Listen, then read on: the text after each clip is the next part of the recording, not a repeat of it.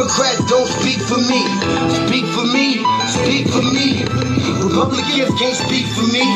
Speak for me, speak for me. A bitch ass nigga can't speak for me. Speak for me, speak for me. You coon ass niggas can't speak for me. Speak for me, speak for me.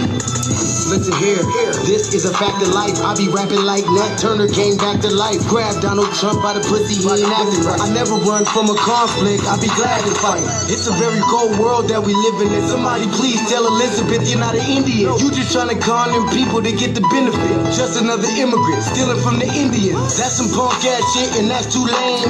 Now we finna step over to Andrew Yang. And you a sucker, you can never speak for black folks. Fake ass pandering, trying to get the black vote. The Democrats don't speak for me. Speak for me, speak for me. Republicans can't speak for me. Speak for me, speak for me. A bitch ass nigga can't speak for me. Speak for me, speak for me. You coon ass niggas can't speak for me. Speak for me, speak for me. You know your boy be high off sativa. Kamala wasn't popping, so we said bye, Felicia. She ain't had a right policy. We ain't trying to meet her. Y'all can take Biden too. Bye, we don't need her. We don't need Roland Martin or that coon Al Sharpton. Didn't need Cory Booker from the start, man. I don't fuck with police and no snitch. You know I'm coming with the heat when I spit it. The Democrats don't speak for me. Speak for me, speak for me. Republicans can't speak for me. Speak for me, speak for me. A bitch ass nigga can't speak for me. Speak for me, speak for me. You coon ass niggas can't speak for me. Speak for me, speak for me. If you ever go to court and this is your luck, try not to get fucked by Benjamin Crump. I know it's hard, you and all go is hard. But who the fuck is Amy Cloak? Put her picture up on the bullseye and start throwing darts. People cut our organs out our bodies, that's a stolen heart. They can't save us from the flood like Noah's Ark. Black lives always matter, we finna go for ours. So then we savages, we don't need to pot the piss. Mike Bloomberg can suck dick with that stop and frisk. You ain't speaking for us, we don't know you. Bernie Sanders, they get your funky ass on too. The Democrats don't speak for me. Speak for me, speak for me. Republicans can't speak for me. Speak for me, speak for me. A bitch ass nigga can't speak for me. Speak for me, speak for me. You coon ass niggas can't speak for me. Speak for me, speak for me.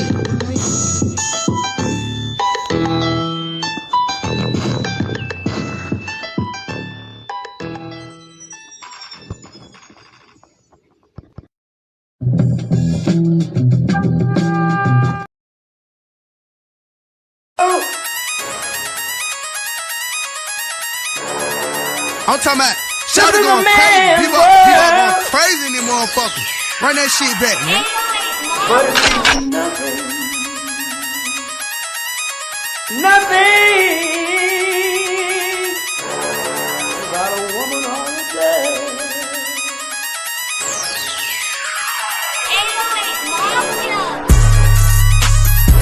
Man made the car.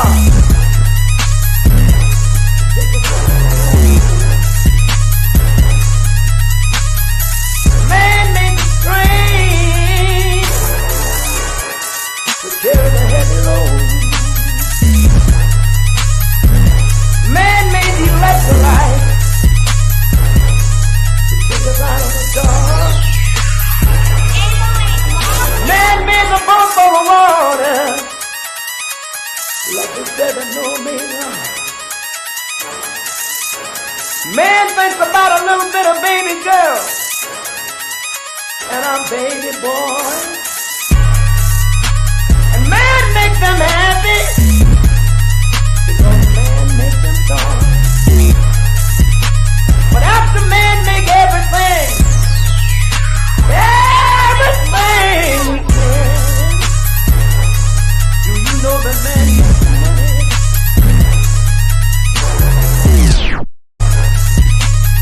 To buy from other men. This is a man's world.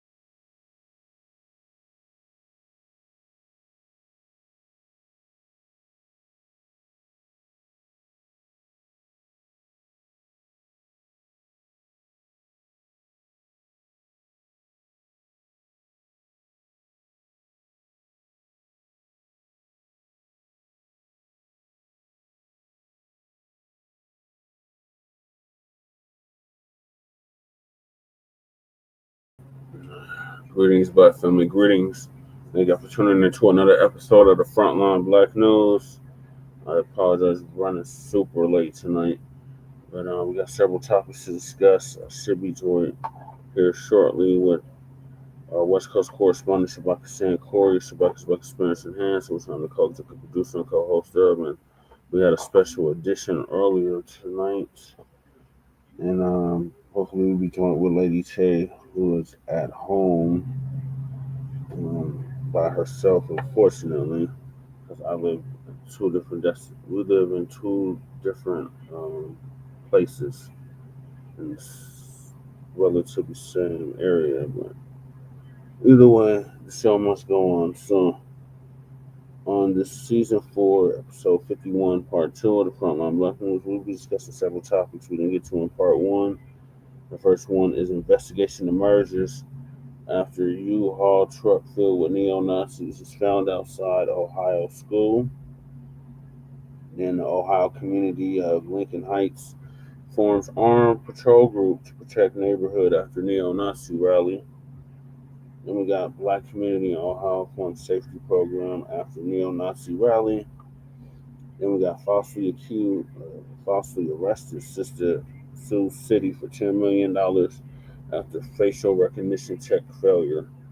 Then we got Dr. Claud Anderson. Shout out to Dr. Claud Anderson. We're going to give him his flowers while he's still here.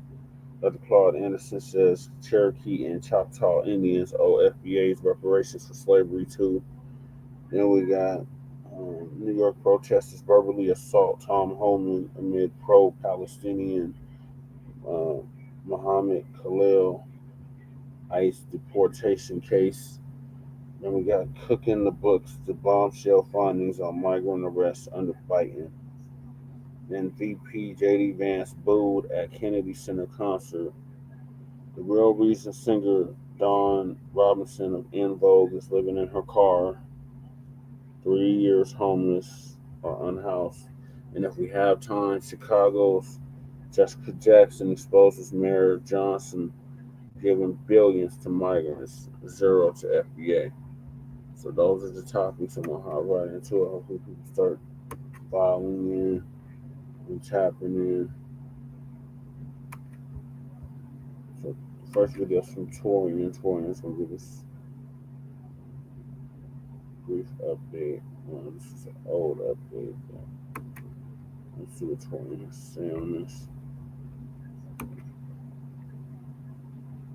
District's concerns and what they're now asking of local police departments. Chelsea. Well, that video appears that a U-Haul pulled up right here on South Cooper Court here behind me with an Evendale police officer right in front of it. Now, just to put things into perspective, this was right in front of the Laughlin Educational Annex you see there behind me. There were students there.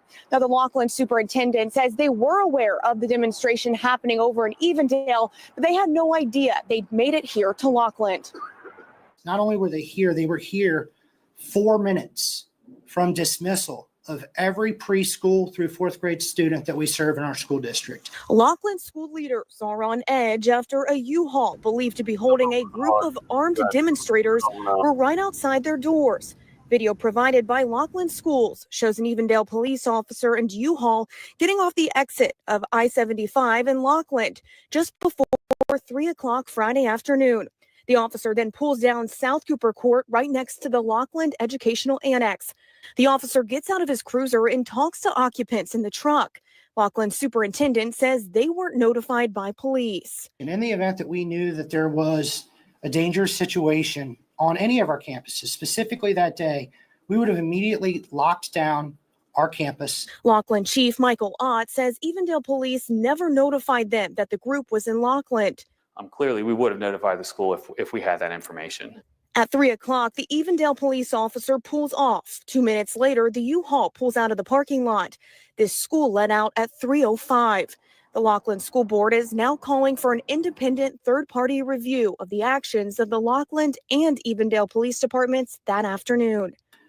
The safety and security of our students were both compromised last week as a result of this incident. And our Board of Education and myself as the superintendent We cannot take that lightly. I emailed Evendale Chief Tim Holloway and stopped by the police department this afternoon to ask him about the video. I was told he was not available for an interview. The Laughlin chief says an after-action review is underway amongst Laughlin and Evendale Police and the Hamilton County Sheriff's Office. We're working with all local law enforcement agencies just to fully investigate what happened so that we can work together to make sure something like that doesn't happen again. The Laughlin School Board did release a full statement. We have that right now on local12.com. Just click on my story on the home page. There you will also find the surveillance video the district released today. So you all just heard that news clip right there. And I didn't get a chance to talk about this story at length, but I did touch on it at the end of one of my live streams that I did a couple weeks ago. And I just kind of like, tapped on it a little bit, but I didn't go completely into it. I didn't do a live on it. I didn't do a video on it, but that doesn't mean I wasn't aware. But this is stemming from the event that occurred where you had some neo-Nazi members go onto a bridge, like an overpass in Cincinnati, Lincoln Heights in Ohio. And they tried to, I guess, demonstrate whatever the case may be. And they chose the wrong place and the wrong day to do that because them black folks out there got wind of it and it turned into a whole altercation and they basically ran them off the block. And the thing that a lot of people were talking about was how the police just seemed to be giving them all types of protection. Like it was always this hunch that when they looked at that, they said, why aren't the police doing anything to them and getting them off the bridge? I mean, they are literally blocking traffic. Now, let me just also say this. Remember when Ron the Snowflake down there in Florida said if there was any type of protest or demonstration that people had a right to quote unquote deal with it how they see fit? And I'm just paraphrasing, but y'all pretty much get the gist of it if you remember what he said. Now, granted, this is not in Florida, but they are blocking a public transit area that people have to drive over. It's not like they're walking there. And I'm almost certain that they did not have a permit from the city to engage in this, but yet you had the police there protecting them. And the hunch that people had was that police were most likely involved with them. Some might have been police officers themselves, and they gave them the ultimate protection. Well, after listening to this rather, I think people who had the hunch that police were involved might actually be correct, because as you heard from the audio, they're saying that there was this U-Haul truck, and you can see it in the pictures. There was a U-Haul truck that was driving around, and it ended up at a parking lot or an area outside of a local school there. And in that truck were the members who were there wearing the neo-Nazi attire, and they were all hauled up in the back of that U-Haul truck. Now you got to ask yourself this question: why would they take a U-Haul truck full of people like that and park it outside of where a local school is? Where kids go to school at. It was most likely, I can't remember if it was a school day or not, but either way, why would they go there? And like I said, going back to the protection thing that they were given, now people's accusations or allegations rather of them cops being there or cops being involved, it has actually heightened. And it's not any surprise, because one thing we've learned over the years is that the Klan has long traded in their hood that they used to always wear back in the day for police uniforms, doctors' coats, judge robes, suits, ties, briefcases, six-figure paying jobs, so on and so forth. That way they can better blend in with society, and also so they can have a way to maneuver without being seen. It's almost like one of the things you got to kind of get caught. Remember when Micah Johnson did his thing back in 2016 down there in Texas? Well, people were so upset with what he did, but what they failed to realize is that when they did some digging on at least one of those cops, I think it might have been two, but one that sticks out to me for certain is that one of those cops was actually inside of one of those white supremacist forums or one of those white supremacist groups on Facebook. So that just, for many people, wasn't a loss, and he was a cop. So, it is what it is. And the thing is, when Michael Johnson did his thing, it was not, I don't think he had a target that he was going after. It was just a random thing. It's just that one of the people that he hit, that he got out of here, just happened to be a white supremacist. He was a part of these groups. And I'm sure, and that's why a lot of them wear their face coverings the way that they do, is more than just something for an image thing, or they're trying to, you know, like a costume. It is a costume. But a lot of them are wearing that covering because many of them have these jobs like being cops and being lawyers and all this type of stuff. See, the thing is, they wear one face in front of you, but behind closed doors, they're wearing another face. That is literally the epitome and definition of a two-faced individual. And you saw the black people when they went out there and handled them. The black people didn't have no face coverings on. They didn't have no mask on. None of that. Their face was bare. They let you know who it was and who it is. They did not care. But when it happened, and notice too, a lot of the times whenever something like this happens, how whenever if they catch these hands, if they catch those hands, they're grabbing onto their face masks so their faces don't get revealed. Like they'll take the hits to any part of their body, but they don't want their faces revealed. This is why many of us call them cowards, because that's exactly who they are. And then if you didn't catch me talking about it in the live, after they dealt with them later on that night, they came back and went and actually into those neighborhoods and started breaking the windows in the cars of the people in those neighborhoods. And the very next day, black people was out there armed to the teeth, ready for them if they was going to try to spin the block. But notice they didn't come back though, because it was the daytime. They went there at night when no one was outside. Most people were inside sleeping.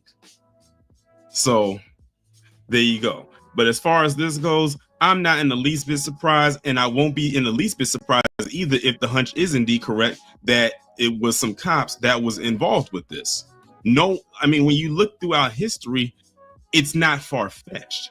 And looking at these images and hearing that news story, it's not that far off based on what we've seen in the past and what we're still currently seeing now. These aren't police officers or soldiers. They're business owners, your fathers, your sons.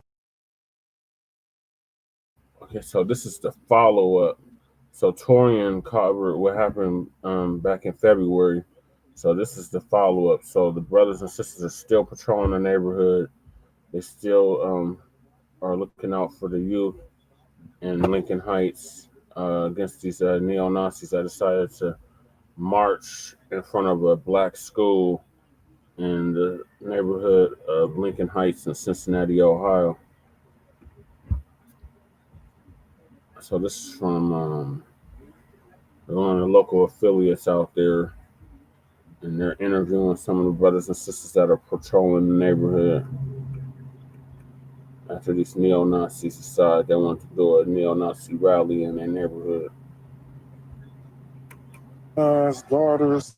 These are civilians, members of the Lincoln Heights Safety and Watch Program. It's a duty. Okay, let's go. The duty, protecting their neighborhood, the majority black village of Lincoln Heights, Ohio. After neo-Nazis held a rally here last month, carrying rifles, waving swastikas, and hurling racial slurs, just moments before children were let out of school. At the time, law enforcement officials said the neo-Nazis did not break any laws, but an investigation by county prosecutors is ongoing. Weeks later, the KKK came with these flyers. First African-American community above the Mason-Dixon line of staff. Safety and Watch Group spokesperson Durrance Daniels says the police did not do enough, which was more chilling because the town was founded in the 1920s as a safe haven for black residents. Lincoln Heights is our home. If somebody broke into your home, you call the police, and the police says, you know, if they do it again, we haven't broken any law, so we're just going to allow them to break into your home again. What would you do? So you feel like the police department and the sheriff have allowed or been silent in the face of this threat? They've been more than silent. I don't know what else to call that. Like that can't happen nowhere else. What is so intimidating about a black man with a gun saying that I'm not going to allow a terrorist to harm my family? Are you worried at all that having a potentially armed response could just create more friction, create more danger? I'll answer that by saying I've never felt safer as a Black man in my community than I have right now.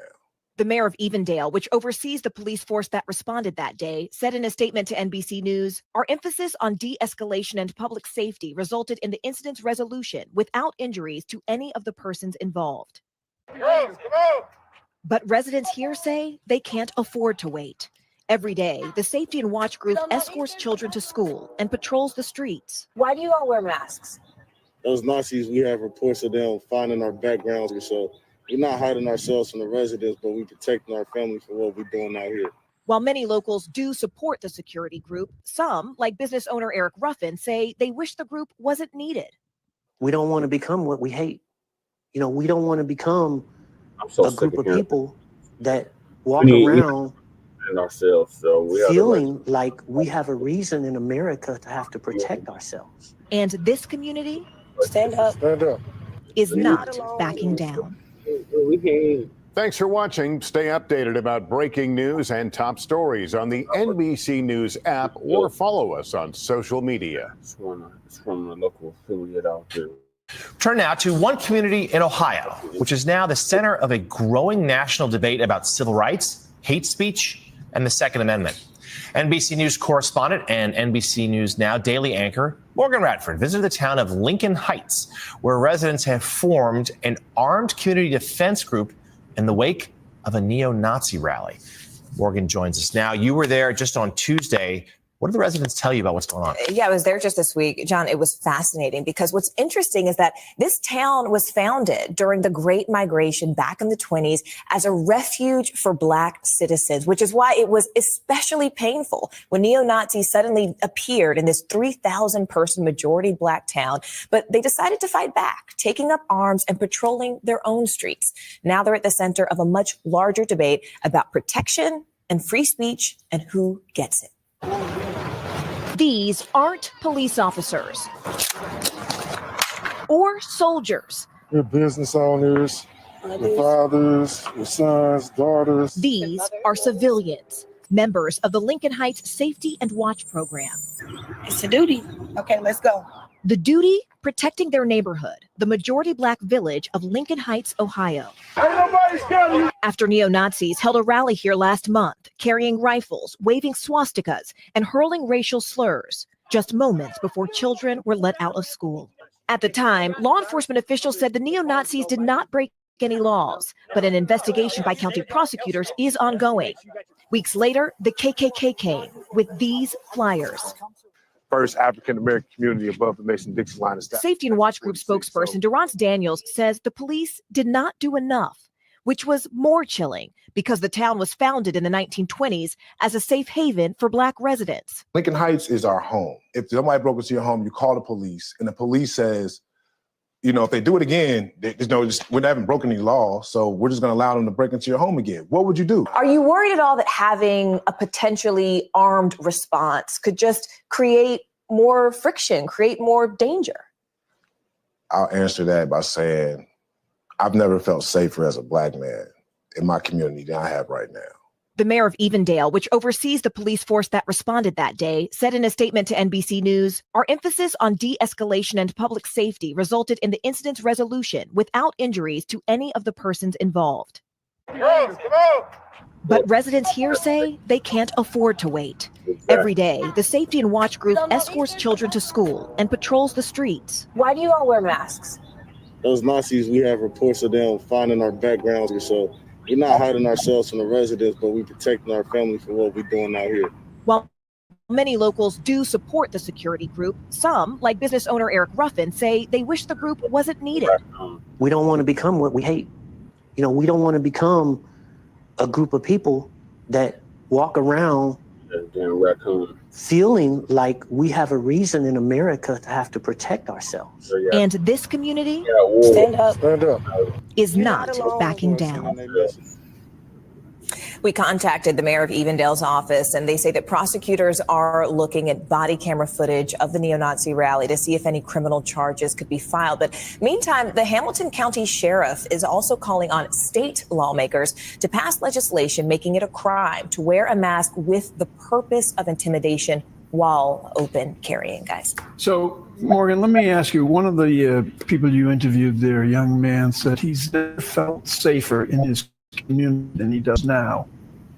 So this could have an impact nationwide, things like this. I mean, there is a contagion factor in safety. People always seek it. What did the mayor or anybody that you spoke to think about the contagion factor? Durance, I don't want to speak for him, but after my conversation with him, I feel like I could confidently say he would say the contagion factor has already happened. Because when I asked, is this a reaction to a local moment or a national movement? And he said, look at January 6th. He said, you already have people felt emboldened to come here locally because of what they saw nationally. If you can hang from the building of the hallowed halls of the Capitol and then be pardoned, not be prosecuted, why don't you think you can come to a small village of African Americans, only 3,000 people? Morgan, does the group have any real authority? But as long as they stay within the confines of the law, they should be okay. It's a great question. You know, I asked that basically, are you stopping cars when they come in because you think someone looks suspicious? Is that, you know, profiling in its own sort of way? And they said, no. We are patently aware of what our rights are and what our limitations are. They said, we're not officers. What we do is we are trying to cooperate with the police department. So if we see suspicious activity, because remember the KKK came back with flyers just after this rally. So they're saying this is more of a defensive posture to deter people from entering our community and showing them by virtue of our masks, by virtue of our guns, that you can't come here and we're not going to take this punchline down. All right. Important story. Fascinating. NBC News correspondent and NBC News Now daily anchor Morgan Radford. Morgan, thank you. Good to see you.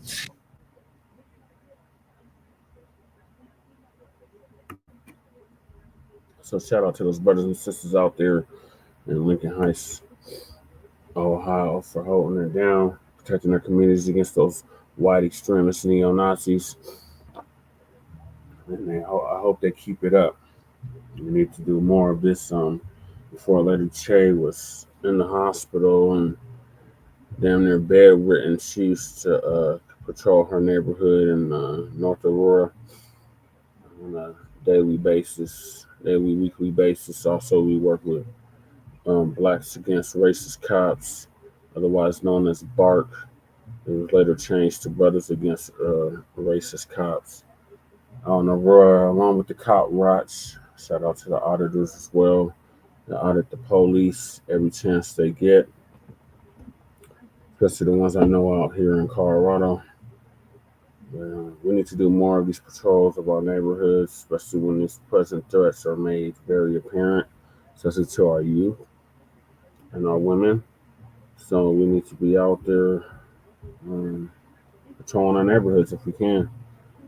Because we gotta send a clear message to these neo-Nazi white supremacists that it's a new day and we're not going for this shit no more. We might have been able to do this shit on our ancestors, on the ones that were generations before us. Them days are over. We are our ancestors and we're not taking this shit no more. So you neo-Nazi white supremacists that love to troll our pages and troll our online spaces, we're letting y'all know we're not going for this shit no more. So shout out to the brothers and sisters out in Cincinnati and Lincoln Heights. Keep up the good work and keep your foot on these devils' necks. Period. And there's also my understanding the police are working with these damn neo-Nazis, so they need to be under investigation for that as well. Every time these kind of incidents occur, we always see police involvement. So what does that tell you?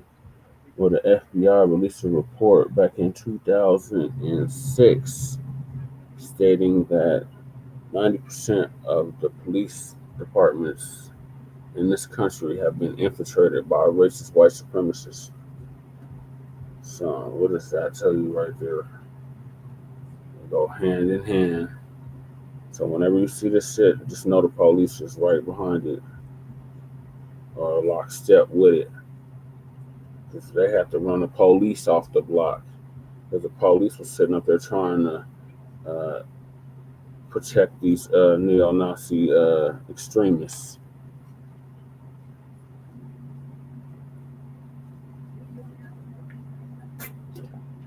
be mad to take a drink. It's not a beer though, it's energy drink. So I'm snoozing my. Yeah, I think it's this Kahari in here. Did you hear anything about this Kahari?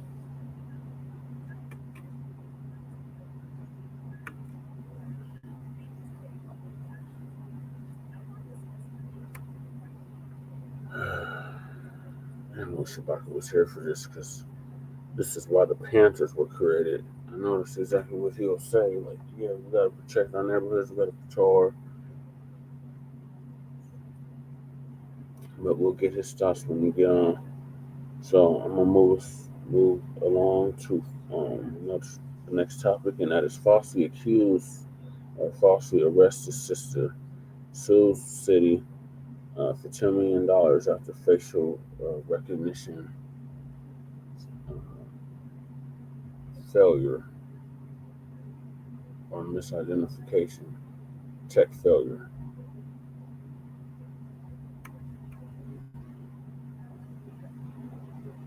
My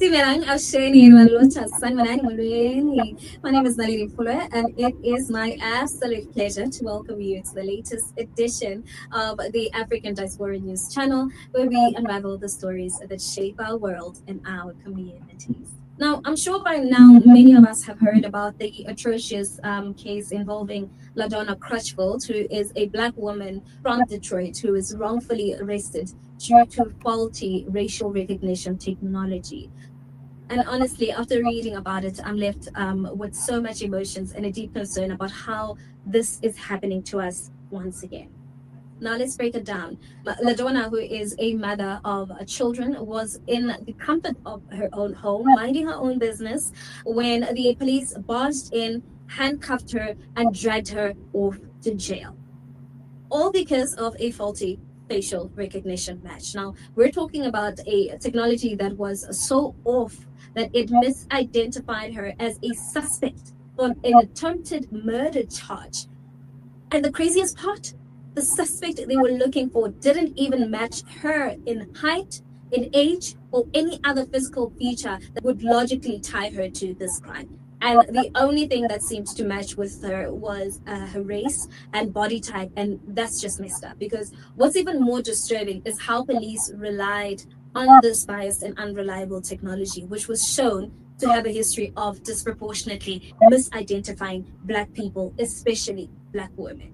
Because this is the same technology that is being used across the globe, and the way it targets us based on nothing but flawed assumptions is absolutely unacceptable. This woman is suing the police after being unjustly arrested due to faulty facial recognition technology. LaDonna Crutchfield was at home with her children when police forcibly took her away in handcuffs, accusing her of being the prime suspect in an attempted murder case. She spent several hours in custody before the error was finally corrected, causing her immense distress and fear of losing her job as a caregiver. LaDonna differed significantly from the suspect. She is 5 inches shorter and several years younger, which should have been easily identifiable factors for the police. The woman believes that faulty facial recognition tech was involved because the police linked her to the investigation based on a partial license plate associated with an area where one of her relatives allegedly lived, leading them to mistakenly identify her. The police later admitted she was not the suspect, but claimed facial recognition was not used in her identification. Crutchfield's lawsuit highlights the emotional distress caused by her public arrest, especially in front of her children and neighbors. This incident is not isolated. In 2023, another Black woman, Portia Woodruff, was wrongfully arrested in connection with a carjacking while 8 months pregnant. Despite pleading with the police to verify her condition, they disregarded her claims and took her into custody. January 23rd, 2024, Detroit police knock on LaDonna Crutchfield's door at her home on the west side. They ask her to step outside. I'm trying to do this politically correct, okay? So you gotta go to jail today, but I don't want to do this in front of the kids either. Me? Yeah, so hold on, calm down. But I'm lost. What am I going to jail for? I ain't You doing have nothing. to basically have to go to court. You gotta immediately report it if you didn't show up. I don't know if that lost him there or whatever, but since you have a warrant for your arrest, and all that means is you have to come to court. Well, I never received anything. That's why I'm really lost. An officer can be heard claiming there's a warrant for her arrest. They handcuff her and take her to the Detroit Detention Center. I was very puzzled. Nobody can give me answers. I was just really hurt because I'm like, I try to do the right thing. I try to teach my children to do the right thing. Ivan Land, Crutchfield's attorney, says it took more than 5 months for Detroit police to fulfill a public records request, and he questions what was redacted. An officer's report mentions the search of a database and green light camera video. We believe it was some type of facial recognition. And the reason why, there was no investigation conducted. You just looked at a photo and said, it's her. You looked at someone's face and determined that it was them without doing any investigation. And then you send the troops out to arrest someone without a warrant. And then they lie to her and tell her they have a warrant. How low can you get? They're suing the department for $10 million. Now, the audacity of it all, right? The police had the nerve to show her photos of the suspect and basically said to her, and I quote, "You have to admit, it does look like you." And LaDonna's response, and I quote, "Why? Because I'm fat and black like her?" And it's disgusting that 2025, we're still seen as mere stereotypes and our lives are being put at risk because of a system that cannot see beyond race and appearance. Because how is it that the facial recognition technology can't even get the basics right? How is it that this system continues to be used when we know it is flawed and biased? Let's talk about the emotional toil this took on LaDonna. And it wasn't just an inconvenience. This was a traumatic experience that put her through severe emotional distress. And for what?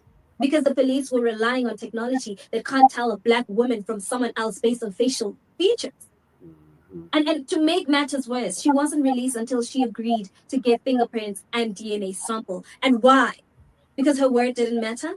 Because she was black? Because they were more comfortable relying on technology that is clearly biased and faulty than on human logic. And let's be honest. This isn't just an isolated incident. This is a systemic issue where black people, and particularly black women, are unfairly targeted and mistreated. And this is a reflection of how the system continues to fail us. It's about the inherent racism built into so many of our systems, from the police to technologies they use, and it's high time that we demand accountability for the way that these systems treat us. Because this isn't just a case of someone being mistaken for a suspect. It's about the ongoing trauma caused by a world that sees us as expendable, that treats us like we don't matter, that refuses to acknowledge the harm caused by poor technology and bad policing. And I believe the bottom line is this: technology like facial recognition should never be used in such a careless and reckless way, because it has been proven to have biases against it. It has been proven to misidentify us, and it has not been trusted, especially when the stakes are at this high. I think that it's time to take a step back, acknowledge the harms of these technologies, and start dismantling the systems that perpetuate this injustice. And LaDonna is not just a victim of faulty machine, but she is a victim of a system that doesn't value her, and a system that treats black people like they're lesser than human beings. And personally, if you don't push back against this kind of treatment, I think that we're only allowing this kind of thing to continue. What are your thoughts on this? Please, let's continue. She's from Exania, this sister that's reporting, but the story was from Detroit, Shabaka. The sister, LaDonna, was arrested in front of her kids and neighbors falsely based on facial recognition check failure. Lawsuit, false imprisonment, break the bastards. Don't settle for out of court unless it's at least $1 billion. They got the money. You know what I'm saying?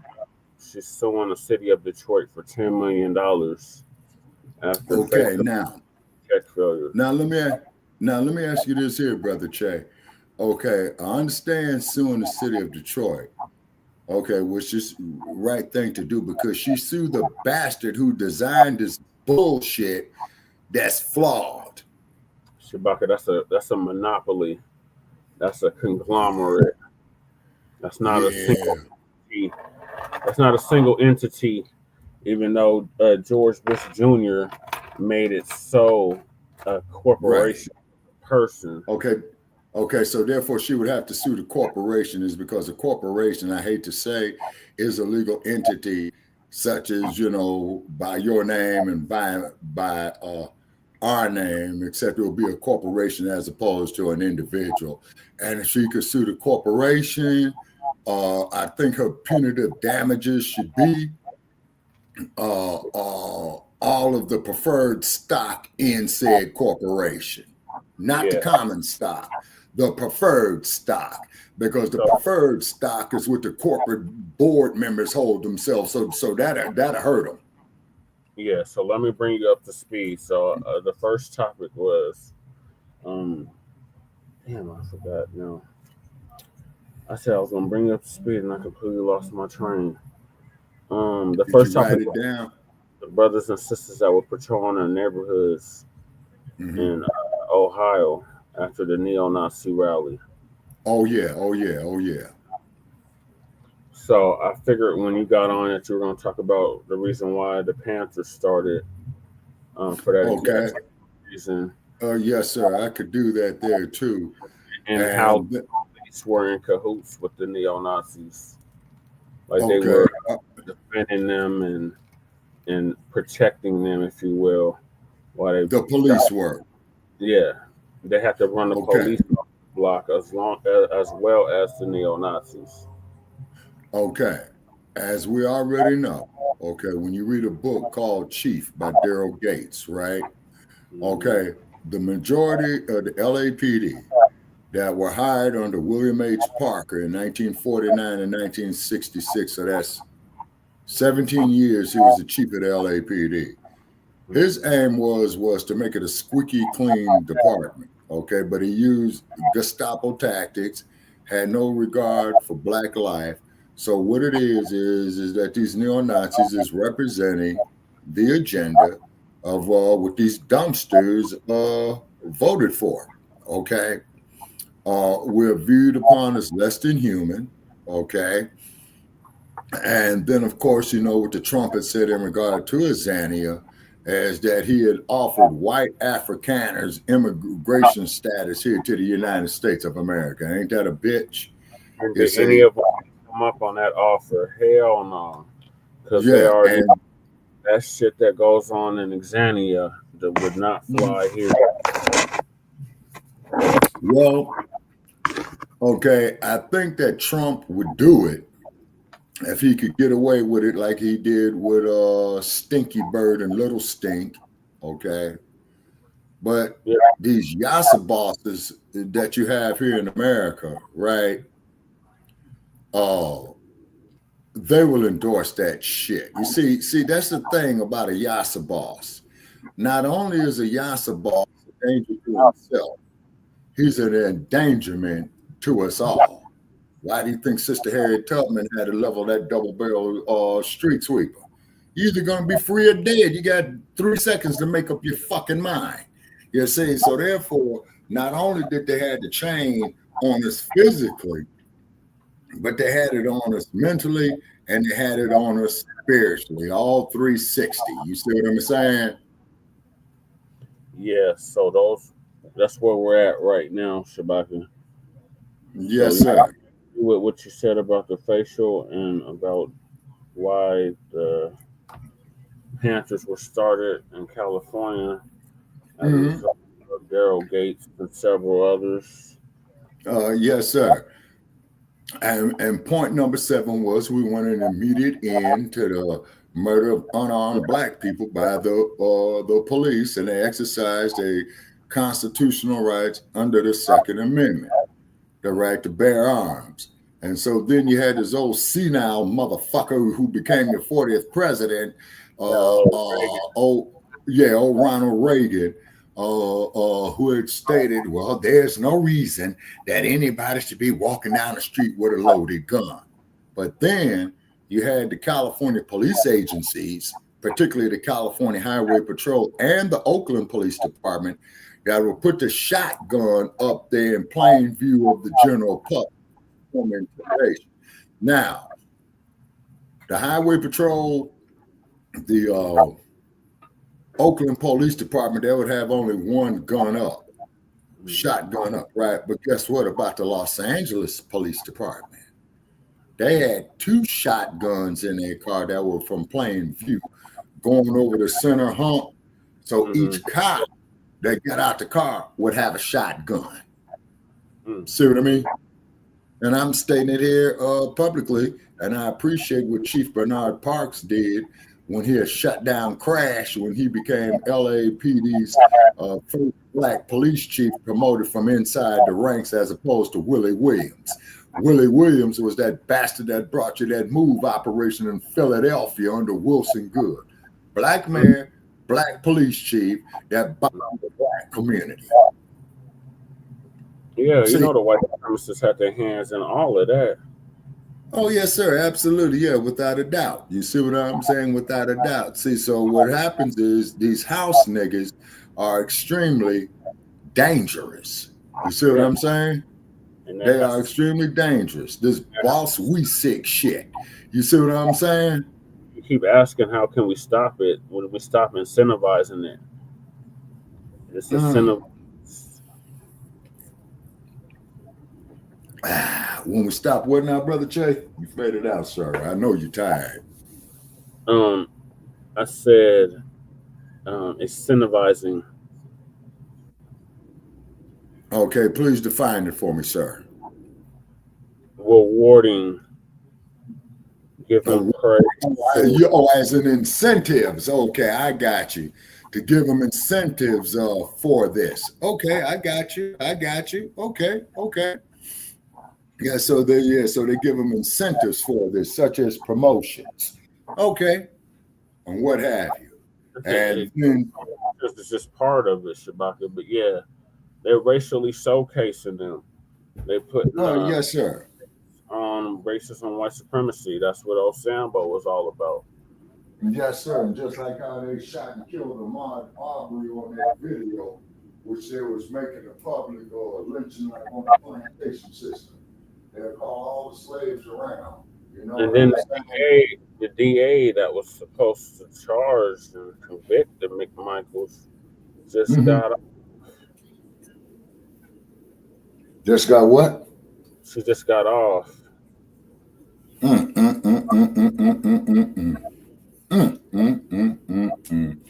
Okay, so what we have here, ladies and gentlemen, this stuff is part of the American ethos. You see what I mean? And the ethos is the society's group psychology.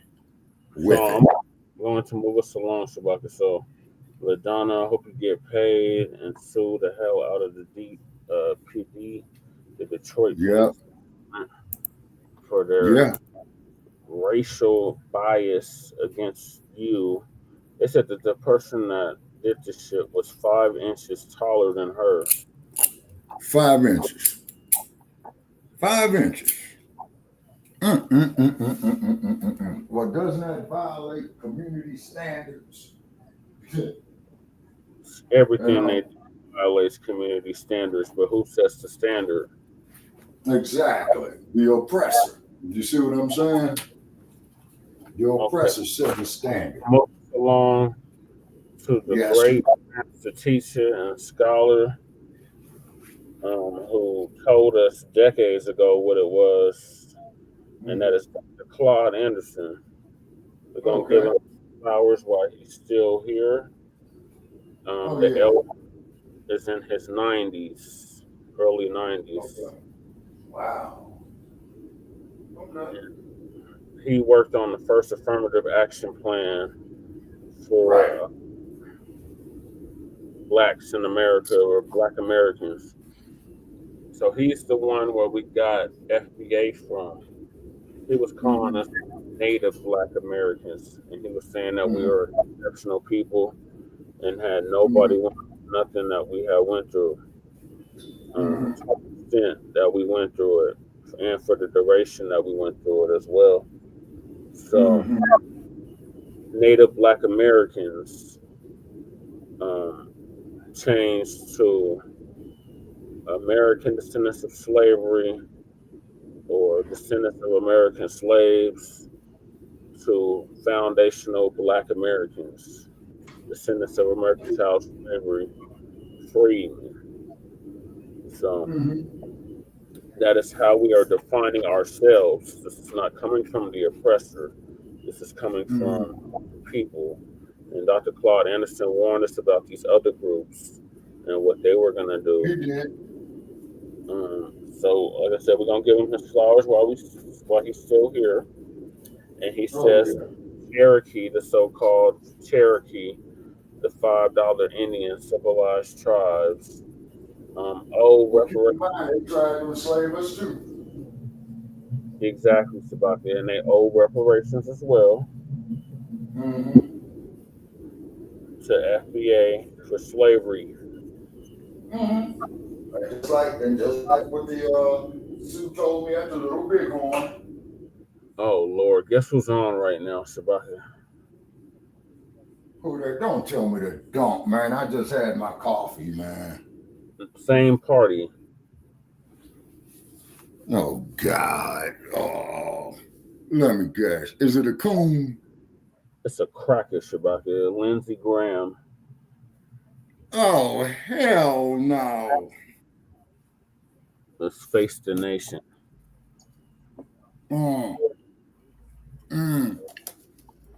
And another show that I'm gonna crumb bomb on that comes on mainstream media is that damn Levin. Unleash the power of knowledge. What's his name? Levin Levine. On Fox. Yeah, the one who's the avid Trump supporter. On Fox. Okay. Are you talking about? Is anybody up with us tonight in the chat room? We got Kahari in the building, probably Twin and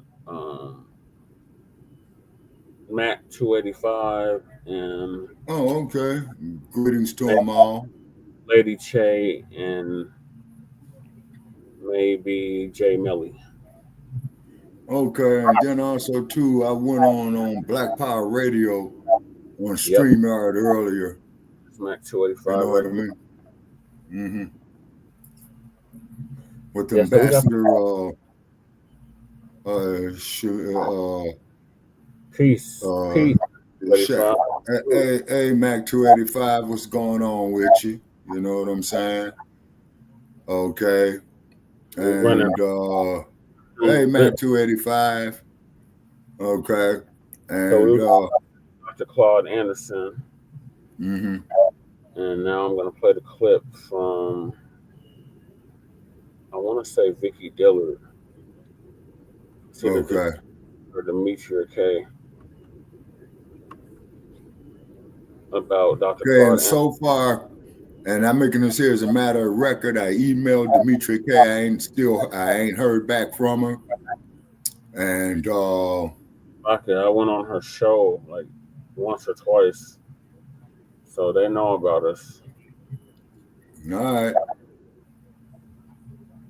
And they have shouted us out on their show, so they know about us.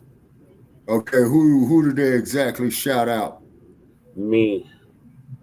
And when I get shouted out, the whole camp gets shouted out because I'm a representation of the camp.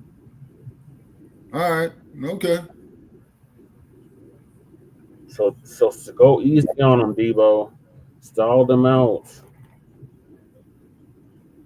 They working hard behind the scenes as well. Don't just show anybody over here. Yeah. Well, I'll give them that.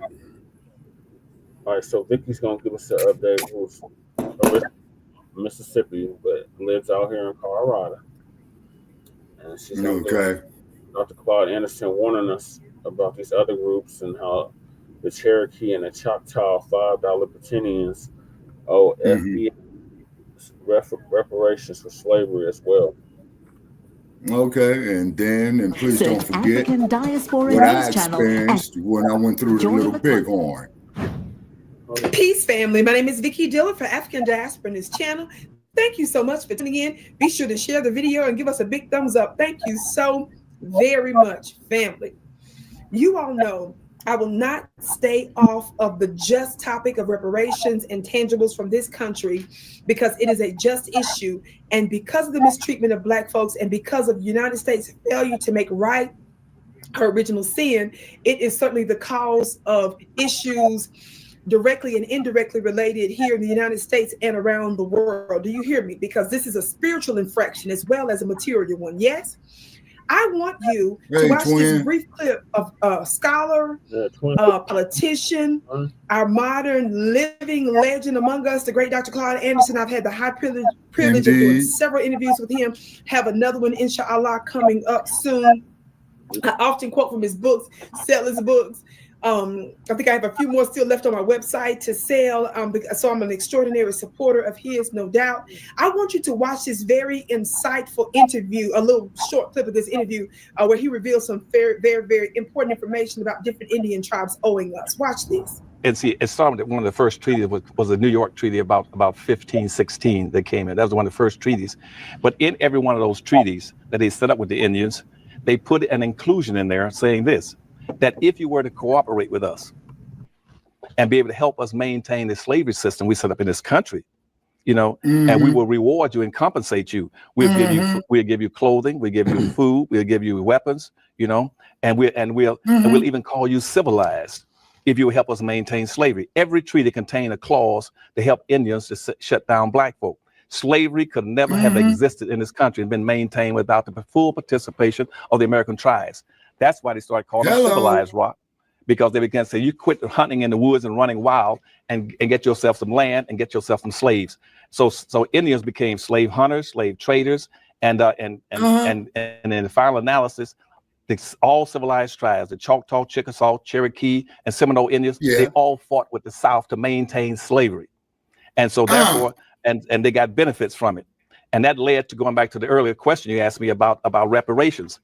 And even after the Civil War ended, the Choctaw and Chickasaw was still holding about 12 or 15,000 slaves, even after the Civil War ended.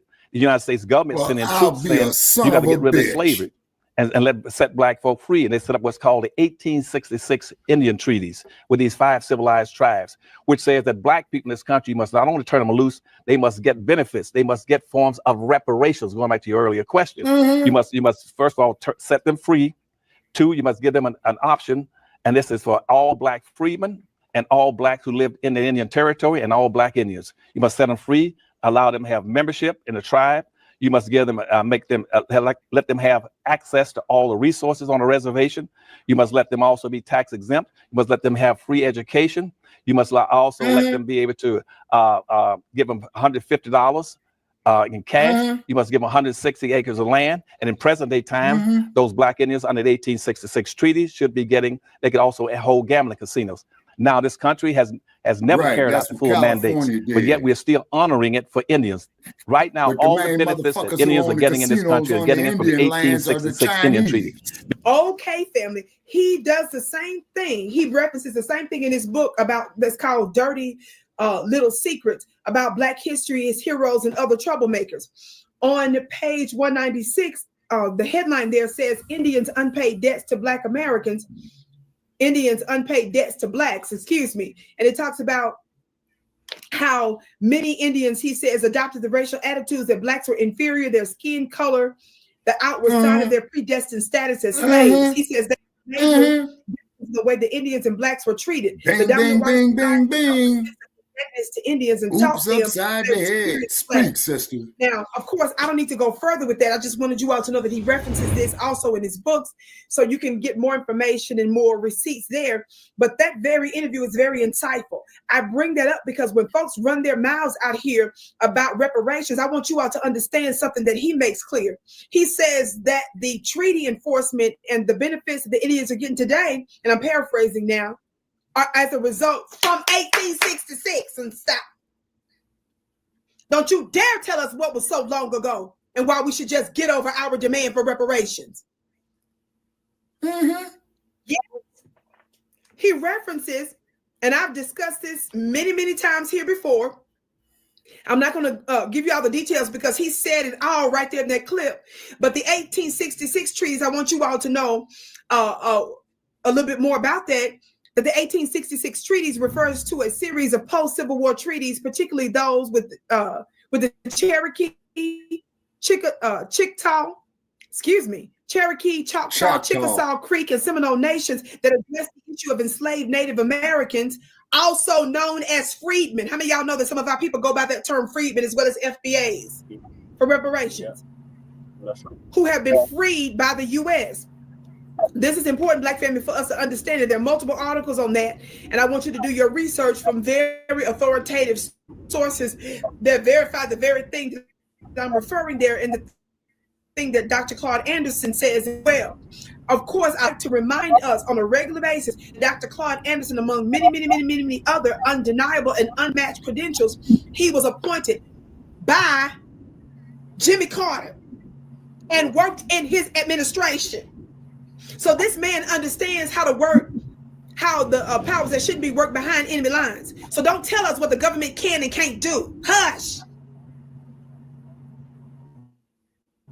I can't wait to hear what you have to say about this below, but he breaks it down. Now, of course, we know that there are also the original so-called Indians were also the black skin was, of course, he's talking about the ones that are more or less, as he mentioned, the $5 Indians. What does he mean by that? That's an actual reference to white folks that actually paid $5 so they could get the benefit of the true natives. Yes. And we understand over time how mixing went on and how others disassociated themselves from the original black skin natives. Yes. So I can't wait to hear your comments below, family, but be sure to connect with me. I have an upcoming free webinar that's going to expose the powers that shouldn't be here in the United States and around the world. It's going to talk about even some of the secret intelligence covens that your U.S. government allowed to happen on military bases. You heard me right. Go to my website at VickiPlanet.com. Sign up today. That's VickiPlanet.com.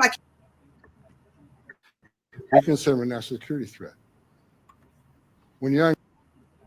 All right, Shabaka, what's your thoughts on the so-called $5 Indians, the five civilized tribes, owing us reparations in addition to the U.S. government? I agree with that. Also, once again, sir, that supports my premise of when I went through the Little Bighorn. Well, even more. How so? Do you even know if it was a $5 Indian that you were speaking to? Because the way you describe it as if that's the actual phenotypical prototype of what was. That she was Sioux. Okay, and the Sioux, which was Tatanka or Sitting Bull, was the one that wiped out Custer. And you saw my video I made from the Little Bighorn when I said Tatanka. Okay, I'm not calling him Sitting Bull. His name was Tatanka, so I addressed him as Tatanka. Then I went and took a picture of old Lieutenant Colonel George Armstrong Custer, and I said, "Fuck that son of a bitch. He was an invader. They protected themselves from invaders." They protected themselves? No. They got in league with the invaders. That's how that was even. That's how the slave trade was even able to take place in this part of the world. They were collaborators with it. Many of them tribes. So that, well, that's what she was telling me about the Arapaho, and that Crazy Horse and Sitting Bull went there and smoked the peace pipe, and they stepped to the chief of the Arapaho. And they said that, hey, check this out, the chief of the Arapaho. We know you working in cahoots with him. When he gets here, man, we wiping him out, and you go with this thing or you're not. And if you're not with it, man, we're going to kick you off the fucking planet right now. Right. If only black people had that mindset. We shall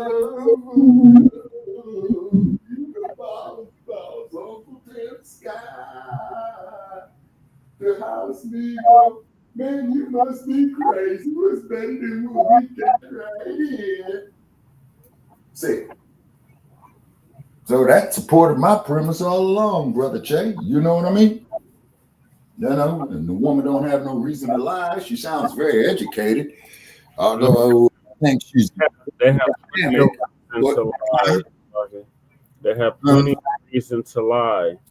Especially when they're trying to hide the truth that a lot of them are not who they say they are, and they're not as good as they say they are either, and they haven't been in this country as long as they say they have, and they didn't have anything to do with the building of this country at all. It's true, because we built the railroads, you know, we built the cotton, you know, cotton was king, as they were saying in the South. So that's clothing, manufacture of clothes, stuff like that. You see, So what it is, brother, you have industries and you have sub-industries, and the sub-industries is pretty much like the little babies of the industries. You know what I mean?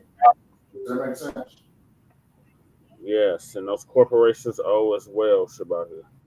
Oh, hell yeah, you goddamn right they do. You see what I mean? Particularly the goddamn New York Stock Exchange. Well, we were the first stocks and bonds sold on Wall Street. That's right. You know? And We're then, not to mention, Christmas addicts. You know, who was the first one to die, quote unquote, for independence, but the way I heard about old Christmas addicts. Shabaka, he was part native as well, or indigenous. He wasn't just African, he was indigenous as well. Well, he was the first one to get gunned down in 1770 in the Boston Massacre, you know what I'm saying? Yeah, he got set up. You told the story on Shabaka's Black Experience Enhanced and on Black Okay. All righty.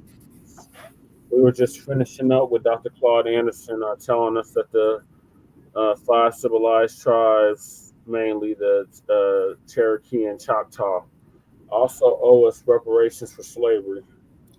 Mm-hmm. So we were giving him his flowers while he's still here. The elder is in his 90s. Yeah, okay. Oh, all righty. Now they got Westmore up here, Shabaka. Westmore. Oh, wait a minute. Yeah, I've seen this trick up here. Is this the clown man that got cussed out by the veterans the other day? I think so, Shabaka. Out of Baltimore, out of Bmore. Yeah, I think so. Where the veterans got up there and told him that he was full of shit and go fuck himself. You know what I'm saying? And the veteran said, "You don't give a fuck about me," you know. And then they escorted him out. So much for free speech. Yeah. Take the U.S. Constitution, wipe your ass with it. That don't apply to us. It actually does, though, Shabaka. It's just not being enforced. That's the problem. Well, the policy enforcers, the slave catchers. That's who's enforcing it. Yeah. Or not. Police. Policy enforcers. Okay. The only policy they're enforcing is racism, white supremacy. Yeah, that's right. That's right. Yeah. Check out William H. Parker. Read that book, Chief. It will tell you all about that, about old Daryl Gates. Casual drug users need to be taken out and shot to find out that his own damn son was a fucking drug user. Remember when I used to say you need to stay in your place? Mm-hmm. Do you know, man, I had a job once, man, for this maintenance company. It was a black-owned business, brother. Yeah. And he had this supervisor who was a real disrespectful motherfucker. You know what I'm saying?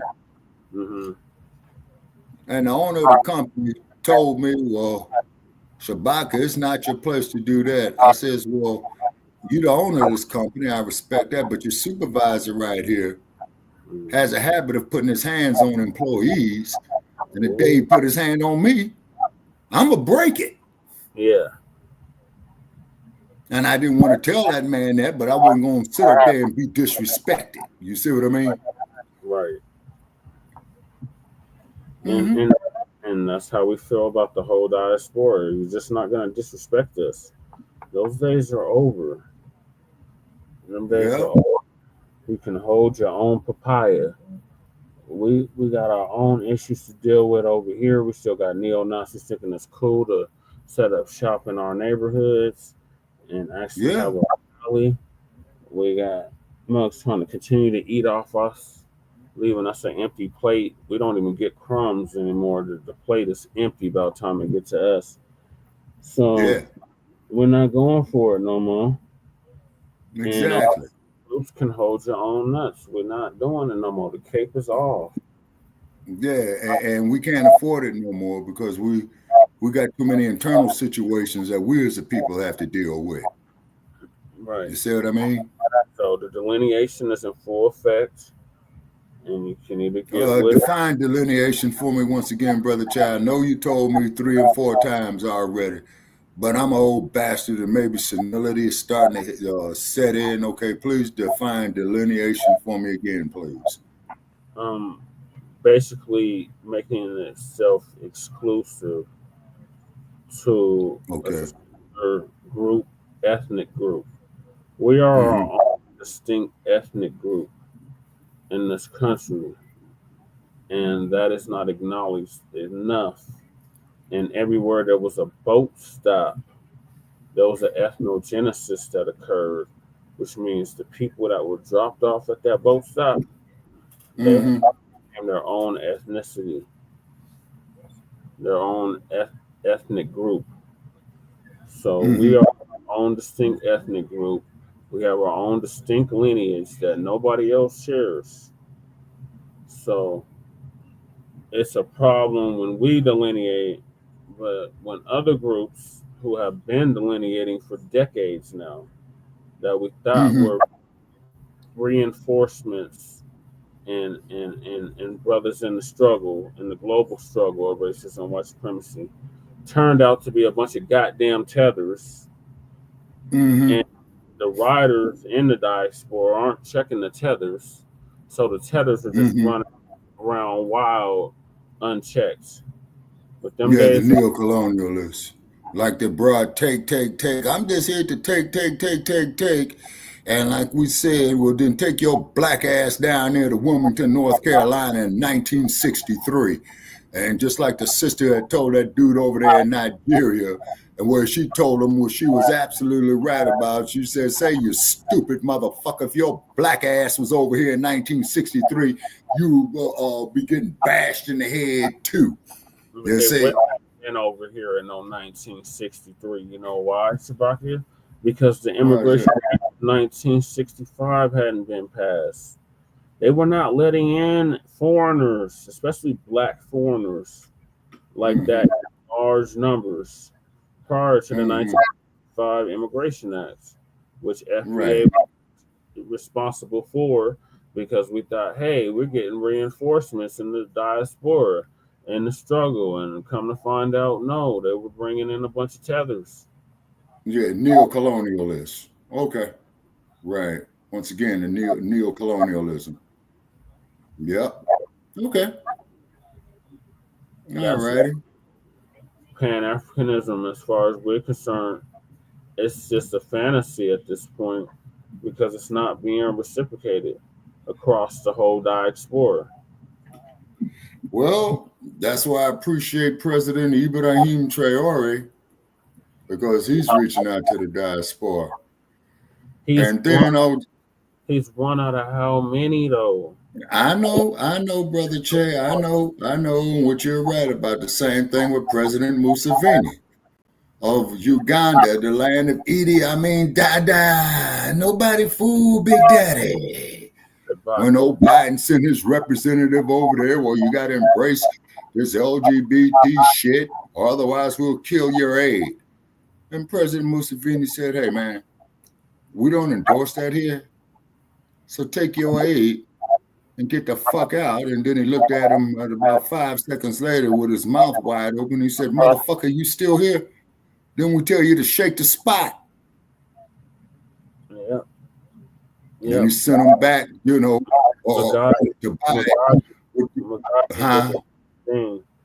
Mugabe did the same thing, told him the same thing. That was a Pan-African understanding and connection. But outside of that, Shabaka, nah. Yeah. Africa is 55 countries. Like when people talk about Africa, they talk about Africa like it's just a country. No, it's a continent. It's a 55 countries within. It's a continent. Yeah, you got 55 countries on the continent of Africa, and that's why Mama Africa, Miriam Makeba, so out of that, only 3 or 4 are willing to take a stand against the colonial wars. That's unacceptable. Right. Okay, I understand that, Brother Che, but that's the problem with the neo-colonialists is because I forgot what's his name who said it. He was out of South Africa. The brother's name would come to me and he says, you know, when the European came, like Stinky Bird and Little Stink, we bowed our heads to pray. And when we raised our heads up and opened up our eyes, we had the Bible and the European had the land. Yeah, we had the land, and then the European made us bow down and close our eyes. And when we opened our eyes, the European had the land and we had the Bible. Exactly. But however, we've got a long way to go. I won't see it in my lifetime, Brother Che. Hopefully you will see it in yours. There's the wars that were already going on. Like we try to make it seem like it was all peaceful before the European came. There were internal conflicts that were going on. Okay, but Brother Che. Hold on, but Brother Che. Hold on, Shabaka. And as well as the trans-Saharan slave trade that was going on, in addition to the transatlantic slave trade, which doesn't get enough attention as well.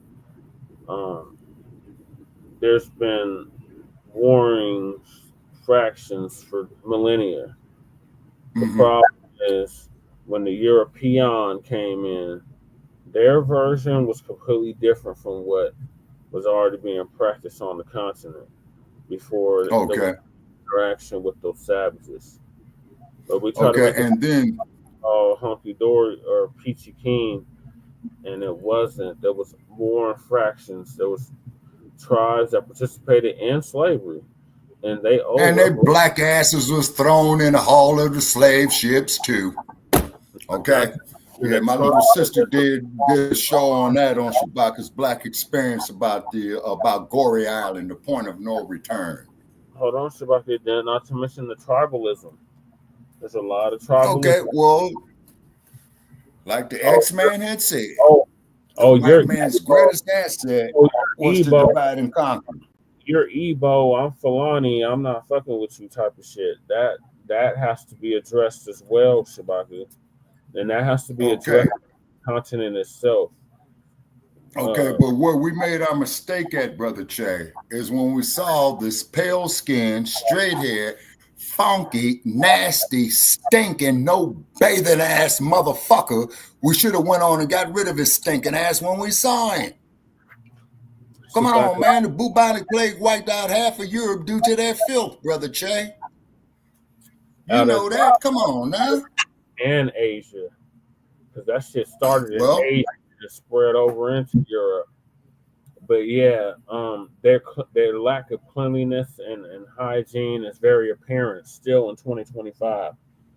So we just absolutely go back in a time machine and relive what was going on in the 1800s. And then, of course, too, it was black women that gave the world feminine hygiene. We saved these savages too many times, and it's been too. No, that's so now I will agree with you on that we tried to save savages. That was our mistake. Because we saw humanity in everybody, but the hueless except people ourselves told us that we was less than human. Even though you have to have you to be a man or one man. Exactly. And here we are, and don't seem like nothing's changed except the technology in a year. Right. See, and then they still stealing all our minerals from the continent, like stinking little stink, you know? Well, Shabaka, they got co-collaborators that's in cahoots with that. They have whole warlords, African warlords that's in cahoots. Who they bullshitted, that they lied to, just like what they did to indigenous people of America. Either way, you know, they have collaborators. And okay, but also too, Brother Che, when these nasty, stinking ass pilgrims got here, it was the indigenous people here of the continent of North America that showed them how to farm. Yeah, they they showed them. But what's not being talked about enough about is they look like us. They didn't look like Crying Bull or Sitting Bull or any of them. They look like straight up FBA Black Americans. You talking about the pilgrims, Brother Che? No, I'm talking about those indigenous tribes, Shabaka. About the Iroquois. You talking about the Iroquois Nation and other tribes like that were black-skinned people. Or copper-skinned people. Okay, well, you and I already discussed that, brother. Yeah. Where's Crew at in the building? Is Crew with us tonight? He hasn't made his presence known yet, but I'm pretty sure he might be tuning in. He was dropping his music earlier. Okay, and Crew, man, you know, because Crew said, man, when you fell asleep, he said, Shabaka, you know, Che fell asleep. Yeah. Che fell asleep, you know, the cruelty out of the sky. You know what I'm saying? Okay. But the thing is, though, is when I look at a place called Tarzana, California, and Tarzana is a section of the city of Los Angeles, right? Which is on the other side of Pacific Palisades. You know, when you cross those mountains over there. Edgar Rice Burroughs used to reside over there when they was making the Tarzan movies in the 1930s. And the part that really, didn't that get burnt to the ground? I think Tarzan got fucked up a little bit too. Yeah. And but they named it after Edgar Rice Burroughs, who wrote the book Tarzan. You know what I mean? And what have you. Yep. So that must have been karma that shit got burnt to the ground. Of course it is, man. That's the city of lost angels. Or devils. Or demons. Pretty much. You know what I mean? Los Diablos. Yeah, the devils.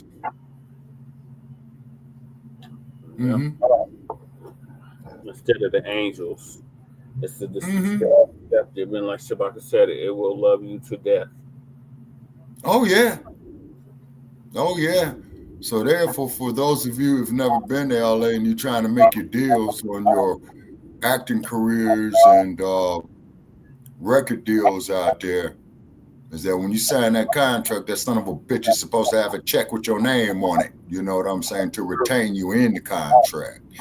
Remember when you said, what's the prefix of it? Con. Yeah. Man. Meaning a con. Yeah. So you got to read every piece of it, of that contract, if you're going to ever sign it. Yeah, and I suggest you take it to a lawyer first and not their lawyer. Right. Get your own private investigator, private attorney. All that, Brother Che, all that. Because they're going to get you up there in them Century City Towers, okay, where they sign those contracts, right? Then they're going to be filling your head up. Oh, man, just sign the contract. Just sign the contract. Just sign the contract. We got you. We got you. We got you. And all that bling bling shit they put on you, man, you got to give that shit back. You see what I'm saying? Yep. And we've seen with several artists like Angie Stone. Oh, man. Was unalived. Because now I think that was deliberate. That accident that killed her. She was a sacrifice for what they say one of the Illuminati. But she was in a war with Universal Music Group for at least a decade behind the world. Universal. It's one of the original movie studios of Hollywood, Brother Che. They've been there, man, since 1906. Okay, you recall, Brother Che, when we did that there, man, on Shabaka's Black Experience Enhanced? 1912. Yeah, wait a minute. 1912, Paramount, Universal, and Warner Brothers. Yeah, those were the original movie studios. Then MGM came in a little bit later on over there in Culver City, California, and Culver City is its own municipality. Yeah, that's where punk ass Elders is from. Man, Larry Elders, oh God. Brother Che, I just had my coffee, man. I don't want to vomit my coffee, brother, when you mention a brain dead motherfucker like Larry Elders and that other sorry sack ass son of a bitch, Leo Terrell. Yeah, Elders and Terrell, I'm talking about you punks, okay? Shabaka want all the smoke with you. Yeah, and Elders and Terrell, your ass is welcome to come up here on this platform too. And we'll tell you right now, you're not going to be treated with too much respect. You know what I mean? Right. Especially when you come in here with prepackaged bullshit. Yeah, and then they're going to try to crumb bomb on Johnny Cochran. Oh, hell no. Yeah, man, yeah. Yeah, Elders try to crumb bomb on Johnny Cochran. He just projecting because he's the one that needs to be crumb bombed on. He don't hold a candle. Johnny Cochran. Exactly. And keep in mind, and I'm going to keep emphasizing this in the memory of Johnny Cochran, okay, is because, believe it or not, that Johnny Cochran graduated from the same high school that I attended, man, like about 16 years earlier, And then Johnny Cochran took a lot of cases pro bono, okay, for the Black community. Yep. So that was a soldier there for real. Made a spade of Johnny Cochran, rest in power. And then his man, Carl Douglas, took over his law firm. And from what I understand, Mr. Douglas had stated that we are still applying the same principles of Johnny Cochran. You see what I mean? Yeah, well, remember we tried to establish a partnership with them during Silo's case. Our brother out of Ohio that was in the Ohio State Penitentiary. Yeah. Yeah. And then also too. I want to move us along because we've been on this topic too long. Okay, yeah. And we're getting tired. Okay, so what's our next phase? No, it's not even that we're getting tired. It's just a lot of topics. So the next New York protesters verbally assault Tom Homan, new border czar, who's on your screen right now. Or been on your screen. Okay.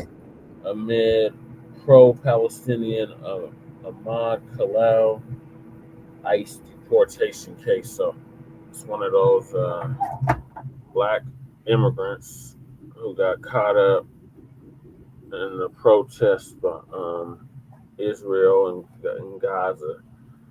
And now there's been all these protests in New York about him getting arrested recently.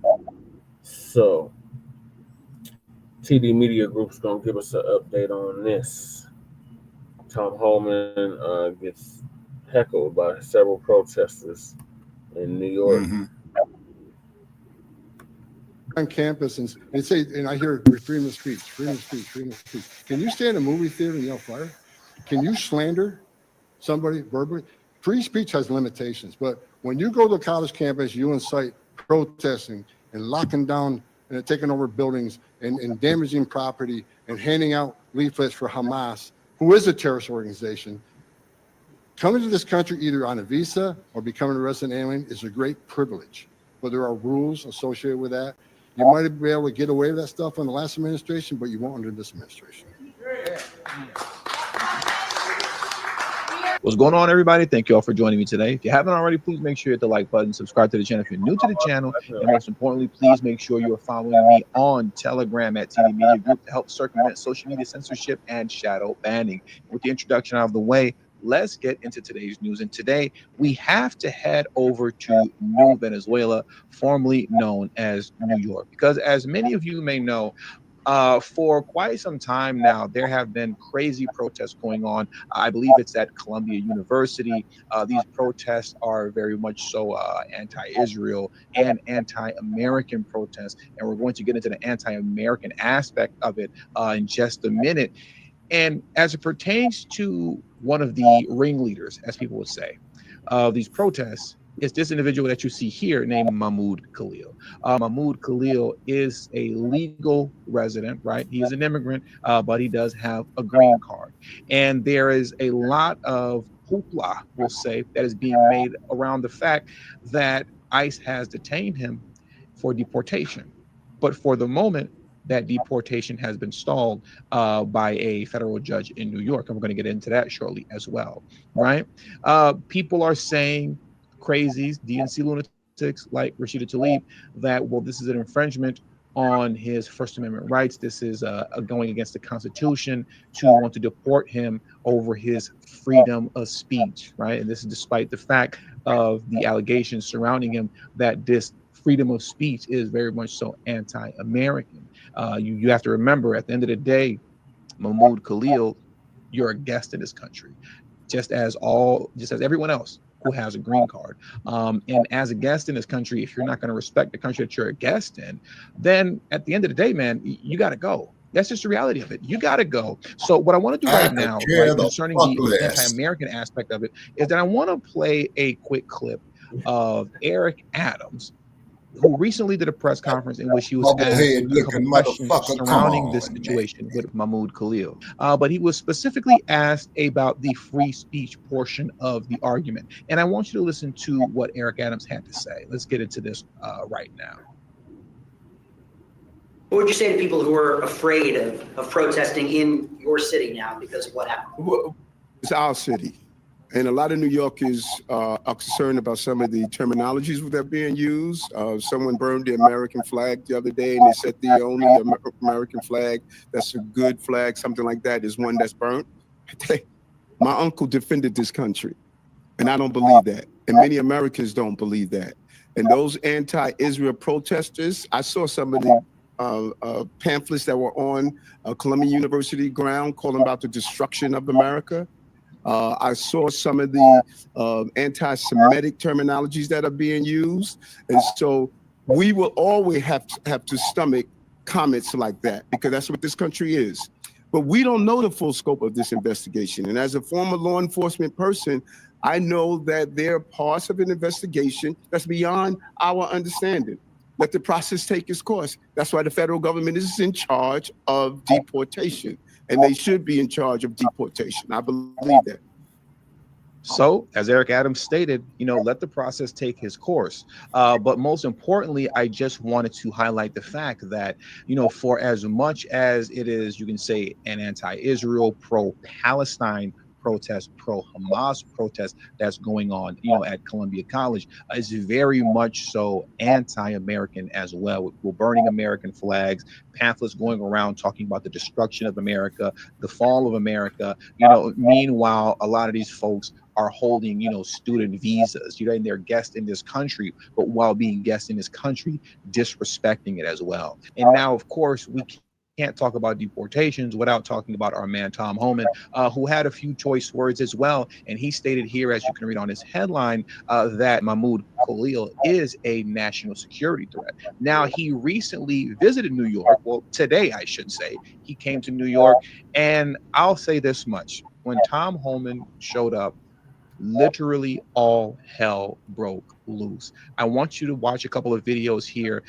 This first video here reads, "Watch anti-borders activists cause chaos in New York State Capitol as they protest Tom Homan's visit." Let's take a look at this video.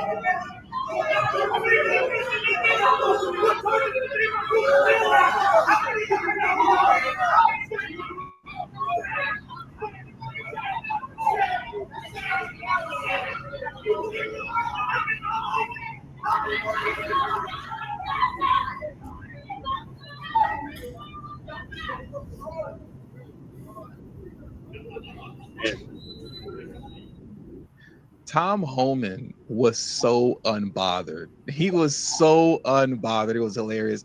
I don't know what he was chewing. I was like he was taking a bite out of an apple or something while he's walking through the crowd. Just.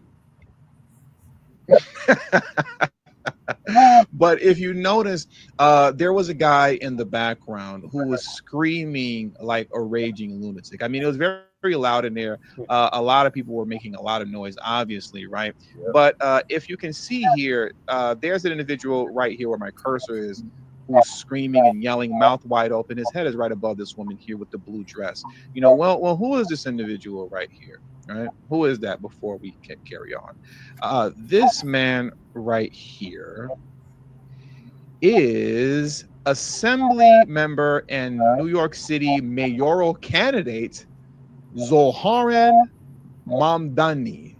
I'm gonna repeat that again. Wow. This guy who's screaming like a lunatic at Tom Homan is Assembly member and New York City mayoral candidate Zoharan Mamdani.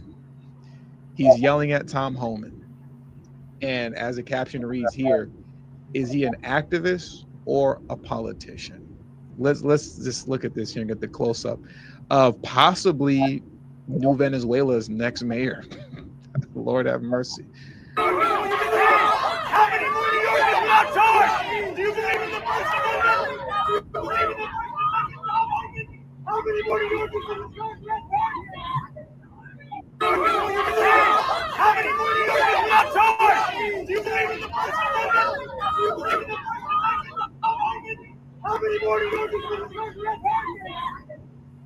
So like I said, you guys might be looking at your next mayor right now, man.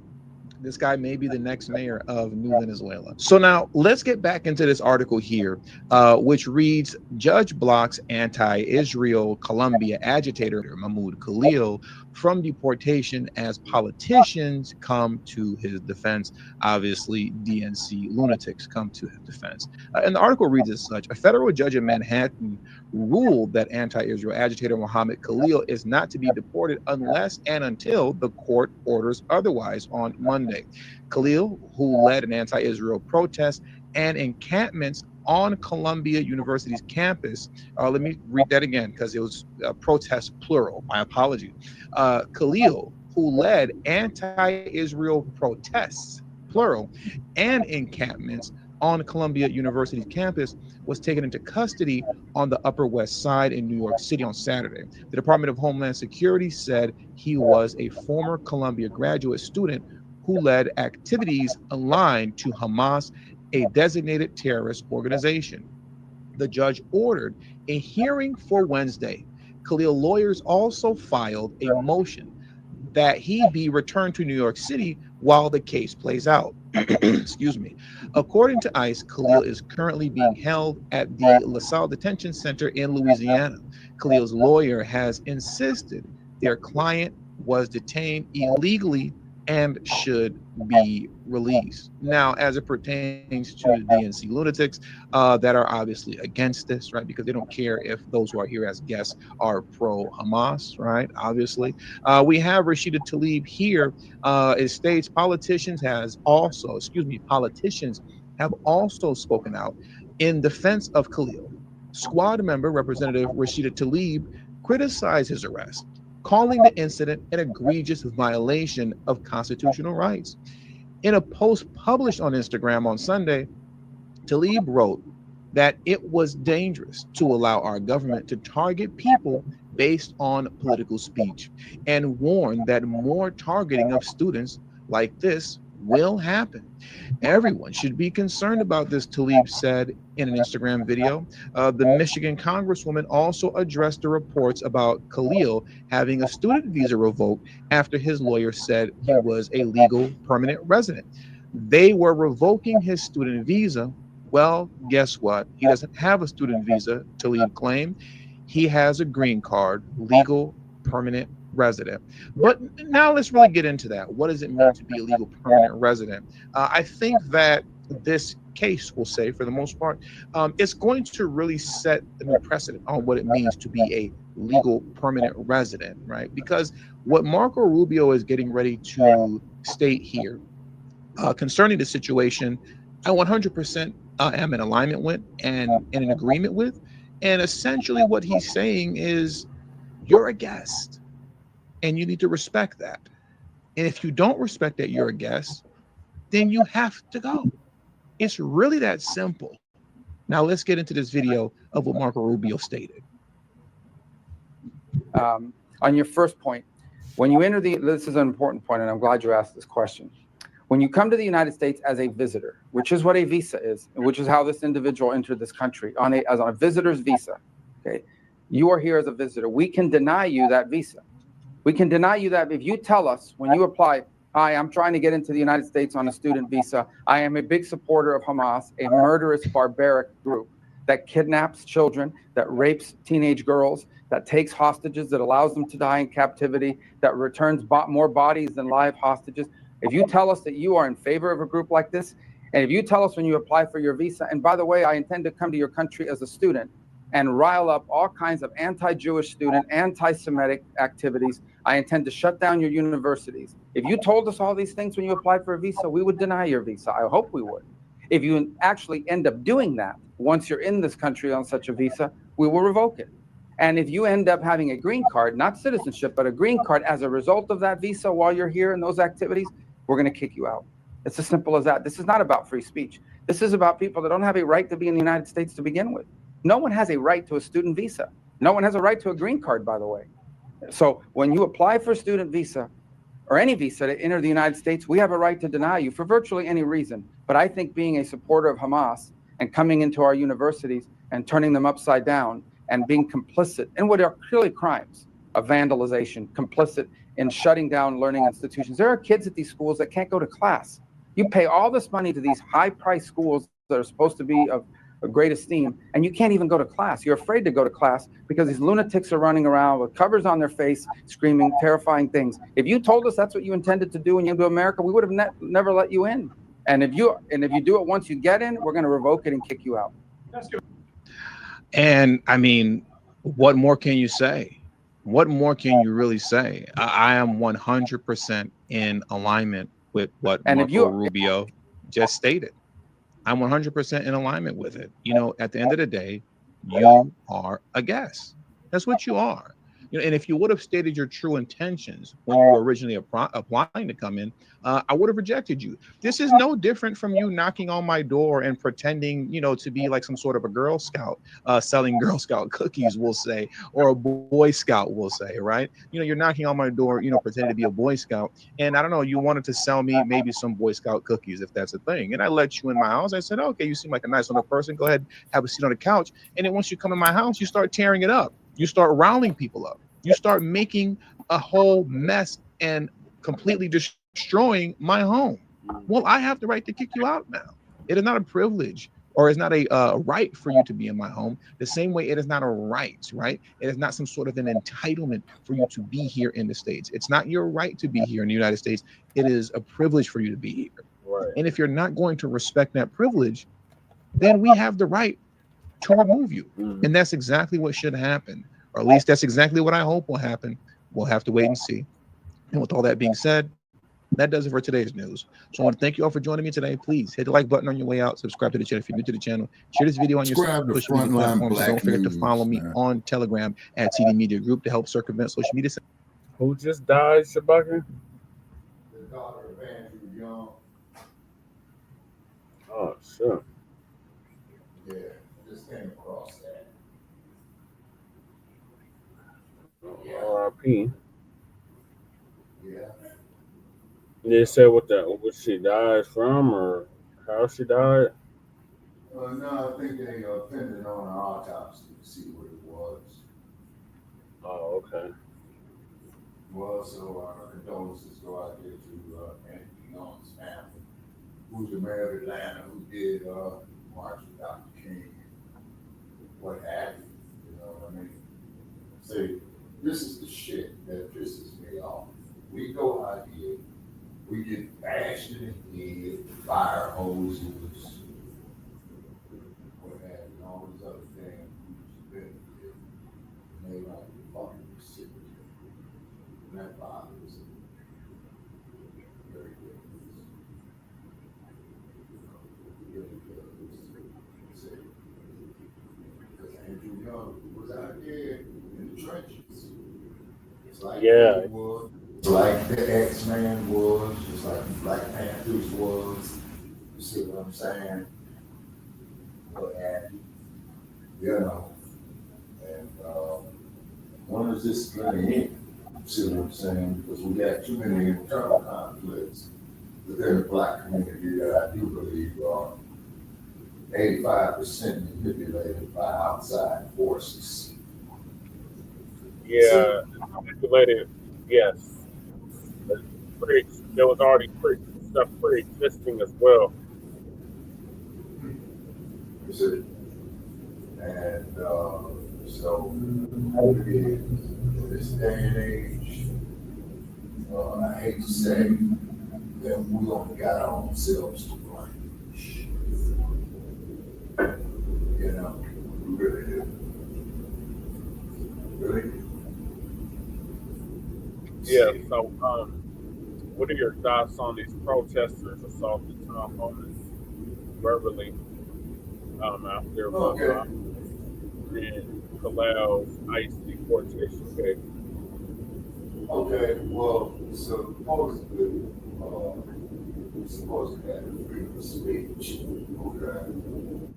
Lord knows we don't have freedom of speech. Look how they censor us. You see what I'm saying? You know. So being an old bastard, I had to look at it for what it is. Freedom of speech does not exist.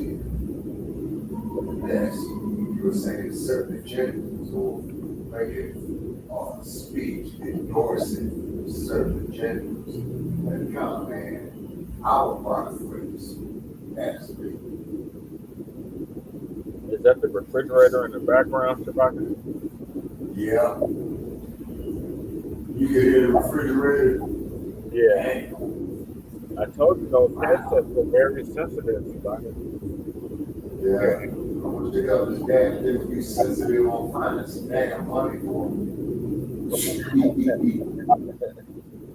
We lost to crack the code, Shabaka. Yeah, well, we damn sure put a lot in and I'm not getting all the words of the infamous Joe Frazier, you know. Just one more round, balls. You know?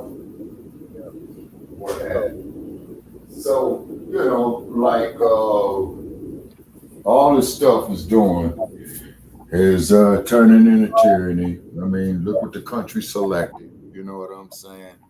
Look at Negroes like Uncle Tim Scott, you know, and we got to turn our back on them kind.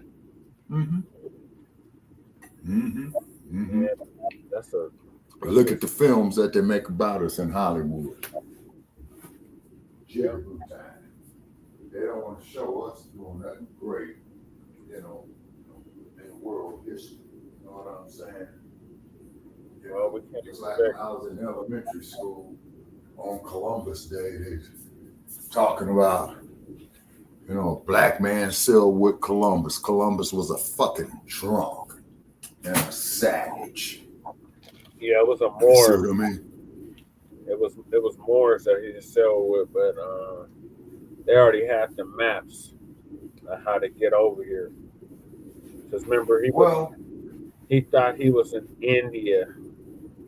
Yeah, right. You see, so the drunk bastard went left when he should have went right. But why would he think he was in India. Because he said, from what I understand, if I got it right, is that he was trying to get bagged for his expedition, right? And back at that time, they believed when you passed the horizon, you will fall off the earth, when these motherfuckers thinking that the earth is flat. You know what I'm saying?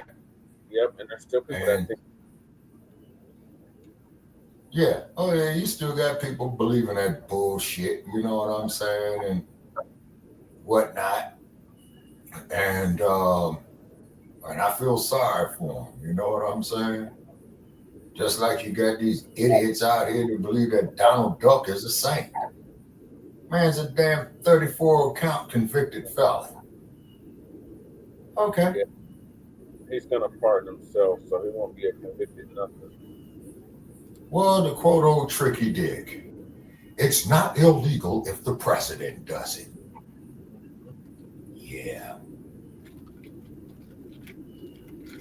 Yep. And they crashing these damn stock markets and all this shit in this trade war they doing with Canada and all this old type of crap, you know what I'm saying? And all that, and all these billionaires and rich guys, they're all in cahoots with each other. But then, as you know, out here in Las Vegas, where the Nigerian banker flies all the way from New York City to LAX. Well, hey, man, take this helicopter ride from LAX to Las Vegas, man. You know what I'm saying? And it tumbles. You know what I mean? Killing him, his wife. That was deliberate. Yeah. You say, you know, and what have you. See? And then, the Yasa bosses. Oh my, the Yasa bosses. Well, they come in all shapes and sizes and types and varieties and colors. But moving along, Shabaka, we got cooking books. The old Biden, old Sleepy Tim Crow Biden. His administration was hiding how many migrant arrests occurred under the previous regime. Okay. And they never found out whose stash that was over there in the Oval Office, huh? No, they never publicly came out with it. Who was found in the East Wing. But we got three choices about it. Was either Sleepy Tim Crow Biden, his dope eating son, or our former vice president and border czar come out with it. Right. Okay. All righty. And we supposed to sit up here and look at these crooked bastards as holier than thou. So Chitty Wiggins gonna give us an update on that. All right. In turn.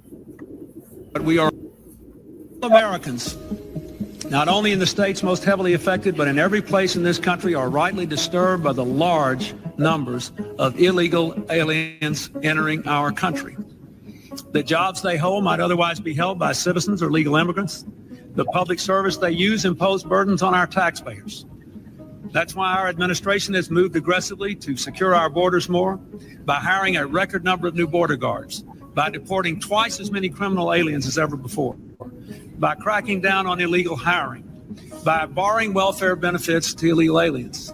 In the budget I will present to you, we will try to do more to speed the deportation of illegal aliens who are arrested for crimes, to better identify illegal aliens in the workplace, as recommended by the commission headed by former Congresswoman Barbara Jordan.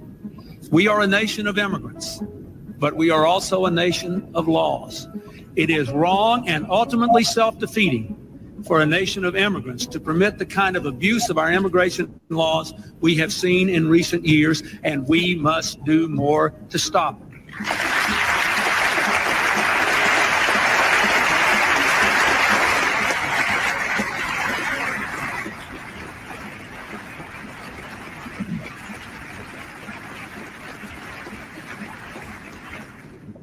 We are a generous and welcoming people here in the United States, but those who enter the country illegally and those who employ them disrespect the rule of law, and they are showing disregard for those who are following the law. We simply cannot allow people to pour into the United States undetected, undocumented, unchecked, and circumventing the line of people who are waiting patiently, diligently, and lawfully to become immigrants. Okay, what's going on, everybody? Thank you all for joining me today. If you haven't already, please make sure you hit the like button, subscribe to the channel if you're new to the channel, and most importantly, please make sure you are following me on Telegram at TD Media Group. Help circumvent social media censorship and shadow banning. That is extremely important. And when you're following me on Telegram, you don't have to worry about not getting your notifications and all the foolishness that tends to go on with YouTube every now and then, right? Or kind of regularly, if we're being honest. But with that out the way, let's get the show started. Let's get the stream moving and rolling. There's a lot of things to cover today. And there's a huge thing that I want to cover as it pertains to Joe Biden cooking the books surrounding the ICE arrest that happened under his watch, right? But there's a few stories that we have to get through first. One of the big things that we have to start out with right now is the fact that ICE is getting ready to run up against the wall as it pertains to funding, right? So far, I believe that Tom Homan, Kristi Noem, and the gang have been doing a great job with the mass deportation efforts, given the resources that they currently have as it pertains to finances. But at a certain point, they're going to need more funds, and they're getting to that point very quickly. That money was supposed to be provided to them by way of the continued resolution bill, which was a funding bill that was going to keep the government open and extend out some more funds to necessary operations until September, from now through September. But unfortunately, at this moment, DNC lunatics in the Senate are threatening to block the bill. As of right now, they are blocking it, right? Chuck Schumer came out and stated that no Senate Democrats will support the continued resolution funding bill. The Republicans need 8 Democrats to vote alongside of them, in order for that to pass through. And like I said, as of right now, Chuck Schumer is holding it hostage, right? So we'll see where that goes moving forward. We have till the end of the day, Friday, for that bill to pass. And if it doesn't pass, that means also that the government will shut down. So understand, if the government does shut down, if the government does shut down, it happened because of Chuck Schumer and the DNC lunatics, who are standing in the way of the mandate that the American people gave Donald Trump when they voted him in to become president of the United States by a landslide against Kamala Harris. So once again, the DNC is standing in the way of democracy, right? And funny, their name is the Democrats, though. But here's another thing that's really important too. Because in that spending bill, there was a funding bill, I'll say, it was supposed to be an increase of funding in the ICE operations. And if I remember correctly, also, there's going to be an increase in funding, a slight increase in funding in the defense budget as well.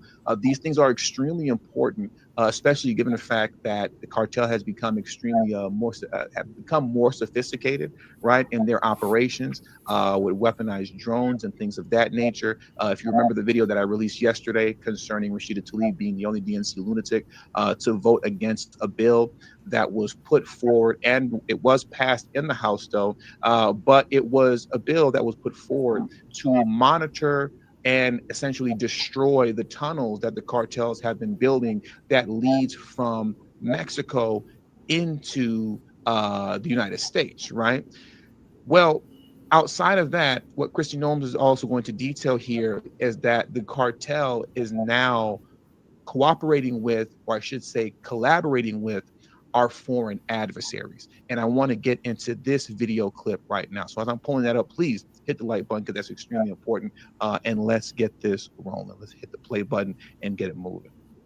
A new report shows that Mexican drug cartels are using drones to track the movement of our Border Patrol agents every single day. Let's bring back in DHS Secretary Kristi Noem, who's still with us here today. So, Secretary, so they're flying drones, from what I understand, cartel members on the Mexican side to surveil the border, I assume to see where you're deploying assets, and then they can engineer where to funnel either human trafficking or drugs. What can be done? I'm curious, what can you do? Can you shoot these drones down? How do you stop this?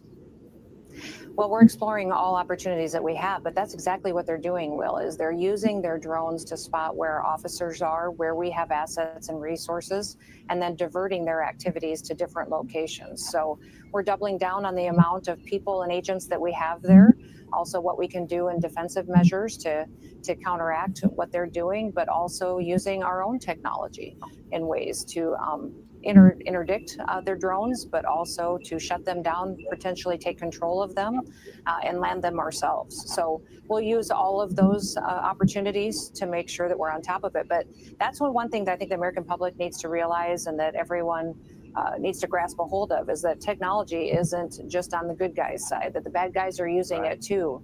And once they use drones to identify where resources are, we look at how other ways they may be able to use drones. Would they weaponize them? Would they use them in partnership with other organizations? You know, my concern has always been that we don't just have the cartels operating in a much more sophisticated manner. They're also building partnerships with other enemies of the United States of America. We see them partnering with the Chinese individuals and laundering money. And so people who hate America will partner together in order to do damage to us and to infiltrate our country too.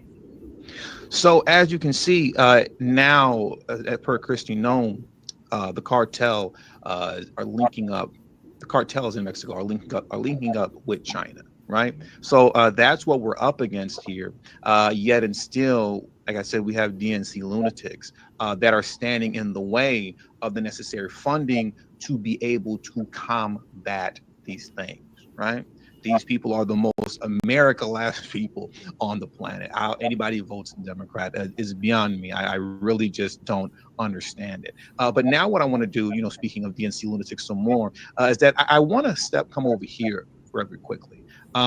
Let's take a look at what's happening here in my state of California, where I reside, because, you know, Gavin Newsom is over here getting ready to put us in more debt. We're already running a huge deficit right now here in California, and he's getting ready to just run it up even more, because as you can see here, and I love the way that Breitbart titled this here, podcaster Gavin Newsom, not Governor Newsom, podcaster Newsom, because he did start a new podcast where he's trying to rebrand himself. What's the phone number to that bastard's podcast? Podcaster Gavin Newsom I don't know if it's about forced to borrow $3.44 billion to pay for Medicaid for illegal aliens. Let's get into this, because this is just crazy. Let me zoom in a little bit more, because the wording is very small on this site. As Breitbart News reported at the time, beginning January 1st of 2024, illegal aliens residing in California will become eligible for taxpayer-funded health insurance, the first state in the nation to enact such a policy.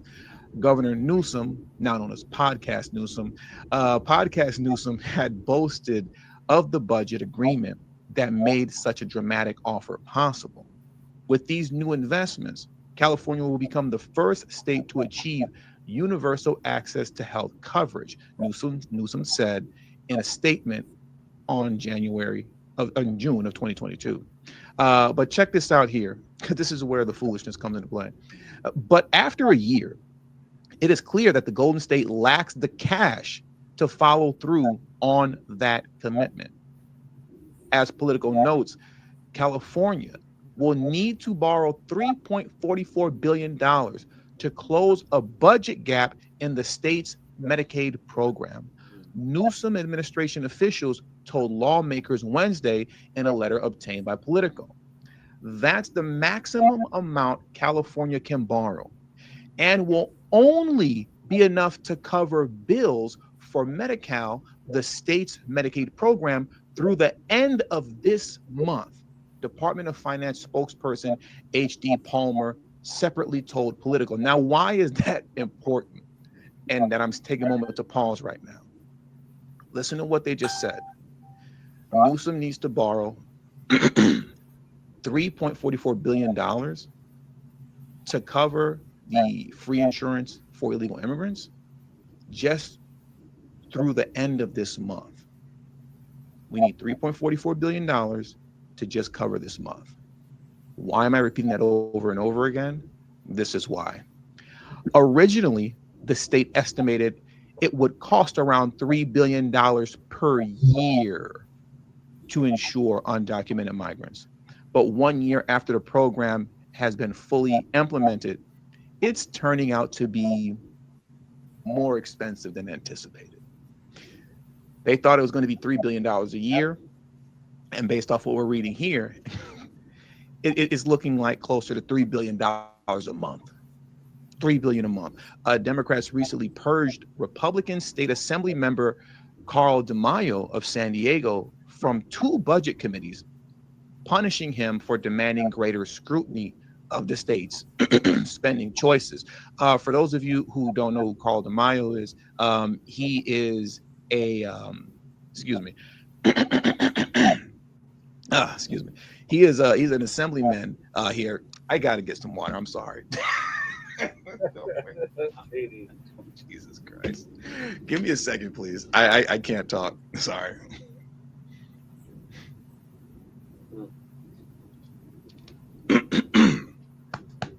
Okay, I think I'm better now. I'm not. I can feel it in my voice. Let me try one more time.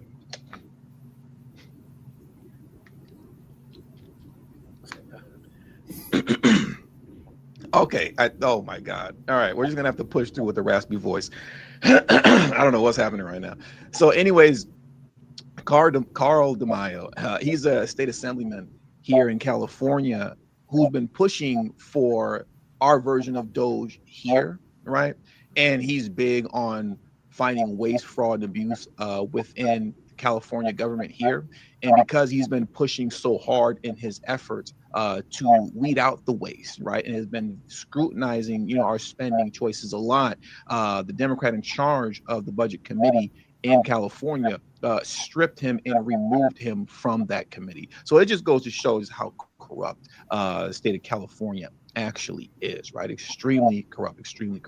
But now what I want to do is that I want to come over here next because some of you might not. Currently, the DOJ, Pam Bondi, has opened up an investigation into, I believe it is the Roosevelt Hotel in New York. Opened up an investigation to the Roosevelt Hotel in New York because that hotel was a hotbed for Tren de Agua, and that seemed to be the hotel that pretty much every illegal immigrant, criminal, alien stayed at before they went out and committed crimes, right, and just wreaked havoc all across the country. That is also the hotel that the killer of Laken Riley stayed at, right? He came here illegally, went to New York, stayed at that hotel, and then he left New York to the state that he went to afterwards and ended up taking Laken Riley's life. I want to play this clip for you right now just to get into a little bit of what they're going to discuss here, and then I want to unpack some of what's talked about in this Fox News clip. So give me just a moment while I pull that up. And if you haven't already, please make sure you hit the like button because that's extremely important to just get the video flowing through the YouTube algorithm. Hey, Brother Che. So here's the clip right here, and let's get into it. Okay, I have to go to bed, man, because I got some errands to run tomorrow. So what I'm going to do is that I'm going to sign off and appreciate everybody for checking out Front Line Blacc News. And so after I make these appointments tomorrow, Brother Che, then I'll give you a call, man, to see if we can continue this episode and what have you. And then also to solve this business here with StreamYard, for Shabaka's Black Experience Enhanced. All right, so appreciate all our listeners and supporters and what have you. And then also to condolences to former Atlanta Mayor Andrew Young's family on their loss. Okay, ladies and gentlemen, this is Shabaka Sankore for Frontline Blacc News, signing off from Sin City. Okay. All right, thank you for joining me, Shabaka. All right, man. Thank you for having me. Okay, I'll talk to you tomorrow. Okay. All right, that's our West Coast correspondent, Shabaka Sankore. Appreciate him for joining us. So let the clip continue. McLaughlin joins us now with more. Tricia, how many hotels are you looking at? We're keeping everything on the table, Brian, and keep in mind, this Roosevelt Hotel that's so notorious.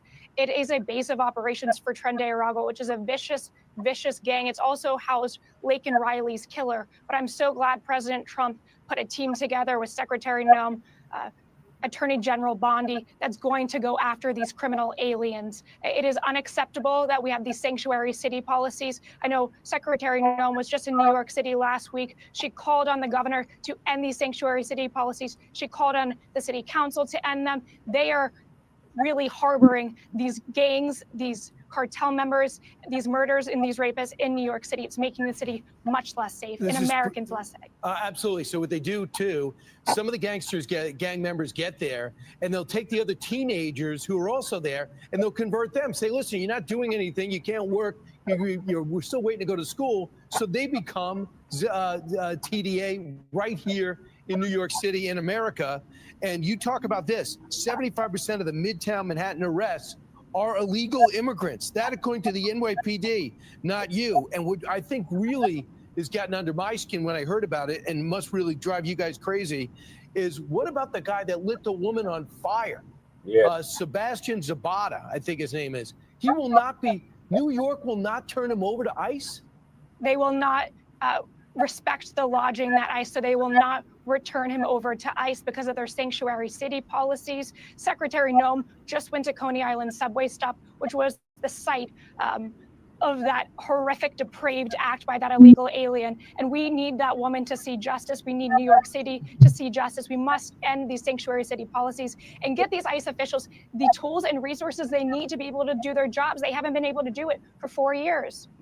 Once again, when it comes back down to getting ICE the resources they need and the tools to do their job, currently as it stands, Chuck Schumer and the Senate Democrats are standing in the way of that. And because they're standing in the way of that, that may lead to a government shutdown. If the government does shut down, which is something that Democrats, they want to do, because they want to try that and pivot that and say, oh, look what the Republicans did. Republicans shut the government down.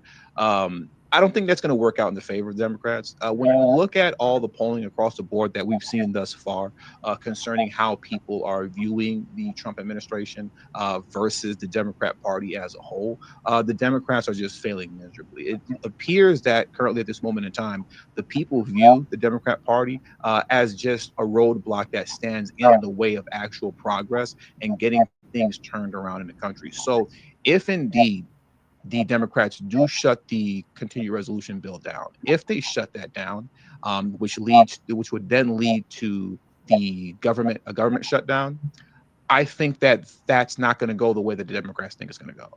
They're not going to be able to lie and spin and talk their way around, oh, well, look at what the Republicans are doing. It's their fault that the government is shut down. It appears that at this moment in time, people are actually smart enough to see and recognize that it's actually the DNC that's standing in the way. And if they do cause a government shutdown, it is just not going to go their way. That 21% approval rating that they currently have is going to plummet down even further if the government does shut down. I think that eventually the DNC Senate, the senators in the DNC, they will cave. Right, they will cave and they will give in and ultimately end up passing that continuing resolution bill. But now what I want to do next is I want to get into the meat of today's stream. I want to get into the meat of what you guys came for concerning Biden cooking the books, right, on ICE arrest while he was in office in his last year. So I'm going to pull this video up for you guys right now. Once again, as usual, hit the like button if you haven't already. Subscribe to the channel if you're new to the channel. And most importantly, please make sure you are following me on Telegram. That is extremely important to circumvent social media censorship and shadow banning. The link to my Telegram is in the description box below. It'll be pinned in the comment section once the stream ends, but it is currently pinned in the live chat, right? So let me pull this for you up right now, and let's get into Biden cooking the books on ICE arrest. Well, if we needed any more evidence, maybe here's some. The profound effects of former President Biden's horrible policies on the border, along with his person that he put in charge of it, his Vice President Kamala Harris. New census data provide more evidence showing that the foreign-born population of the United States exploded to a record 8.8%. 8.3 million of those came into the country during Biden's 4 years in office. Now, that's consistent with how many we knew were coming in. Look at the number who were illegal. That's more than, wow, 5.4 million. Now, you compare that to the last time they looked at the record, which was set in 1890. The country is changing.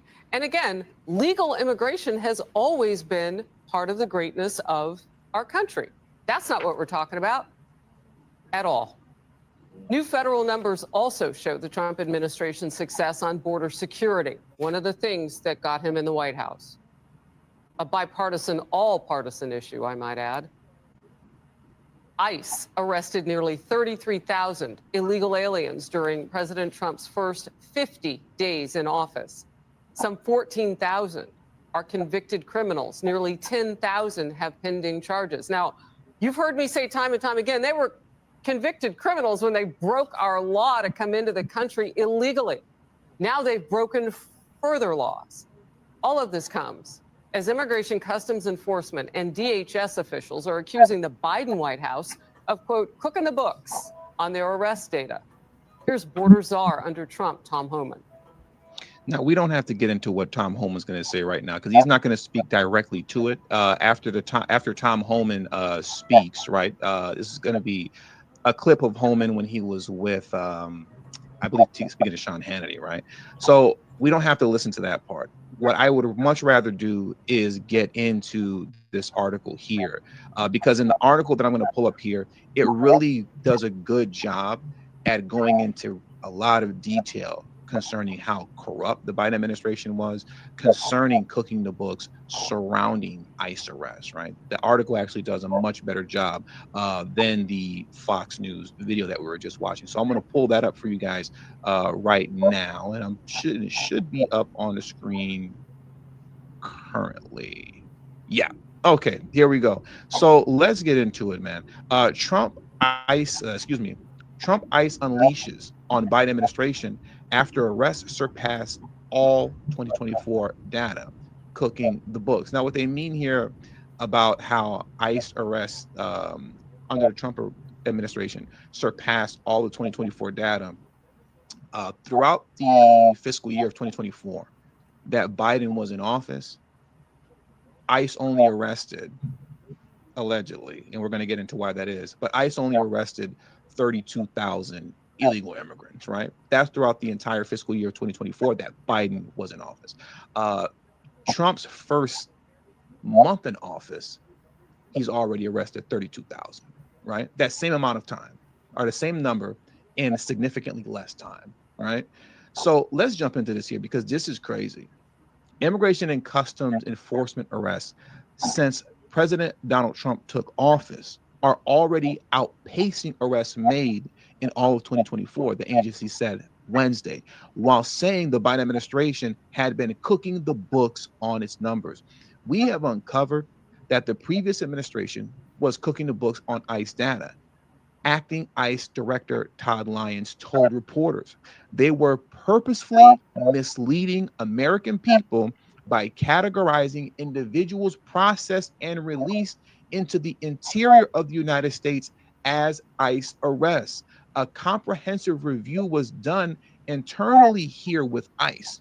We found tens of thousands of cases that were recorded as ICE as arrests, when in fact, these instances were illegal aliens that were simply processed and released into American communities, he said. So what the Biden administration was doing in the fiscal year of 2024, because it was an election year, as opposed to actually having ICE go out and arrest illegal immigrants to get their numbers up, what he did was that as they were processing illegal immigrants who were crossing the border illegally, they would false claim that we arrested them, but released them. They weren't arresting anybody. These were the people that they've been letting into the country willy-nilly this entire time. But because it was election season and he was trying to pretend to be tough on the border, now all of a sudden he's false processing arrests that weren't actually happening within the interior. These were illegal immigrants crossing the border illegally. They would process it as an arrest and then say, okay, you get it. Go head on to Chicago now. You go head on to New York now. Go to California now, DC, Denver. Go ahead. Don't worry about it. This guy is crazy. Senior officials said that the majority of the overall 113,431 arrests made in fiscal year 2024 were pass-through arrests, meaning that ICE didn't take any enforcement action against those foreign nationals. And they instead just passed through ICE before hearing released, and they instead just passed through ICE before released into the interior and were told to report to an ICE officer. They stressed that none of the arrests made by ICE under the Trump administration have been passed through arrests. What we are doing now is actual immigration enforcement, not enforcement theater, an ICE official said. So now what I want to do next, give me just a second, please. Give me just a second.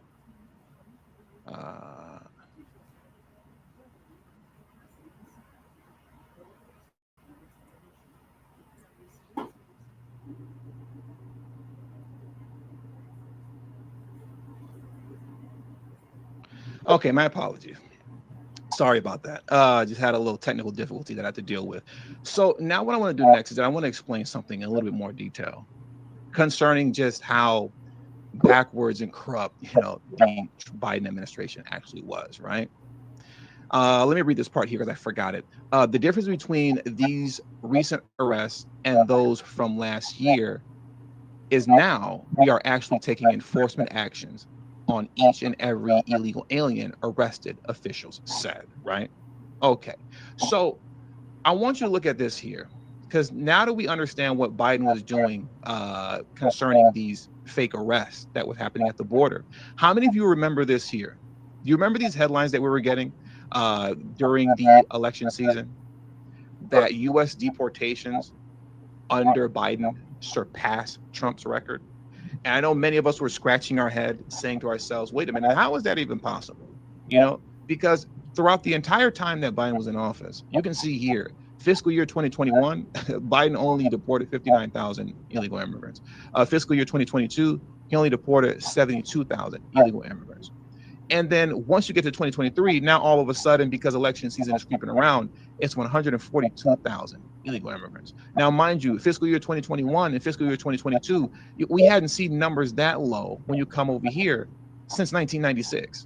1996 was the last time that we saw ICE deportation numbers under 100,000. That was the last time that we saw that. So now we know that he wasn't about deporting anybody, but then all of a sudden, Biden bypassed Trump's record to the tune of 271,000. More than 271,000 immigrants were deported from the U.S. over the last year. How is that possible that he was able to do that? Well, that's because all of a sudden, last minute, as you can see here, roughly 82% of the 271,000 immigrants deported that year were arrested by border agents. That means that those were simply arrests of those who attempted to cross the border illegally. And when they attempted to cross the border illegally, they would immediately bounce them out because that's considered a deportation. If I catch you crossing the border illegally, I don't have to let you through, as we all know. And as Biden was doing, I can just deport you immediately. And because he was doing that in his final year to boost his numbers up, that's how that number got so large. And all of a sudden, you saw the mainstream media press running with this foolish headline that, oh my goodness, look at how Biden deported more people than Trump did. These are the most deportations that we've seen, since Donald Trump. But this was fake. It wasn't real, right? And to be fair, as it pertains to combining both interior arrests by ICE that you can see here in blue, and you can say exterior arrests and deportations, I should say, that you can see here in green, the deportation is coming from the exterior, meaning those who crossed the border illegally, but then were immediately removed. That always makes up the majority of deportations, right? So I want us to understand, and for me to be clear on that, it's not that I'm saying that you can't do that or that it's wrong, but what I'm highlighting is the dishonestness, of the DNC and the Biden administration and how they went about doing all of this, and how they were able to boost their numbers up so high to now all of a sudden they're running around with a false headline. Technically, it's a real headline, but realistically, it's a false headline saying that, oh, Biden deported 271,000 illegal immigrants in fiscal year 2024, surpassing all the deportations that Donald Trump did. It just wasn't true, right? Or I shouldn't say it wasn't true, but they were misrepresenting the numbers. They were misrepresenting the numbers and bolstering the numbers up in a very disingenuous fashion, because that's something that they should have been doing the entire time that they were in office. You don't do that once it's election season, you're trying to win an election, right? And then you come back to the article that we were reading earlier right here with ICE. You see they're playing the same game concerning ICE arrests. They weren't actually arresting people within the interior like Tom Homan and Christine Nolan's doing. That's not what was going on. What they were doing to bump their numbers up is simply arrest people at the border and then let them in after they technically categorized them as an arrest. So as you can see, this is just typical DNC nonsense. Whether it's cooking the books on ICE arrests, cooking the books on deportations, and now we're seeing with Chuck Schumer and the Senate Democrats, they're looking to shut down the border in order, or I should say shut down the continuing resolution bill in order to frustrate Trump's ability to make good on his promise with mass deportation, which makes Biden look and the Democrats look even worse than they already do, okay? And with all that being said, that does it for today's show. So I want to thank you guys for joining me. Yeah, and thank y'all for like and subscribing to Front Line Blacc News. All right, so yeah, it's like we called it from the beginning. The Biden administration was lying about how much money was going on, how much money, how many arrests, all of that. They were not transparent with any of that. So it's obviously was cooking the books, and they should face consequences for that. Now moving along, we got JD Vance, Vice President JD Vance is booed at a Kennedy Center concert. So Lisa's going to give us an update on that.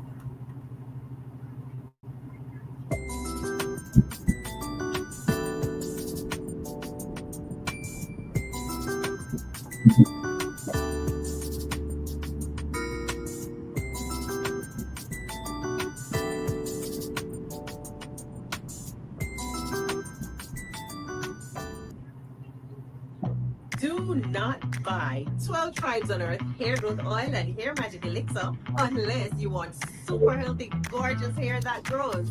They have a whole line of amazing hair growth products, including hair growth leave-in conditioner spray, hair growth shampoo, hair growth spray, and hair growth butter. I'm starting to sense a theme here. They include quality natural ingredients. They smell amazing, and you can see the results for yourself.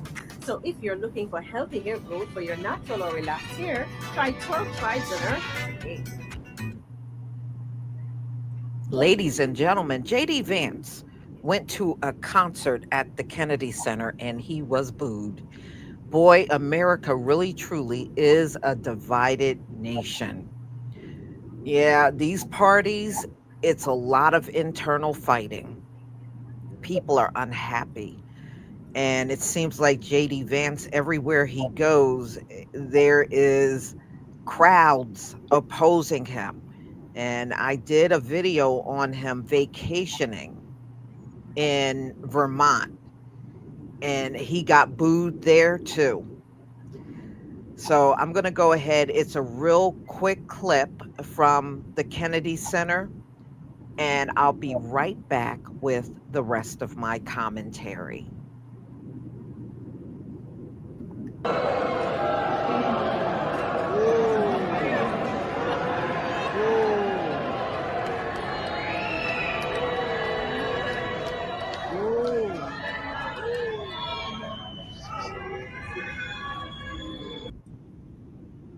I mean, just look at all the things that are going on. You got the vice president of the United States getting booed everywhere he goes. You have Elon falling apart because Tesla stocks are in the toilet and people are not buying Teslas, all over the world. He is being opposed everywhere. And then you have Donald Trump, and there's so many people upset with how he is running his presidency. So it is really bad. This is probably the worst I have ever seen the Republican Party. It is so many angry people, and now they're trying to stop them from having town hall meetings. It is just something that's going to escalate and continue to get worse. So JD Vance, he went to the Kennedy Center for Performing Arts night in Washington, and he was there with his wife, and it looked like other people that were there. Donald Trump has taken over the Kennedy Center. Yes, it was a forced takeover. So it was supposed to be a moment of attending a concert at the JFK Center for Performing Arts in Washington Thursday evening for the first time since Trump's stunning takeover of the institution. Instead, Vance took his seat in the box tier with Second Lady Ursha Vance, and you could hear the loud boos on that video.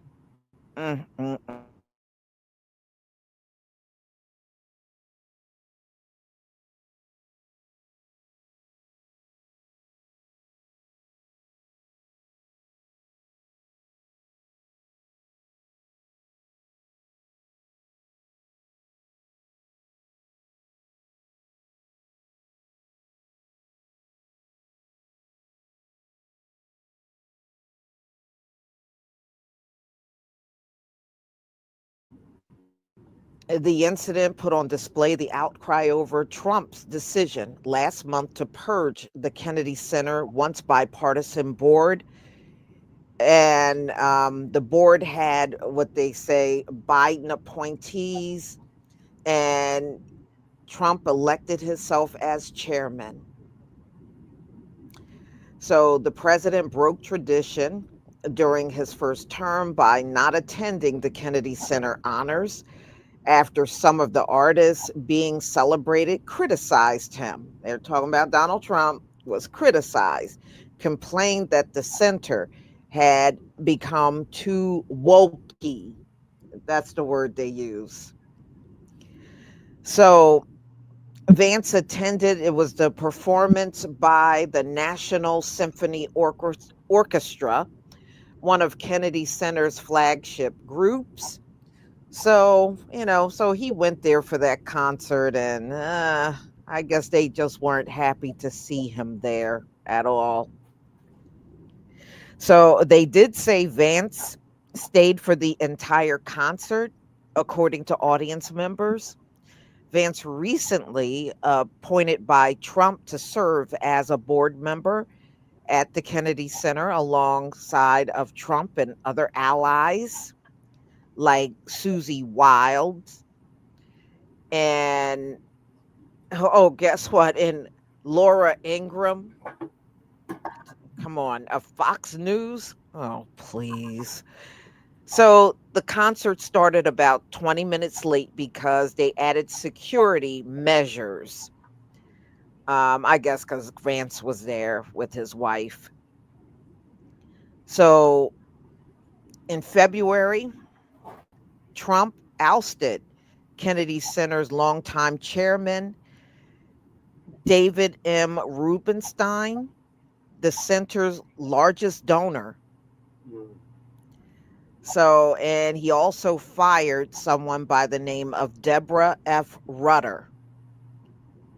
So, the center's president for more than a decade. Well, I mean, he's there. He's allowed to do whatever he wants.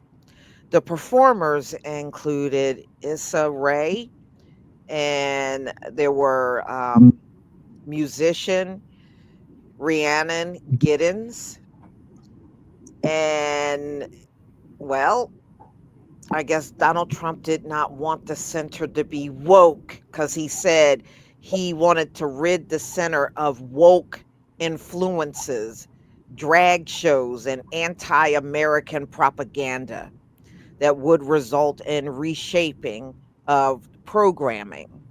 So this is according to what Donald Trump was saying. So while Mr. Trump has not yet articulated his vision for the center, his appointees have proved some hints. So Trump, named as the center's new president, recently said the center plan is a big, huge celebration of the birth of Christ at Christmas. Okay. So, y'all, you're going to have to tell me what you think about this video and how JD Vance, he can't seem to get a break anywhere he goes. It seems like the crowds are ready for him, and they sure will boo all up in his face. This is like the second time in what? About a week or two, because it happened when he went to Vermont. They had gathered to protest him, and they did, and he got booed there. I guess this is just the way it's going to be through Donald Trump's presidency and his vice presidency. Please leave your comment and subscribe. Don't forget to hit on the notification bell, and I'll see you on the next video.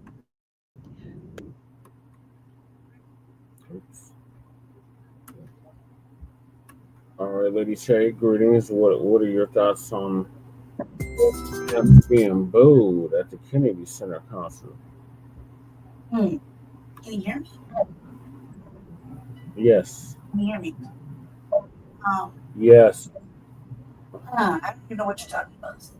I just jumped in because you told me. I just jumped in right now. So I have no idea what you're talking about. The vice president was booed at a concert. What am I supposed to feel? I don't know. Laughter. I don't feel nothing. Par for the course.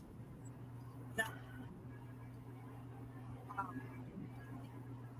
What he did, but it sounds like whatever he did, he probably deserved to get booed. Like I said, I'm just jumping in. I don't even know what we're talking about. So. It takes you 2 minutes. I just told you. Yeah, I have to say. I don't know. I didn't hear the whole thing. So.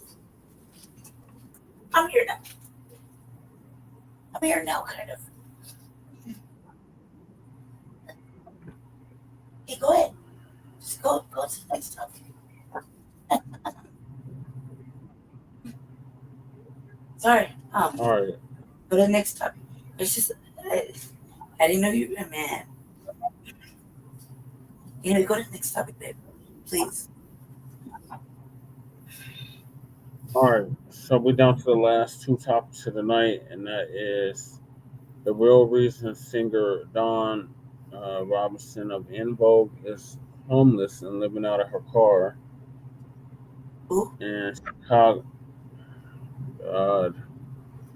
The singer from En Vogue named Dawn Robinson.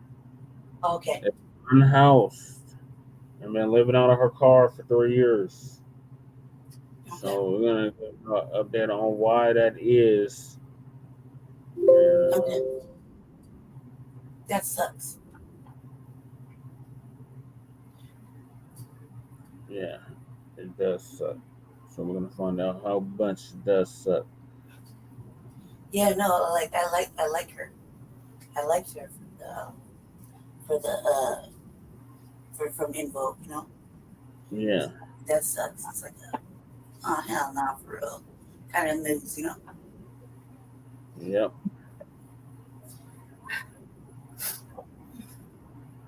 I'm trying to sit up so I can talk.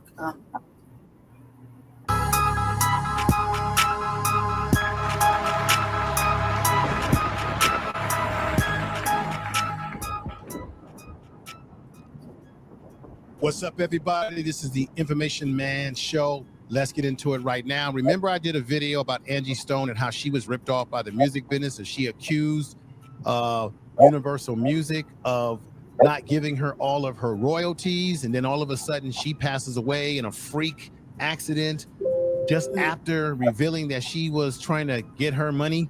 Well, the music business, as you know, is a dirty business. We have to understand that. Anybody read contracts, be aware of these things. It's dirty.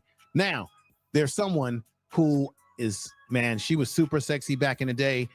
The group In Vogue, which was a fantastic group that I loved, Don Robinson, who was a member original member of In Vogue. Remember, she unfortunately got kicked out of the group. There was some inner fighting between group members and between management.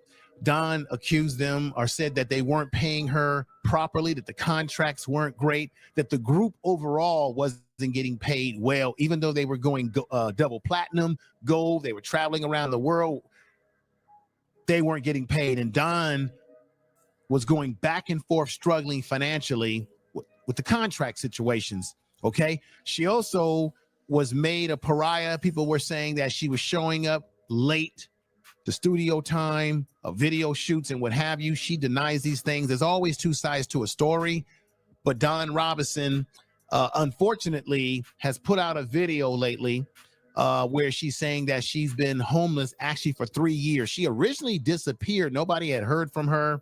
She was going back and forth to Las Vegas, living with her family.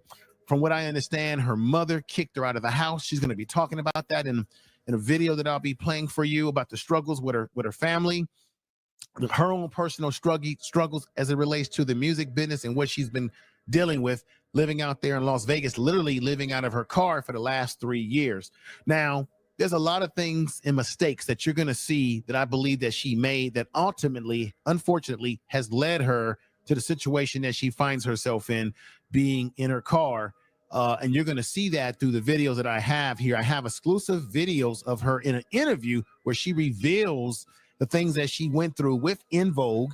Also, remember, she was a part of a group called Lucy Raphael Sadiq. You had my man from Tribe Called Quest. She had problems, she says, with Raphael Sadiq. Says she known him since they were teens. He was originally in her band, that she ripped him off with the contract or misled him or didn't tell him or didn't tell her. Let me slow down here. He failed to tell her that there was some funny business in her contract, that she wasn't going to make any money. So she was very upset with Raphael Sadiq, ended up getting, I guess, kicked out of that group. A lot of things have happened with Don Robinson. But here, I want to also bring up to your attention that she has a husband who is offering her a job because he heard about her situation and he's not happy about her situation. Here is the headline. Ex-husband of former In Vogue singer Don Robinson reacts to her revelation about being homeless, he's offering her a job, should I say. And here he is a picture of him. And by the way, this man has a fiance. I don't know how the fiance feels about this. He was also himself at one point in time in the music business and said that it's the best thing that he did because he's making more money and he's more successful since he's left the music business. Here's another headline. His name is Andre Allen. He reacts to Don's homelessness and makes a bold offer. Andre Allen, who was married to Don between 2003 2010, has publicly responded to her situation. Okay, Allen said that he wants to help her out despite how rocky things were between them during their marriage because they are divorced. He thinks she'll be a perfect fit for the Hilton brands, offering her a job, hoping to shift her situation, shifting her situation. Allen also, who's now engaged to his own fiance, said that his life has changed dramatically since leaving the music business. He claimed he's making more money now than ever before because the music business is a big fat ripoff, y'all. Let's just be honest about that. another thing right here, he's saying right here, he doesn't want Don to share the same fate, and explain that his job offer isn't just about a paycheck. It comes with benefits, free medical from day one, and she will earn PTO and be able to juggle her career. That's where he's at right now. He wants to help her despite their breakup in the past. He revealed that he had already floated this offer to her before, but this time he's urging her to take it seriously. The opportunity could give Don stability and a stable foundation. That's what he's saying. That's what he's offering. Hey, who knows? She's talking about she's living in her car. I think she should jump on that opportunity. But let me let you hear Don in her own words tell you exactly what's going on. Okay, this situation is crazy, and check this out. You guys, for the past almost 3 years, I have been living in my car. I said it. Oh my God, it's out. Oh my God. I've been living in my car. Oh my gosh.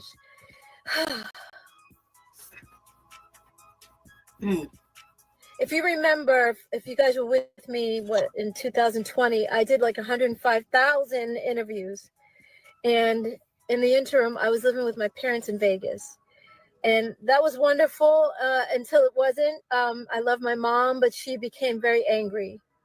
Now, I'm going to stop it right there. I think the reason why her mother became angry, everybody, is because Don Robinson of Vogue, several times she was bouncing back and forth from living in an apartment to going back to her parents' house because she was struggling financially, okay? Maybe the mother got tired of her bouncing back and forth. And it was rumored that eventually this time that has led her to being homeless in her car for the last 3 years, is that her mother kicked her out of the house, and she's saying to you right now they weren't getting along. So there was tension. This is, it's unfortunate. And a lot of her anger, she was taking out on me, and I was her target all the time. And I was like, I can't deal with this. Like, I respect her too much. Let me get out of here. And I was sleeping in my car for maybe about a month in Vegas. And then the guy that was co-managing me at the time was living in LA, and he said, you need to come back. I could stay with him. And so I was like, okay. He's like, I don't have a lot of room, but I'll make room for you. And then when I got to his place, he actually didn't have room for me. So it turned into, okay, well, I'm going to put you in a hotel for the night. And that one night turned into 8 months. Oh my God, you guys, because every apartment that I looked at, every single time I looked at a place, I would call him and I'm like, okay, can you meet me here? I would tell him ahead of time, of course. And then he wouldn't meet me there until I would take video and send it to him. And he's like, no, oh my God, this neighborhood, I hate it. I mean, I felt like he was playing games. And once again, I think lack of proper planning, lack of proper logic being used and assessing her situation properly, I think has hurt her. All right. Because the interviews that she talked about, that she gave a bunch of interviews in 2020, and then she kind of disappeared off the scene. Well, I've got one of those interviews. Matter of fact, I got 2 clips from that interview, which I believe when you hear those interviews or the clips of the interviews I'm going to show you, that you'll understand why, because I believe this is why she's in the predicament that she's in when it comes to the contract problems with Vogue, and then what happened with her with Lucy and Pearls. Yeah. And the fallout that she had with Raphael Sadiq. And let me shout out Raphael Sadiq. He is a great artist. We lost Wiggins. I think that's his cousin or brother, Tony. He's passed away. But Don, sometimes we have to be accountable for situations or bad situations that we get ourselves in because we didn't make really great decisions. But let's hear some more. Knew he was playing games, and I wasn't the one. I'm like, come on, I'm trying to make this easier on you because financially, I know it's got to be hard. You're paying your rent and you're paying my hotel. His apartment was $1,700 a month. Wow. And then my hotel was over $3,000. Yeah. So does it make any sense? She's living in a motel or hotel that's $3,000 whatever a month. He's paying $1,700. Proper planning. I think, Don, you made a bad decision. Maybe, I don't know. let's continue. It's really a shame. I hate to see her in this predicament, but this is what happens to a lot of recording artists, that behind the scenes, they're not making as much money as you think. All of that shit is lights, glitz. That glitz is not what you think it is, folks. No. It's not always what you think it is. Check this I out. was stressed every week because he would pay weekly for the hotel. So every week I was like, oh my God, can you afford it? Are you okay? And he's like, no, I can't, but I'm getting it together. What? You're the one who said to go to the hotel and you're not approving any of the apartments. Like, it would be so much cheaper to just get me into an apartment. Like, what's the problem? What is the problem, Don? I would say the problem is that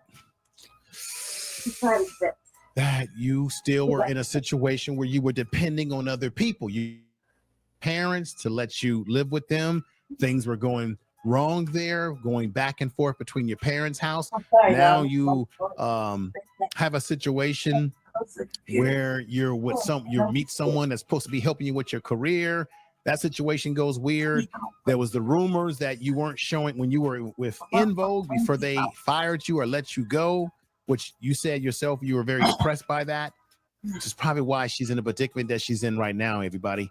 You said that it was put out there that you were not a team player, that you were causing problems, showing up to studio time, video shoots. I'm going to say this again, late.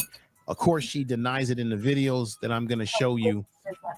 Once again, though, I don't want to see this happen to an artist. I mean, In Vogue, they were super fine back in the day. Great songs. Love the group. It's unfortunately that they broke up.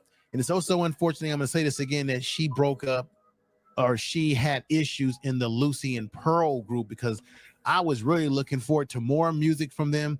They had some hits on that first album. It's a damn shame that it didn't all work out. And then you gotta wonder, with all the problems that Don has had, there's a thing called the least common denominator. Everybody, when you make your comment on this video, that's the question I'm asking. Is she is the least common denominator or the common denominator? Meaning, is she the reason? Is she the problem? Is it really her, or is it really other people that have done her wrong in the business? But the business is evil.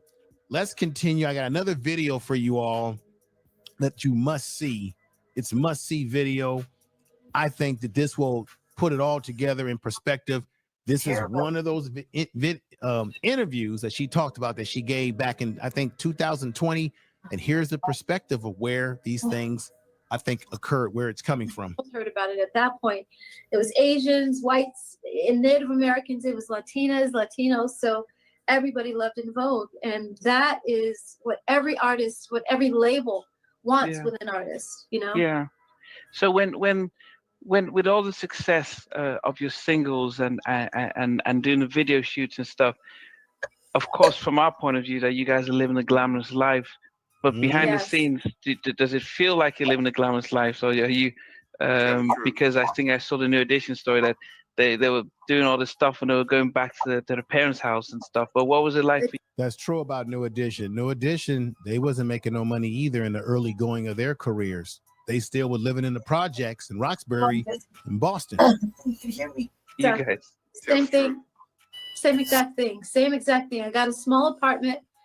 For a while I lived with my parents, and then maybe about 7 months after we came out, I went and got an apartment of my own. Once again, she was already living with her parents. That's what I'm saying.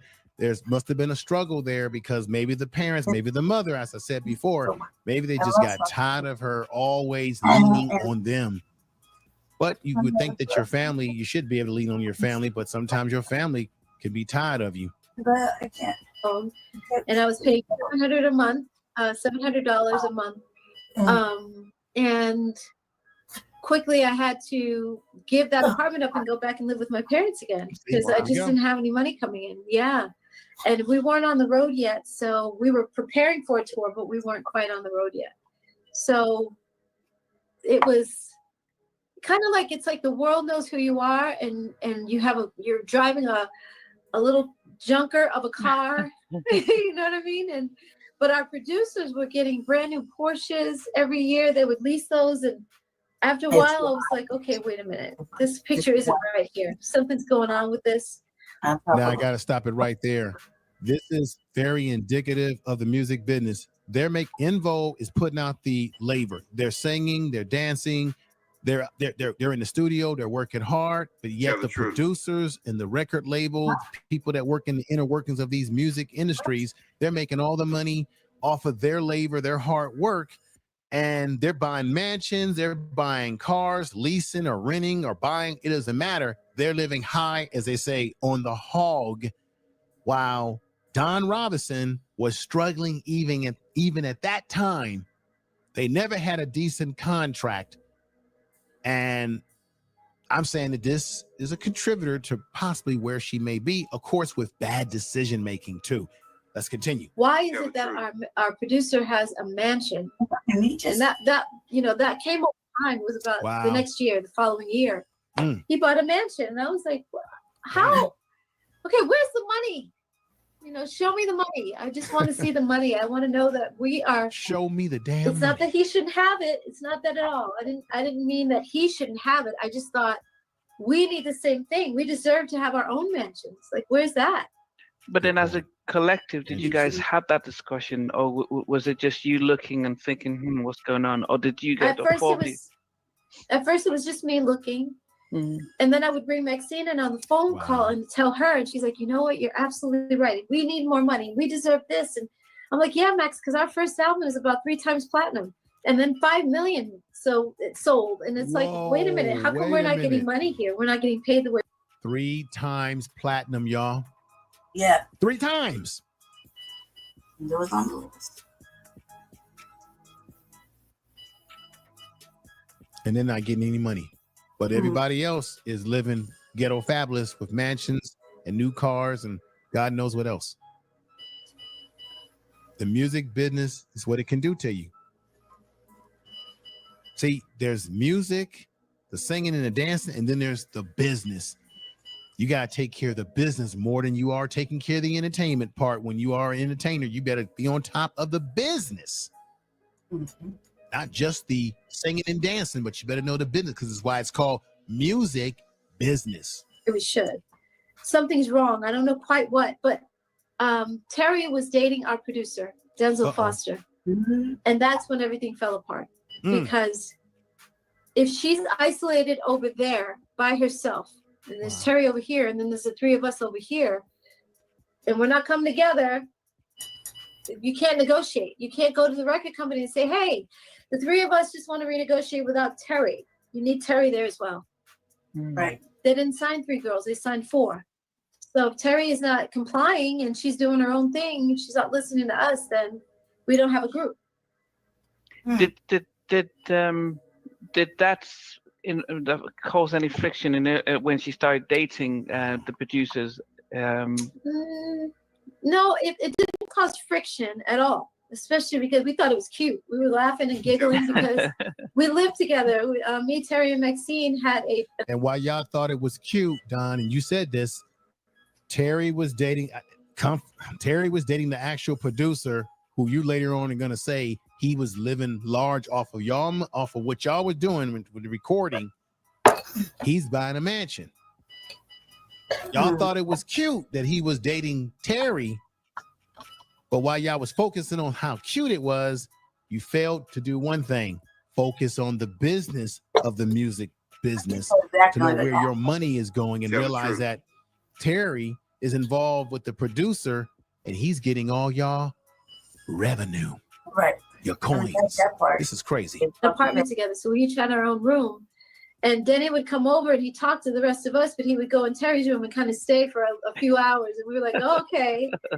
So that was, a cute relationship. We thought it was adorable. He was very fond of Terry. She was a southern little belle. You guys off. Excuse me. And he just adored her. Excuse me. You don't put it like, and she adored him, we thought. But he adored so we thought it was cute. What I had a disrespect for Terry with is we were supposed to renegotiate our contract. Like I said, we're asking after the what do first we album. do now? Yes, after the first album. We're after you go platinum, typically you tear up the old contract, you go in and you renegotiate for better terms. Yeah. And we didn't do that. We never did that because Terry, like I said, was over there. Don't judge me. So we didn't have a chance to come together, the three of us, Cindy, Maxine, and I, and say, hey, what are we going to do here? We came together and had those conversations, but we couldn't make a move without Terry. Right. Wow. So that what happens when you start recording the second album? What was the mood like? The second album, again, we went in and recorded the second album under the terms of the first album. Wow. So I didn't start. See? So basically, in this situation with En Vogue, when they did the second album, she's saying it, they never got a better contract in the second album. They were still operating off the first contract that they didn't make any real money off of. The first album, it hits. It's like a number one hit album. It's doing all kind of numbers. They're not getting any real money. They come out with a second album debut, coming off of the first debut, and no adjustment of contract. Now, Dawn, to her credit, said that she wanted something to be changed, but for some reason, everybody was dancing around this issue. I'm saying truly that these are the things that I think has led to where she is in her situation now, being homeless, living in her car for 3 years. This clip is still got like 15 minutes on this clip, and then I had another clip after that. That's an hour. If you want to, you can stop right there. I can just give you what I think. Okay, what are your thoughts on Dawn En Vogue in the house? I like En Vogue. I like En Vogue. I like En Vogue, Jade, groups like that. Yeah. The thing is that they're on my list of things of songs that I like. Brownstone, stuff like that. The En Vogue was like En Vogue. Yeah. Wasn't like Escape or nothing. En Vogue is different. A little different. Just like Jade was different. Yeah. The thing was that, as dude's kind of like shit talking in a weird, ugly way.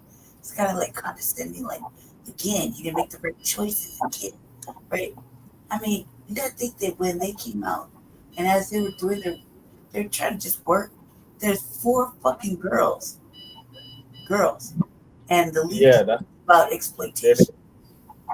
Right, they got exploited at a young age. They didn't even read the contracts. Right. Like she said, they had a lawyer to interpret the contract before they signed the contract. Right, and they probably didn't do any of that shit, right? You heard what you said, when you go platinum, you usually tear up your contract and renegotiate the terms. They didn't do that. Right, and also too, like I said, they were really young and they were being exploited off the top. You see 4 pretty girls, and you can, a little, make them a little sexier. They have a good little message or something. They sing, whatever, right? So as she said, look, and you can hear it saying in her voice, I was unhoused. He said he would help me. I worried about his wallet. He's trying to gaslight me, saying he got it, but he really don't got it. And I'm starting to get worried. Me and the 3 girls, we all live together in a place. She starts dating the motherfucking producer, and nowhere to say at that point where it's like it was getting weird or contentious.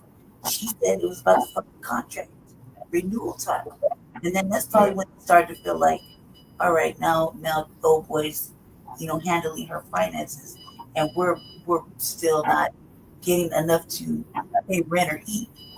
You see what I'm saying? And we're still wearing dresses from like 3 years past. So, it started to come. Now they're starting to see it.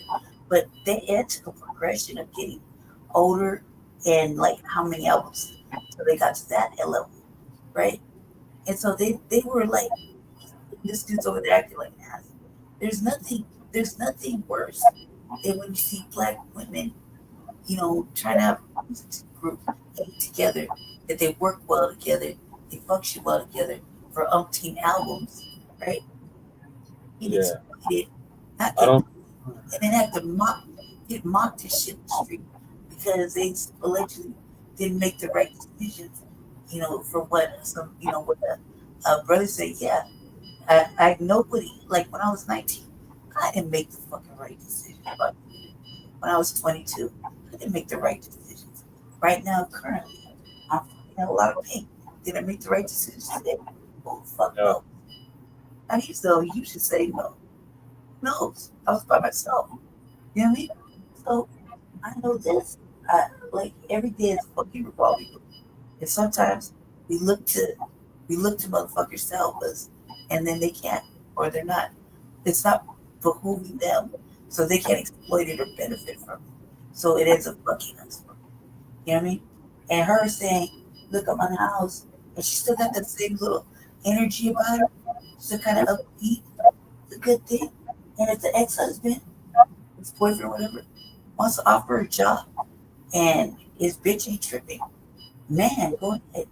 Because at this point, he is giving her an opportunity to get her life back the way she wants. And it is ugly for a sister like that, or any sister like that, to have to fucking, can you imagine, like, humble yourself? She's been that way. Yeah. So it's like almost like slap in the face. Like, you motherfuckers ain't got it yet. I've been outside. Nobody gives a damn. And when you hear her cry, like in her voice, it's a real situation. I feel like the fact that people are talking about it, there was a lot they could do to make her life better. You know what I mean? And whether she gave up or not, that's her fucking prerogative. You see a lot of ugly shit.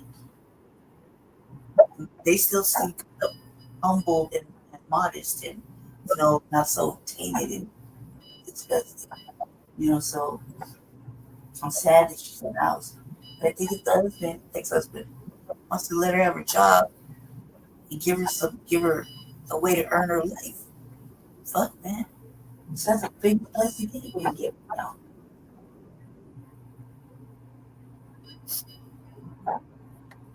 That's what I gotta say. Okay. Well, thank you for tapping in, Lady Shay. I can stay kind of. I just use won't hear me because I gotta go late. But the computer's over here. I'm looking at the big computer. Okay. It's what's the next Thank topic? you for sharing that. Okay. What's the next topic? Okay. What was the next topic? This topic is not even done. I still got like You gonna play 15 minutes left to play. Okay, what was the one after that though? Just curious. Chicago. Sister Jessica. Her damn last name. Sister Jessica Jackson. Got reviewed by Vicky Dillard. That's the last topic. Okay. Well, go ahead. I just wanted to give a little bit and then go back and lay back down. You just can't hear me because I can't talk very loud. Okay. But go ahead. I'm still here. Go ahead. And bouncing between her parents, getting into an issue with her parents, but also is an example of poor management, but also on her part as an individual, bad decision making too as well. Let's continue. Feeling really, really bad about that until on the second album, that's when Denzel Foster bought his own mansion. And when we got to it, he invited us over, the four of us. He invited us over. And Namdi, I looked at first of all, I looked at the neighborhood. You have a security guard at the gate. Wow. So that means you live in an exclusive neighborhood. Like nobody can just drop. He's living ghetto.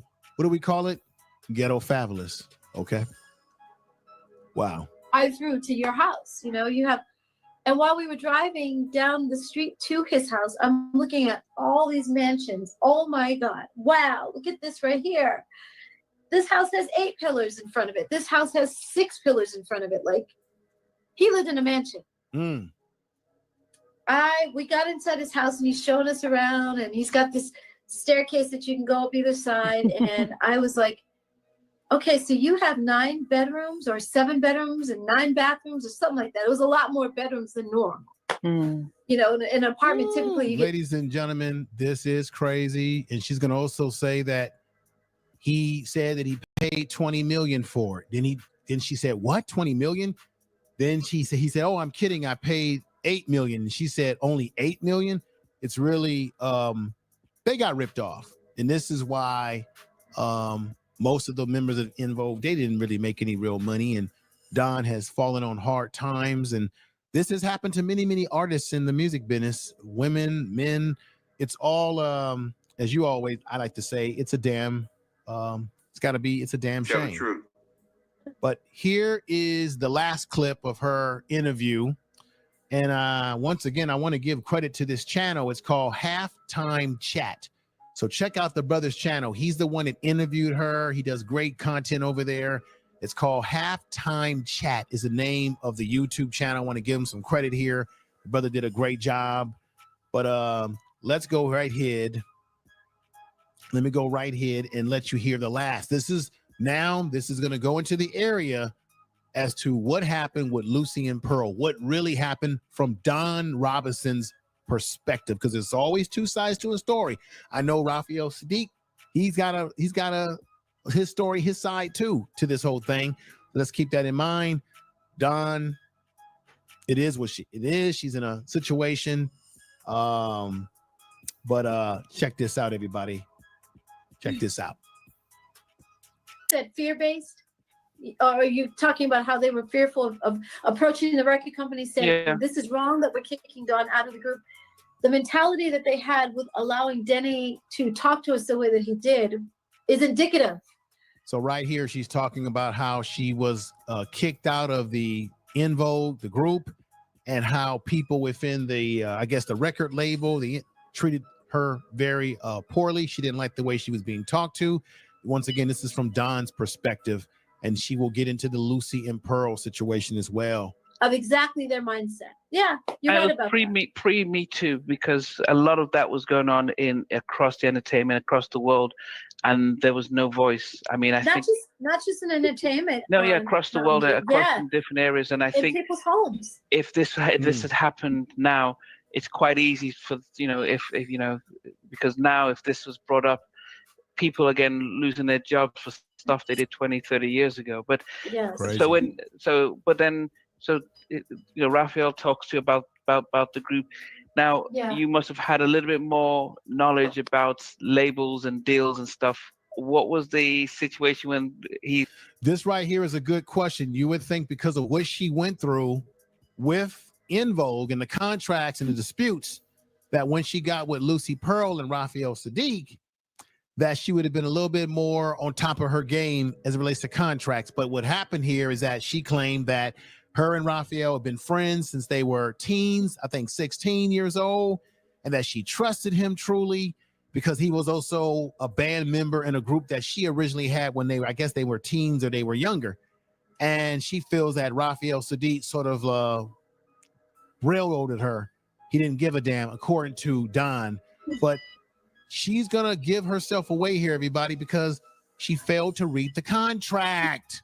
You always read your contract. Come on, let's hear it. Said, look, hey, Lucy Pearl, did you look at the contract and think, okay, I'm not gonna get 2 cents a record and stuff? I didn't do the right thing because, like I said, Raphael, I had known him literally since we were both 16 years old.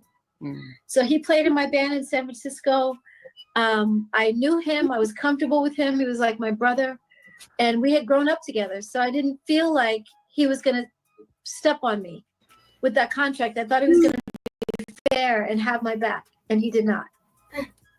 So that was on me. I didn't read the contract. I read it, but I didn't redline it and go through it with a fine-tooth comb like I did the end. Boom. This is the thing right here. I said earlier, bad contracts, the evilness of the music business, trusting people, but not doing your own due diligence by reading the contract. Now, she said she didn't underline everything. She didn't redline everything. She didn't go into deeper depth. She should have had a lawyer look at that damn contract. She should have read it herself But because she trusted someone that she had been around in the music business for quite some time, she, according to her, she got ripped off in her contract. She should have learned that lesson from the Vogue situation, but this is a lesson for everybody. I don't care what industry you're in. I don't care if you're working with your best friend, whoever it is. I don't care what the relationship is. Always read your contract. Always understand that the contract, as Prince said himself before he mysteriously passed away in the way he did it, or he died, always understand that a contract is called what? It's a con, meaning like a con man, track. It's a con game. Always read it, everybody. Tell the truth. Let's continue. Vogue contract. And I just signed it as it was, and it wasn't a good contract at all. And I didn't know that until after the fact. It was too late by then. Don Robinson, you should have known better. This is what I mean by I think she's made poor decisions. She's had some bad things possibly happen to her. Who knows? And she's made bad decisions. These are all things that I think that build a foundation that has unfortunately put her in a situation where she is now today, everybody, where she's living out of her car. Unfortunately, she said for 3 years already now. Let's continue. I mean, this is crazy. Oh yeah, it was a totally different situation. So was that sort of the reasons why the you did sort of a couple of singles, and then after first that you decided to leave after the first album? No, they kicked me out as well. Raphael didn't like the fact. No, so what? First of all, Lucy Pearl was a total. So she was kicked out of Vogue. Then she's kicked out of Lucy Pearl. I guess I was trying to say earlier, is Don Robinson the common denominator of the whole situation? Is she the problem, or is everybody else the problem between Vogue and now what happened with Lucy and Pearl with Raphael Sadiq? According to her, always two sides to a story. But let's hear that story now. I'm so tired. I'm trying to get the light right because the sun is going down. I apologize. Everybody's gonna be like, "Be still, be still." But Lucy Pearl from the very beginning was a one-off, and Raphael, he just didn't like the fact that I was getting all the attention. And we were actually in London the first time that I noticed his jealousy of me was in Vegas. We were here in Vegas, but I wasn't living here yet. And we were doing Sprite Night for the Billboard Awards. And wow. So sorry. We were doing Sprite Night for the Billboard Awards. And I have to get near the plug so that this light stays on when the sun goes down. Oh my God, I'm so sorry. Get the lights together, Don. Get those lights together. We were doing the Sprite Night, and one of the journalists walked over to us to do an interview, and he stood between me and, so we were standing up against the wall waiting for, it's like all the tables have different countries and different parts of the country here in America as well. So you'll see Colorado over there, you'll see Cincinnati over there, you'll see Australia back there, you'll see, you know what I mean? It was all these different tables that you go to do interviews. You sit down at the table and you do an interview. And so we were waiting for our next interview, and a guy named Lee Bailey walks over to us, and he's an older man. So he's got on his hat that he always wears and his glasses, and he takes out a dictaphone out of his pocket. He's got on like a jacket pocket, and he takes out a dictaphone, little recorder. And he steps in between Ali. Ali was to my right and Raphael was to my left. And we were just. Now, that's right. Ali was the brother who originally was part of Tribe Called Quest, who was part of Lucy and Pearl. Let's get back. Standing there waiting. And Lee Bailey steps in between me and Raphael. What did he do that for? Uh-oh. Raphael was like, "Excuse me, don't you fucking see I'm standing here?" Ooh. And he walked away. And I was like, I looked at Ali and I was like, "We're done. We're done." Because is this true? You don't want that kind of reputation out there that you curse somebody out for no reason. And Lee Bailey didn't even, luckily, he didn't think twice about it. He didn't think, oh, that was rude. He might have been thinking it was rude, but he didn't care. You know what I mean? He kept going with us. And he was like, well, everybody wants to talk to Dawn Robinson and Vogue. And he did the little, he did our interview right there, standing there with the little dictaphone with me and Ali, because Raphael walked away. And then our first time in London, same thing. Raphael did not like the fact that everybody wanted to talk to me.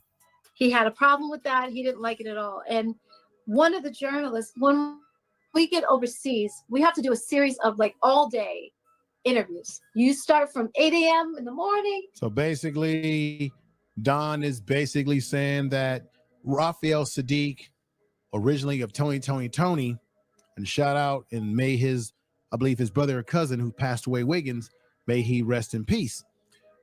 She's basically saying that Raphael Sadiq was jealous of her because she was getting all the attention in the group, and that every time they were interviewing them when they were going on their tours, you know, over in Europe and around the world, that all the interviewers at every table they went to only wanted to talk to her.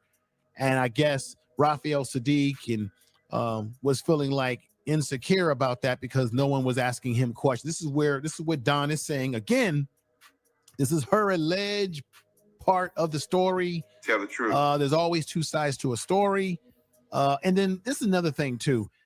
You know, every time you have a band or a group where you have a woman as the lead singer and she's sexy, she's attractive, and Don was something else back in the day, of course, usually the women are gonna get attention.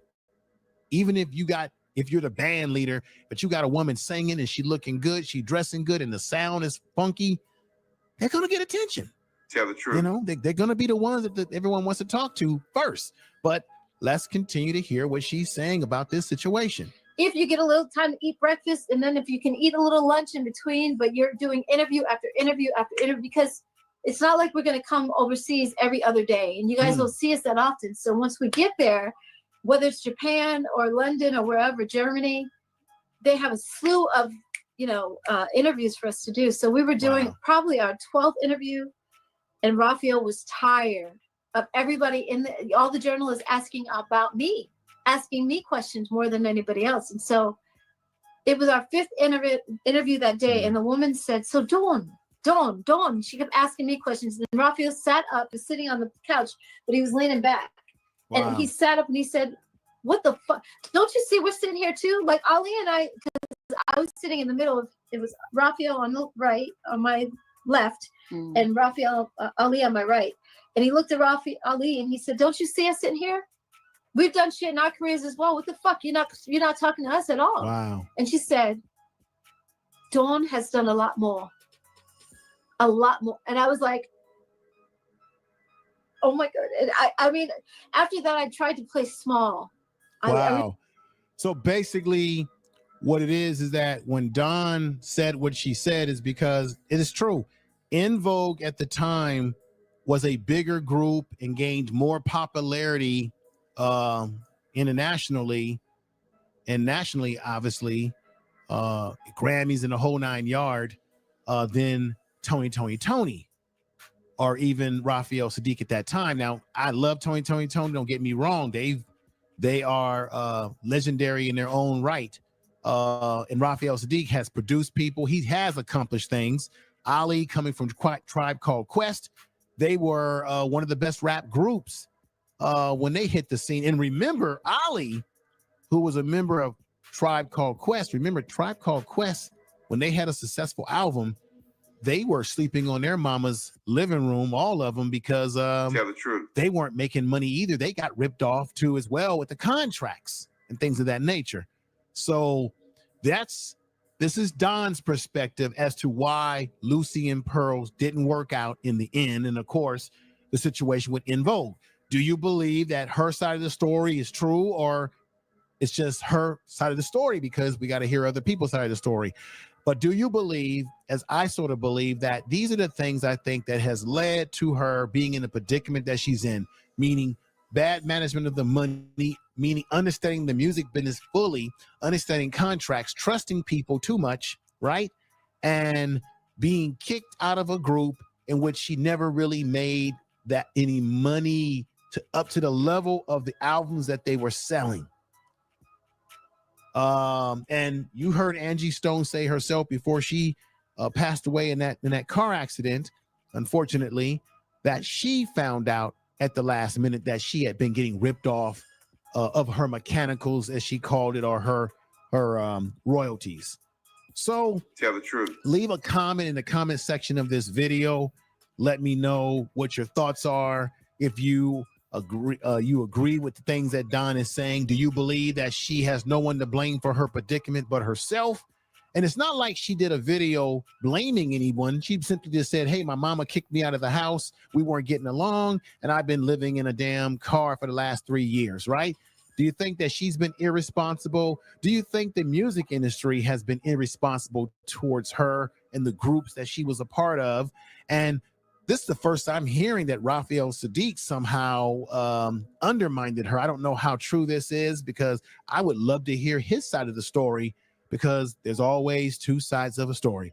With that said, everybody, this is the Information Man Show. Share this video in all of your social media, your X, your Facebook, wherever you go, your community tabs. Share this video. I appreciate you watching. We're going to keep pumping up and putting out more pre-produced content on this channel as well to kind of balance things out. Everybody, tell someone you love them. Thank you for coming over to the channel. And this whole situation with Don, I got to be honest, it's crazy. And she's living out there like this, y'all. This is crazy. You guys, for the past almost 3 years, I have been living in my car. I said it. Oh my God, it's out. I've been living in my car. Oh my gosh. If you remember, if you guys were with me, in 2020, I did like 105,000 interviews. And in the interim, I was living with my parents in Vegas. And that was wonderful until it wasn't. I love my mom, but she became very angry. And a lot of her anger, she was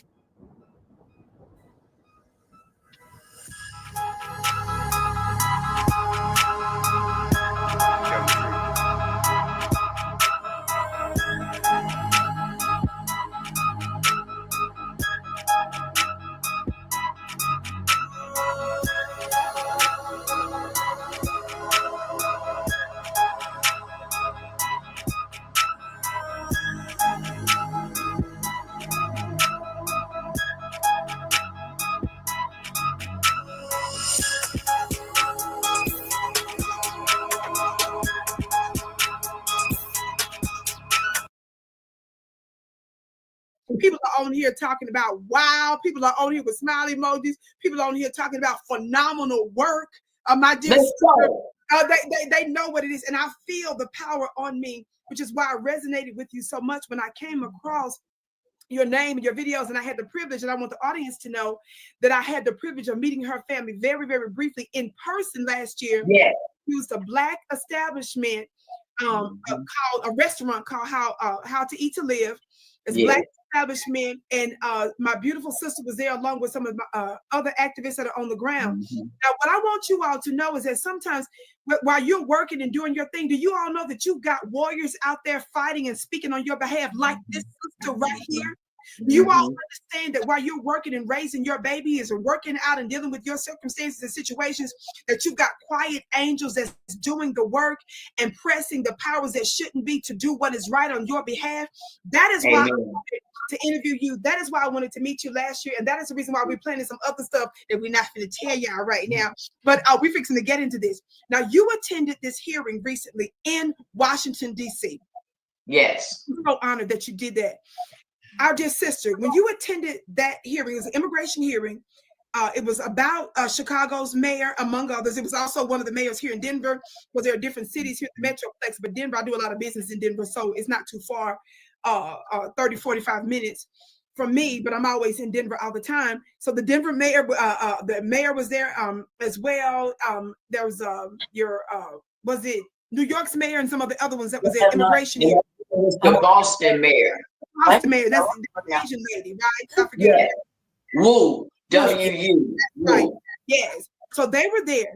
And so Mayor Brandon Johnson, among others, I've certainly been covering him quite a bit because, as you just mentioned, Chicago is a Democratic stronghold. It's a political headquarters. The Barack Obamas are there, the Jesse Jacksons are there, in the spiritual and religious and social sense. The Honorable Minister Louis Farrakhan, the Nation of Islam. It's a major power center among many, many, many, many other moving parts there from Chicago. So you're there, you touched down there, and I'm going to say I got chills because when I did my a few of my broadcasts on African Diaspora News Channel, I specifically said, look, I want some of my people on the ground there to attend that hearing so I can get testimony straight from the street. Then I found out my sister was there. I said, that's what I'm talking about. Yes. I know it was a long hearing. There's so much we can discuss. We're gonna be doing some follow-ups. Like I said, we're gonna actually chop this up and put it on African Diaspora and do a broadcast on it. But we're gonna because there's so much going on. Please tell us some of the main takeaways that you got from that hearing. Now I want to say this because y'all's mayor, Brandon Johnson, he has been so obstructionist. He tried to stop you all. I covered this too a long time ago about the fact that he tried to change the policy, the rules for attending the political meetings there. He tried to say state IDs, didn't want y'all on the same floor as some of the folks. And then he found out, oh, you might be violating the law. So you're going to have to stand that foolishness. That's how much work y'all been given. Talk to us about what you learned, what you gleaned, some of the top things that you can take away from, that you took away from the hearing. Now, I did do a broadcast recently on African Diaspora about the fact that one of the conference people said that she referring him for criminal referral of justice. But take it from there, sis. Tell us what you gleaned from it. That was Congresswoman Luna that you're referring to. Okay, that will do the DOJ. Yeah, that's hot, and I hope she follows through with that. She needs to follow through with that. I'm gonna keep my foot on her neck about following through with that. Yeah, officially filed. It was officially filed. And please don't drop the ball on it. Stay on it. Now, to your point, many takeaways I took away. Number one, which is very important, is that the Democratic Party. Well, let's backtrack to this, please. Being there in that room, in that hearing, especially for people that are from all blue cities like Chicago, Democratic stronghold cities like that, it gave an opportunity to see both sides of the government. Because here you only see the Democratic Party, Well, when being in that room on Capitol Hill, you had an opportunity to see the Democrats at work and the Republican Party at work, which is a healthy political perspective. It's unhealthy to only see things one way. You can't make a fair judgment if you only see things one way. So I want to even encourage your audience to sometime when you on YouTube and you see those hearings that are being aired on TV, sometime tune into those things so that you can see how government works.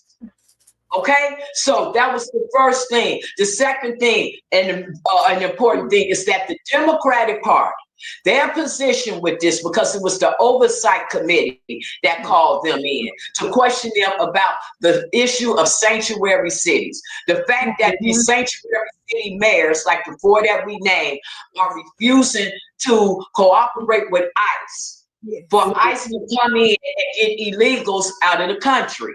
Now, you keep in mind that Donald Trump ran on mass deportation.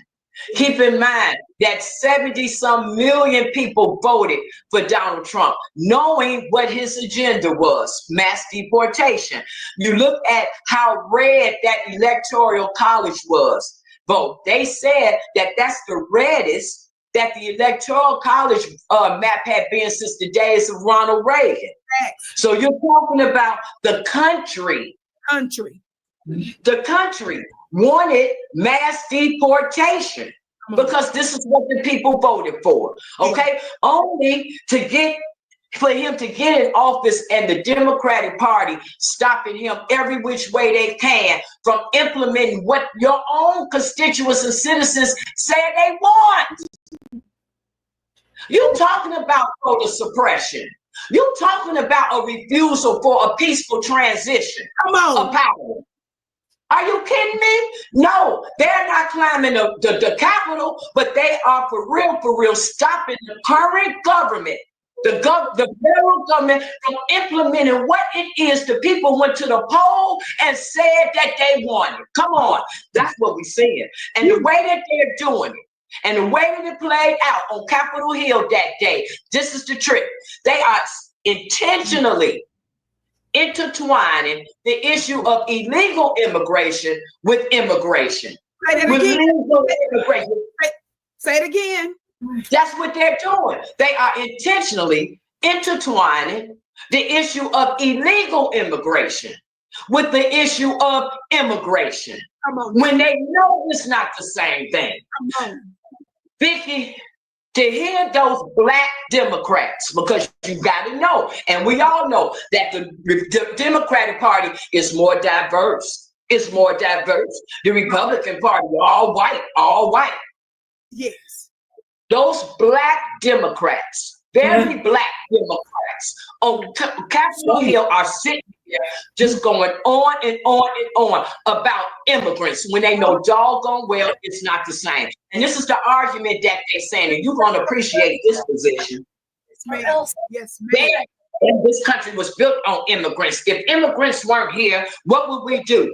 Everything would fall apart. Everybody here is an immigrant. To promote this immigration thing when you know doggone well that's a lie. You know that there is a group of people here in America who are not immigrants at all, and that would be us. Come on, we were never immigrants in this country. We got here by way of whether you believe that we FBA foundational and we're here already. I believe that there is some truth to that argument based on the fact that we are the original people. So it is very possible that Africans that migrated to all over the existing lands at that time. I'll give you that, but it's undeniable that a lot of us came by way of that slave trade. And we got here by way of slavery, which was what? A legal institution in America. So every time we stepped foot off that slave ship, we were already legal. We were never immigrants. So for the Democrat Party to sit up here and stir this thing about how if the country didn't have immigrants, it would fall apart when the non-immigrant Black people, the ones who started this. Come on now. Come on. How is going to fall apart because you don't agree to let a bunch of illegal people who you don't have no trace of who they are, where they from, who they are. It was sickening to see the Democratic Party sit there and want to sit here and just demand rights for people who have broken into this country. Demand rights for people who haven't did a dime, and it's just so sickening because you've never, even on Capitol Hill Democratic Party or locally here in Chicago, I've never seen a Black Democrat stand up and fight for Black America. I've never seen it. Never. They didn't on Capitol Hill last week, and I'm in these meetings here 2-3 times per week. Come on. And I have never seen a Black alderman, a white alderman, a Hispanic alderman, the couple of Asian aldermen in there. No one has ever stood up and said, give Black people their money. They never said, do economic development in Black neighborhoods. They have never said it. I don't care how Brandon Johnson stood up there and lied and say about how he's put $200 and $300 million on the south side and west side of Chicago. He's a liar, and the truth is not in him. I live in South Shore, which is the heart of the south side of Chicago, and the only thing he done put over here is a bunch of illegal immigrants. Come on, let me hit the gavel on that one. Somebody. Because it's the truth. Because it's the truth. And we holding court today. If you just tuning in, I know y'all like whatever this is, it's a fire. Somebody, Denise says, this sister is speaking the truth and lightning bonfire. She got some fire emojis. And then she says she got her mini gavel and I'm hitting the table with it. You gotta That's what we do. Here, following the Democratic Party like this, letting them lead us around by the nose like this when they don't mean no good for us. Every person in Chicago, every Black person in Chicago, you want to keep on standing behind this Brandon Johnson? You want to keep on standing behind this Democratic Party? I want you to go outside your door. I want you to just go inside. I ain't telling you to go far.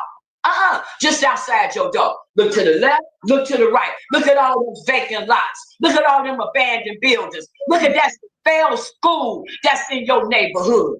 And then you tell me what Republican did it. And I'm not sitting here caping for the Republicans. All I'm saying is what I'm saying. Who did it? The Democratic Party did it. They did it then. They're doing it now. They did it on Capitol Hill last week. They were going for illegal immigration, not your black self. Not at all. Let me tell y'all something. This woman is breaking it down for you like nobody's business. And she is a direct witness and a daughter of the soil that this is what makes this so explosive.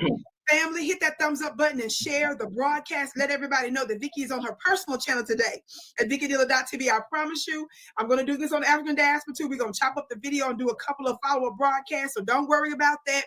But I wanted to, look, I'm greedy. I had to get a... Look, I wanted to claim the interview. Okay, is that all right, Sister Jessica? Hey, go on with it. Y'all got to say, I've been watching you. Yeah, I've been watching you. You the one who got me into black media. I'm telling you, you with Nasheed, like I took that Dr. Shauna a couple of years ago. I'm like, wait a minute, who are these people? And y'all was bringing it. No, I feel blessed to have this conversation with you. Let's get the information out and let's help black people, because we're in a bad state in America right now. Wow. And we know better. We know better. This is powerful. You know, what you said just a minute ago when you said, I'm not giving the Republican Party a pass, but let's tell the truth about who did it. My dear sister, black media, I've heard them use the phrase B1. I use it as well. Some of the others in black media, these spaces. And one of the things that I say often is we are B1, not D1. And why do I say that? B1 meaning black first and not D1, Democrat first. I say that because, see, when you start to associate yourself first with religious labels, political labels, socioeconomic labels over being black first, you'll make an excuse for a racist Joe Biden, but then you can point out the racism of a Donald Trump. You'll find your favorite racists. You'll let them get away with stuff that you know you would never, ever allow the other side to get away with. You will justify the Democrats not giving you reparations, even when Obama first got in office. Remember, they had the White House, they had the Senate, and they had the House of Representatives. Did they use that little window of time to push through reparations? No, they used it for other stuff. The same with the Democrat, the previous Democrat administration, right? But that little short time, what happened? They had the presidency, they had the Senate, and they had the House of Representatives. So when folks say, well, what Republican you gonna get that's gonna help you with reparations? We didn't need no Republicans when you all under two different administrations had it for that window of time. All we needed was the Democrats. We don't need no civics lesson, Roland Martin, as they try to tell us how civics works. No, we know how it works. You all chose not to do it. And even if they did, my dear sister, what are they doing now, even though that they don't have those levels of power? I want you to talk on this, and we're going to get back on to the second and third takeaways that you took away from it. Yeah. I'm covering the fact that not only, as you just mentioned before, Brandon Johnson is lying about hundreds of millions of dollars spent for black folks in Chicago, when we know all this other money. Broadcast of African Diaspora on where one of the agencies there was looking into certain gifts that were being taken that weren't disclosed. Weird little stuff he got going on that they didn't tell. I just did a broadcast the other day highlighting the fact that he has a criminal referral now after that during that hearing. But also we found out that both he and the previous Democrat mayor, Lori Lightfoot, is said to have obstructed some of the hearings and information that's going on. If you want to get into that, you can. But I want us to understand all of this money, these resources are going to everybody but black Chicago there, and all of the efforts they're doing to literally stop you. You just weaved a beautiful point a minute ago when you said that they love to talk about voter suppression. The Democrats say that about the Republicans, but here it is. Didn't they tell us that the Republicans demanding IDs was racist for voting, but it was the Democrats that suggested y'all had to show IDs to come to the political meetings. They had to pull that back. Would you talk to us about that and then move on to your second point that you took away from the hearing? I mean, you just said it best. This is levels and levels and levels of corruption by the Democratic Party. Brandon Johnson is completely responsible for what is happening with him under his rule. That is true. But it started before Brandon Johnson got in office. If you recall, Lori Lightfoot, the very first school that they tried to put the immigrants in was over in Wentworth, over in the Woodlawn area at this elementary school. And the community came out then against Lori Lightfoot and told her if she put those immigrants in that school, that they was going to vote her out of office. She went on and let them get in that school. And in fact, they got her out of office. Okay. Now, it's a brother here by the name of Mark Carter. Okay. And Mark Carter been doing a lot of work, on the ground too. Okay, and he started talking about this 2011 immigration plan that apparently had been in the mix for years in these Democratic cities, about how they were going to bring immigration into these Democratic cities. And he was talking about it when this conversation of immigration first started getting big. Now you see, this is what it was. This is a plan. Think about it. Think about it. Remember when COVID was in place? And remember when they kept saying, what's going to happen when Title 42 get lifted? What's going to happen when Title 42 lifted? Remember they kept saying that. Well, we saw what happened. What happened was Joe Biden and Kamala Harris opened up that border wide as they could and let everybody in here. Come on, that's what happened when Title 42 lifted, and did it under the false guise of what? Being asylum seekers, being refugee seekers, lying about all of it, just caravans of people over here. Come on. That's what that was behind. And then here in Chicago, they started lying, saying that this was by way of the sanctuary city ordinance that Harold Washington had done from 1985, playing that card because, again, he was a beloved mayor here, because he was the first Black mayor here. So everybody here loved Harold Washington. So they hung it on him.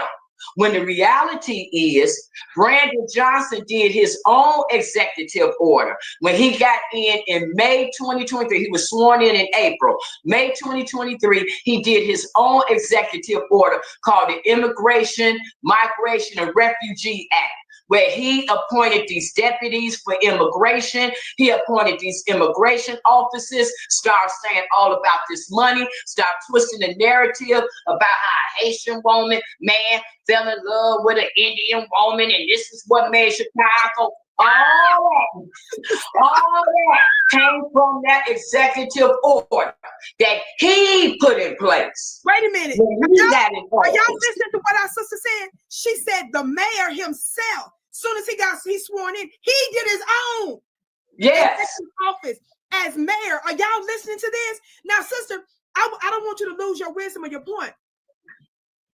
You and I, of course, we haven't talked about any of the details about this, except for the fact that I wanted you to have some main points that you want to discuss. Yeah. I'm not gonna put my 2 cents. I need to hear from you.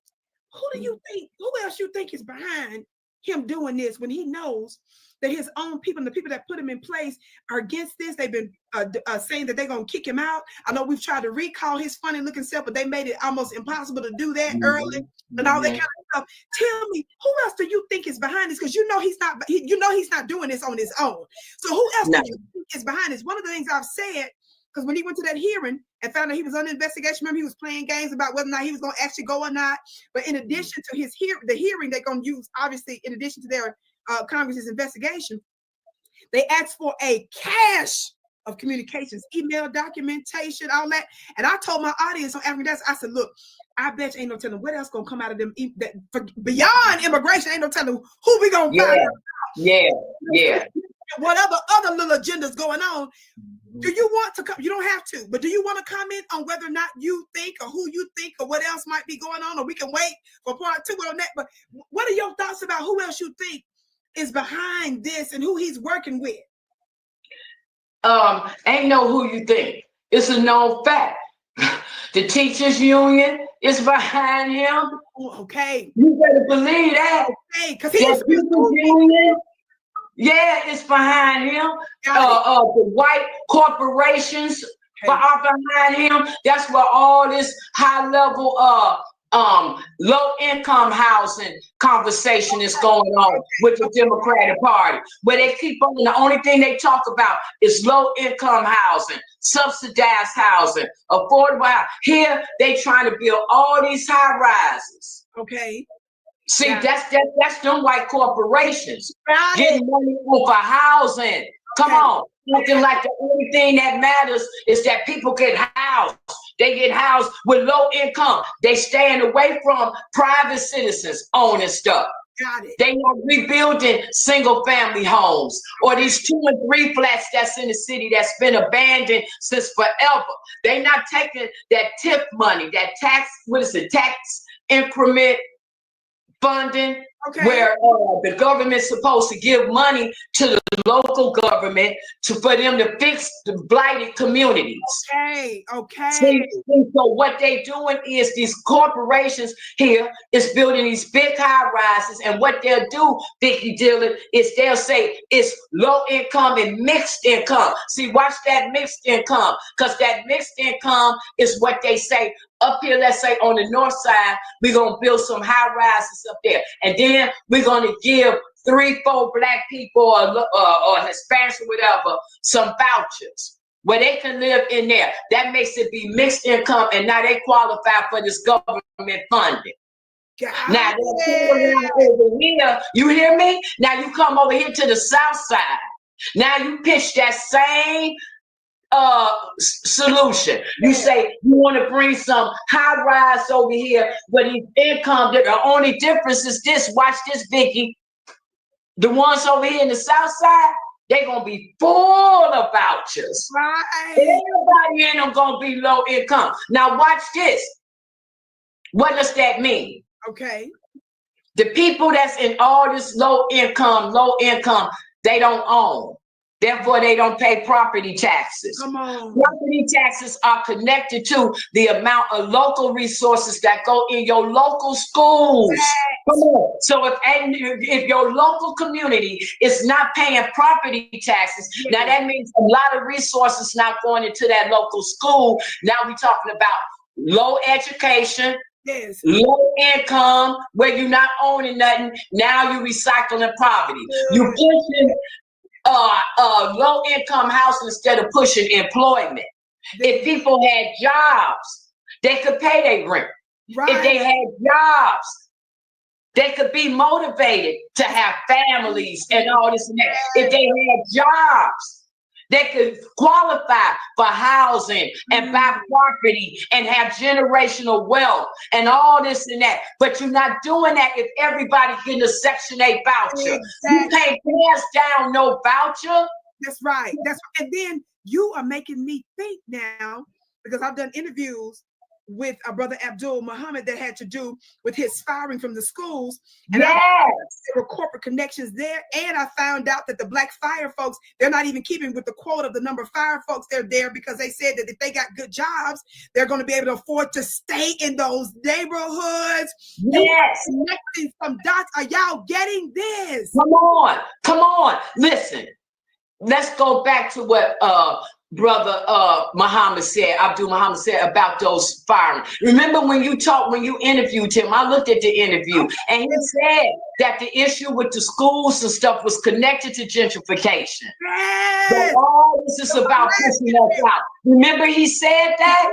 He did. Okay, now let's run it back. Remember when you met with us when we was here in Chicago? Yes. Remember we gave you what? That contract for Black Chicago. And in that we were talking about that contract for Black Chicago. Remember, we were saying that the template for that is that for every city that's a blue city, whatever the population is for Black people in that city, that employment should be represented in all the various aspects of the city, including the fire department hiring, the police department hiring, the law, the teachers, right?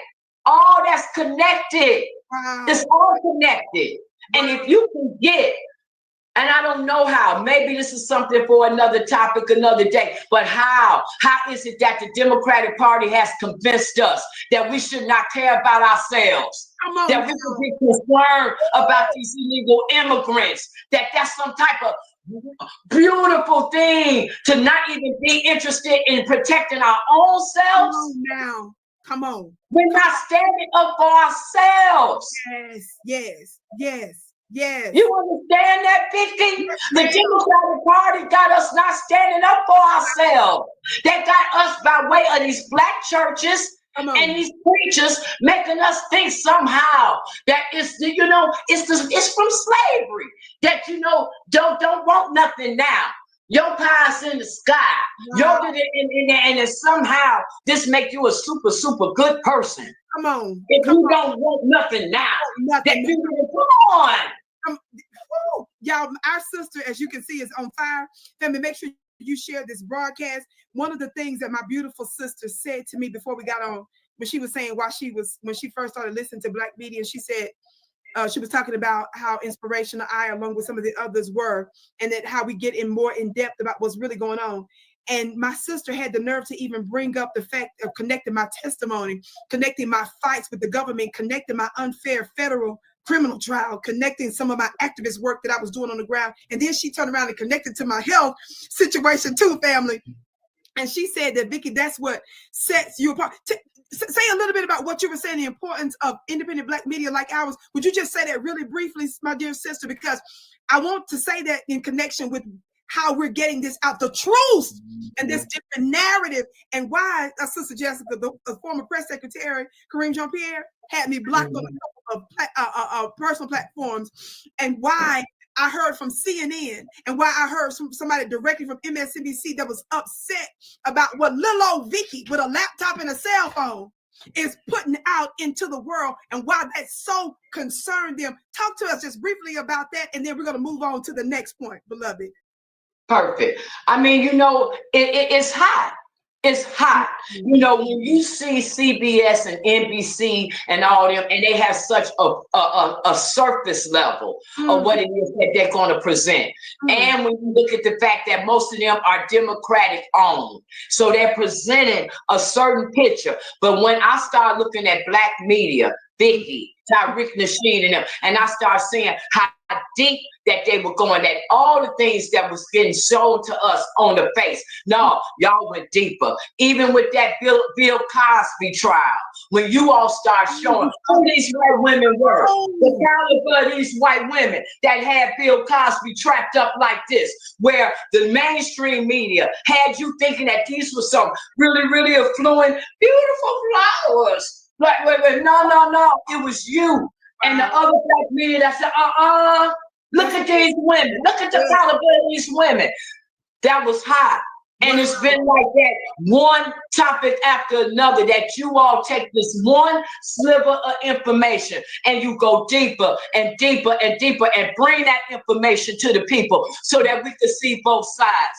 You all are doing your part. It's up to us now to open up our minds. Come on, the Bible says, be ye transformed by the renewing of your mind. Grab hold to what the truth is that y'all putting out here, because y'all putting in the work.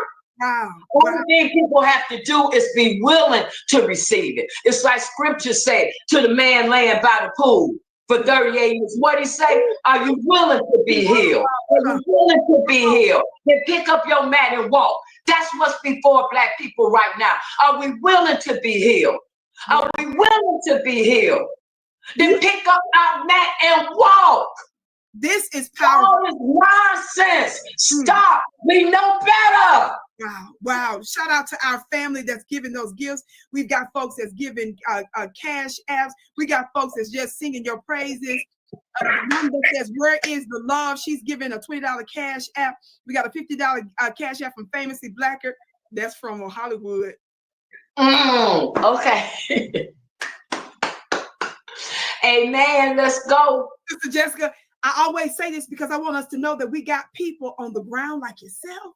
And we've got some other folks that's helping us. So we need all kinds of soldiers. If people ain't standing in the way, and they're different kind of soldiers, right? When you go to war, You have to have nurses that enlist, don't you? You got to have cooks that enlist, and you got to have the front line. So we got to respect everybody and their role. As long as you ain't in the way trying to push no agenda and stop us, prevent, frustrate, and forward what we doing, or you become an enemy to us. Talk black to me, somebody.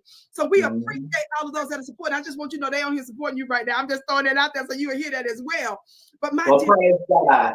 Yes, I wanted you to bring that up, what you said a few minutes ago, and I connected it with my interviews that I did with Brother Abdul Muhammad and some other stuff. Y'all better not miss. Y'all better not miss. Y'all saw I popped up on you for Chicago before. What if I do it in a minute? Don't play. Y'all know I don't do nothing for nothing around this piece. And with my health and other behind the scenes stuff I got going on, don't play with me. Y'all better stay tapped in and tuned in to what I'm doing here so that you don't miss what we're doing. I wanted them to see you too, sister, because I want them to know that when people love to say, well, what we gonna do about it? What we gonna do this, that, and the third, and what we gonna do this? There are people just like our sister Jessica that are out there doing the work on the front lines, but you all have your job. Those that give the narrative, those that support, those that back what's happening. There are different kinds of soldiers, so you get in where you fit in, dear family. Now, one of the reasons I wanted you to bring up what you just brought up just a second ago, did y'all see how she beautifully connected the different interests? Folks don't understand the immigration issue is a geopolitical international issue. And one of the things that I'm gonna talk about, I got a webinar coming up. It's pinned below. It's pinned above. I'm not even spending a lot of time talking about that right now. Family, it's pinned above. It's a free webinar coming up in a few weeks. I'm gonna be talking about some of those very unseen forces, beloved, that we hear about the news that think ain't got nothing to do with us. It's directly connected to what's happening on the local level in Chicago, Illinois. And you better believe our sister that you watching on this screen needs to be supported, because you all understand that there are forces that don't like what she's doing. In fact, would you tell us a little bit about what you told me right before we came on when you said that you would hear me talking about different forces coming against me, and you said that you understood? Say what you were saying about that. Yeah. Absolutely. That's very important. I'm glad you brought that up. Yeah, as we start moving in this direction, and when I say we, yes, I'm talking about, first of all, Zoe Lee, who's been down there fighting for her mother's property. It's an issue of eminent domain.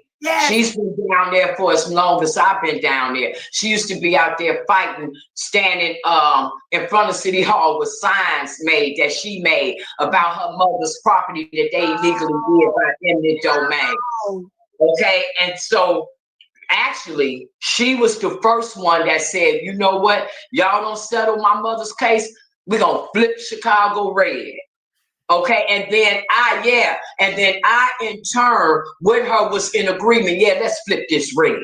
Let's flip this red. Okay, then about in October, that's when she got these shirts made up. Before then, we wasn't wearing shirts, so we was just out there. She got these shirts made up, and she invited, she did like a town hall and invited people to come. And then that's when Danielle Carter came. We call her Danny C. You probably seen her in the news, in YouTube. So that's Danny. Okay. And then Dave Mason came. And then, there are other people, Molly and her daughter. And Badu, I think he got a French name. But, they work more closely with Zoe. And that part, like that social media stuff. But anyway, then you had like Khalil Trucc, and Tyrone Muhammad, and Gloria and Erica, who made that contract for Black Chicago. Like I said, Mark Carter, who did that immigration thing. There are a lot of people out here that have been fighting for Black Chicago. I want you to be crystal clear about that. Yes, sis. It's a lot of us that's been out here. And Latasha Dunn, and see, I want to give a shout out to Khalil Trucc. Khalil Trucc is from the West Side. Okay. Like we over here from the South Side. But those of you who don't know, that South Side, West Side beef between Black Chicago is deep. It's deep. It's deep. I've never known it not to be. And I'm 62 years old. All your life, South Side didn't fool with the West Side. West Side ain't fool with the South Side. It's always been that way. We don't fool with each other. Wow. It's a known fact. Okay. Well, Brandon Johnson got in office, and the first person, and after that Wentworth thing with Lori Lightfoot, okay, the next school that they attacked was South Shore High School. And that's over here by where I live. My sisters went to that high school, right? So Natasha Dunn and them who live over there in that part of South Shore, that's the ones that you saw come out and did like that bigger press conference was saying that they didn't want them in that school. If you recall, at the same time, a little while after them, they started attacking that Munson Park field house. Come on now. On the west side. Come on. And that's when Claud and Renee and them on the west side start cutting up like, you ain't bring them over here. Next thing you know,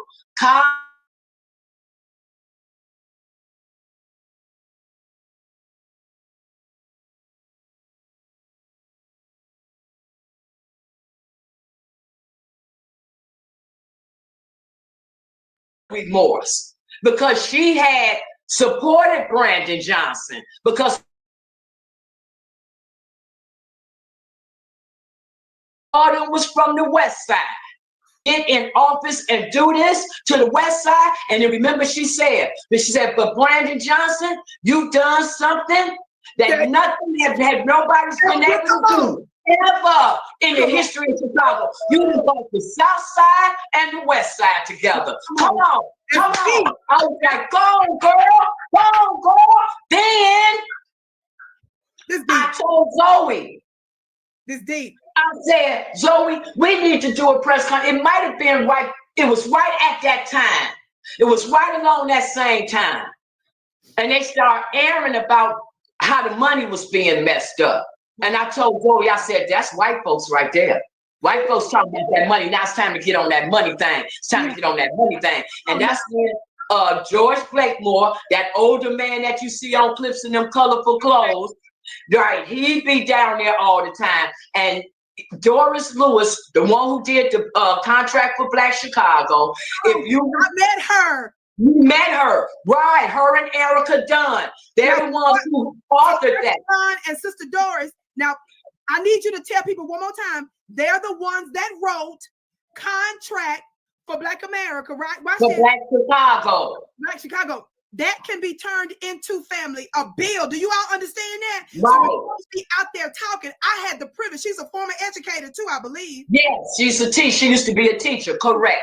So I need y'all to understand. This is who I fool with, and this who fool with me. When you're out there talking, you're talking to Black women and men, and even some of the others that are on the line writing bills that other folks can copy. Didn't we talk about that during the meeting? They could take that very contract and other cities could just use that as a template before their local Congress folks? Yes.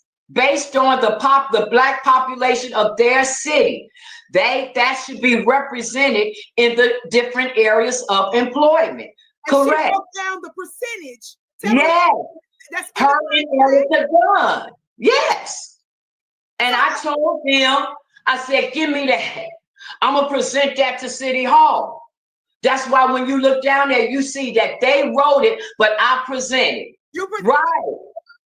But see, because there's a lot of us that was working. But the people, I don't want nobody nowhere to ask me, Vicky, well, what's the solution? Who out there doing it? Did somebody demand that you be a part of a group, my sister? Did somebody compel you and force you to get involved in this? You did this organically. You start getting in where you fit in, and look at the explosive growth and the people that you've inspired. And people who inspired me. See, and people who inspired me. Yes. You understand? Yes. When I started them talking about that money, I told Zoe, I said, I remember when Lori Lightfoot, when I first got here, remember I said I came in 2019 to see about my mother's estate. And at that time, of course, over the years, I had started noticing the decay of the South Side, 71st Street, 75th Street, 63rd Street, 79th Street. Over the years, you start seeing decay of it, especially after the crack epidemic, really. Right. Got it. Really. That's what started this decay. Got it. Yes, absolutely. Because the 70s, the 60s and the 70s on the South Side, it was like, what? We had everything over here. What? We had stores, we had Black-owned restaurants, Black-owned gas stations, Black-owned banks, Black-owned communities. We had everything over here. You literally never had to go downtown unless you was going to get Garrett's popcorn or wanted to go to Marshall Field. Here on the South Side. Do you understand? No, we was not breaking our neck to be that. No, because we had everything we thought we wanted over here on the South Side. And then after the crack epidemic, yeah, you saw the decay of our neighborhoods, and the Democratic Party, who's always been in office, has never put that money back into our communities. They literally let our communities decay like this, you know.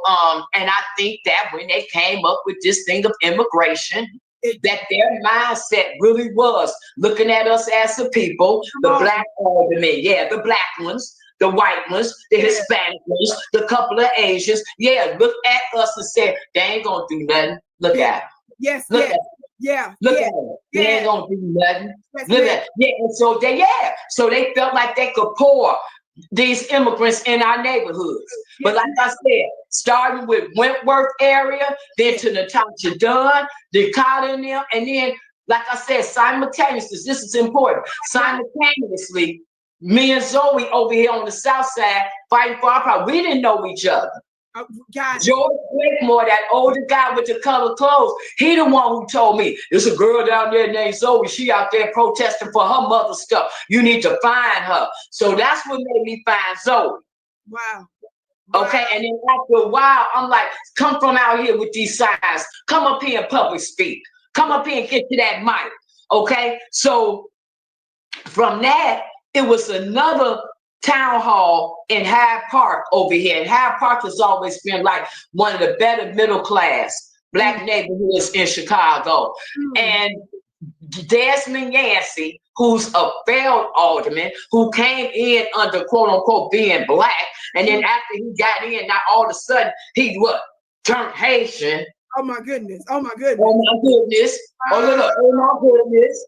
Oh my goodness, he did it. You know how Donald Trump say Kamala Harris was Indian, and then all of a sudden she turned Black, right? Real facts, right, facts. Same thing with Desmond Yancey. He got in on the Black car, running as Black, got up in there, and all of a sudden he discovered in the last couple of months he Haitian. And instead of being did ordinances for that and all of that. So he came to put the immigrants in Hyde Park. Hyde Park. Now let me explain Hyde Park. Hyde Park is a part of the city that, let's say us over here in South Shore on the South Side, when we want to do nice Black, when we want to go to nice Black restaurants, when we want to go and be able to walk around in a nice Black neighborhood, you know, that's what Hyde Park was over here on the South Side. So they came up with the bright idea that they're going to pour some illegal immigrants over there. So it was a town hall meeting. Doris Lewis, the one who made that contract with Erica, got up. It was a clip that went viral when she said, "We don't want them here, send them back," and that went viral. It was George. Well, I told George, the older guy with the colorful clothes, did he know her? He said, yeah, he knew her because Tyrone Muhammad knew her. Wow. So I said, can you get her number? I said, because I think we need to do a press conference. Me and Zoe need to do a press conference. Maybe she can help us do a press release. Yes. So George connected me to Doris. That's how I met Doris. So me and Doris work on the press release because, like I said, Lori Lightfoot, when I got here in 2019, she was talking about this Southwest Invest money. And that money was supposed to be monies that was supposed to fix the South Side and the West Side and all the different communities. Okay? Then all of a sudden, COVID came. That conversation went away. When COVID was over, now all of a sudden, it wasn't no more talk about Southwest Invest money.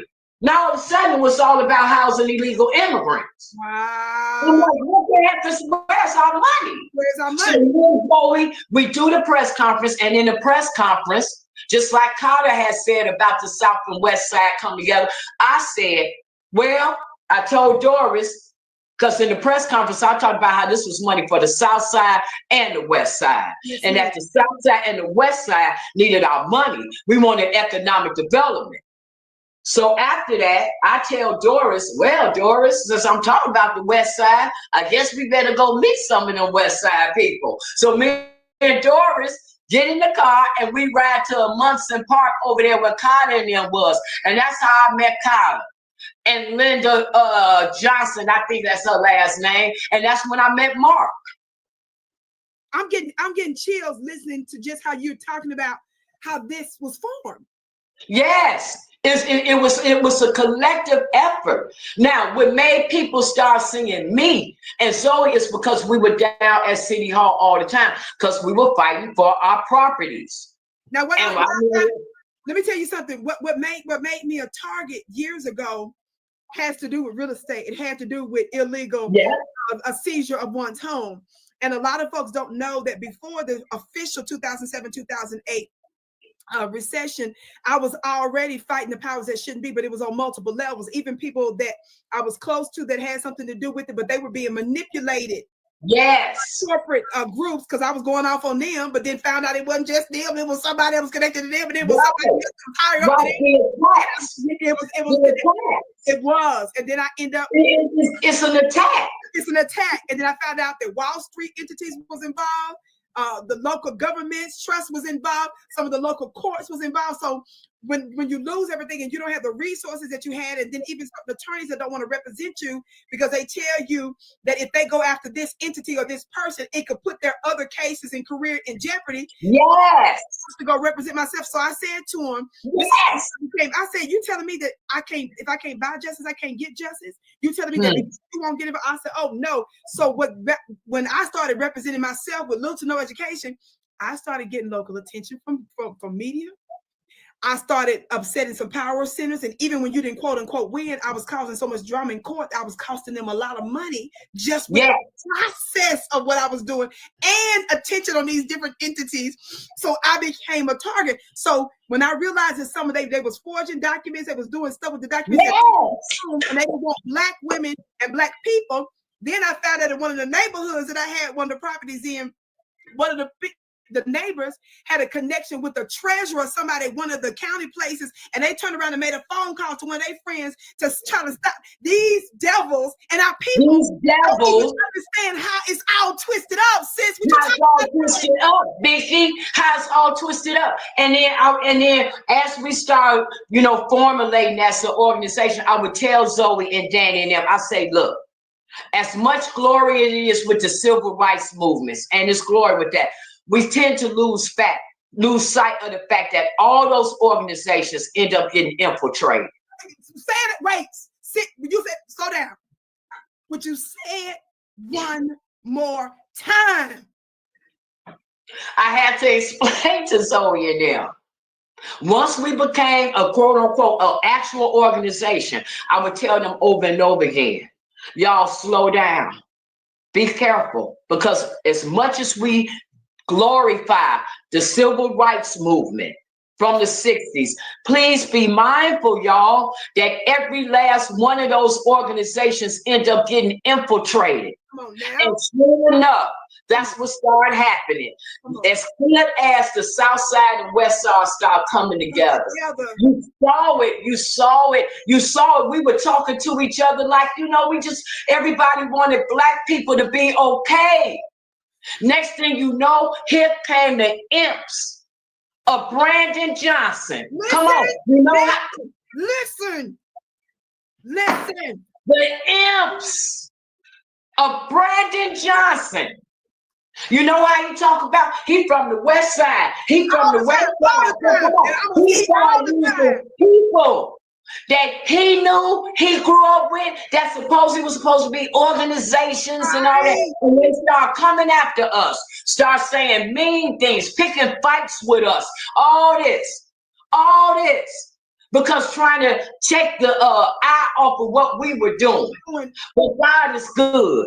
God is good. And I remember, I'm like, this that jump Vicky was talking about. This what I saw when people was coming after her. But Vicky kept going. Kept going. She would be sick sometime on her thing, but she would keep going. She keep going. You were talking about the mortgage, how they were stealing property. I'm like, yeah, there it is. Come on, keep going. Because that's the issue.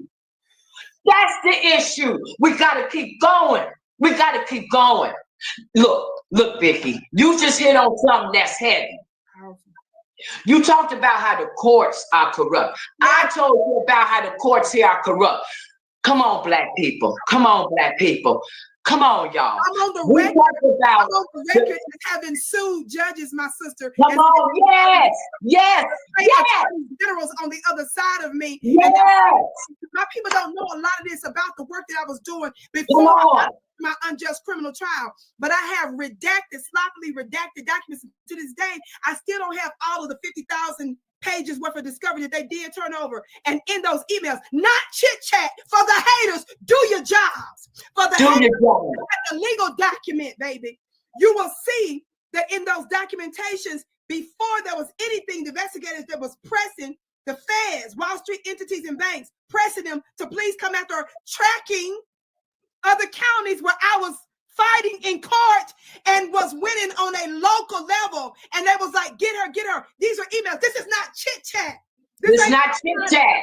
It's not chit chat. It's a corrupt judicial system. And listen, Black people, we sit up all the time talking about how the courts is crooked. The courts is crooked. Come on, let's talk about two things. Number one, nobody's denying that. You crazy to deny. But it's not just criminal court, it's in civil courts too. It's in civil courts too. And civil courts is where they do the economic harm. They want you to keep on looking at the criminal court when the reality is less than a third of us is actually going to be in criminal court. No, we all end up some type of way in the civil proceeding. And civil proceedings is how they're getting us economically. Civil proceedings is how they're taking our property. Civil proceedings is how they can make you pay money that you don't owe. Civil proceedings is how they can keep you from getting damages that are due to you. Them civil proceedings, come on. Them civil proceedings. That's how come when they be talking about judicial court system, you always hear either they're going to say the criminal court or they're going to say the courts. They never say civil court because civil court is economic damage. Girl, you better listen. Come on, Black people, get your mind right. Listen while you listening to these old crooked Democrats. Look, for the first time in history, we have a United States of America president. The president of the United States, who is the most powerful man in the world. Whether you agree with him or not, whether you're on this side or it don't change the fact that he holds that position. And it is the first time in history, Black people, that we have a president that can attest to the corruption of these courts. Because of the way they came at him, we need to take this as an opportunity to get judicial reform. He already did the thing, the First Step Act. That means that his mind is there. Now, come on, push, Black people. Make them look at this corrupt judicial system. What you're saying, I got to put my 2 cents on this one because what I've been saying for the longest. When I was out there and my so-called spiritual brothers and sisters, they couldn't hang with me, sis, when I became a target. They started strange.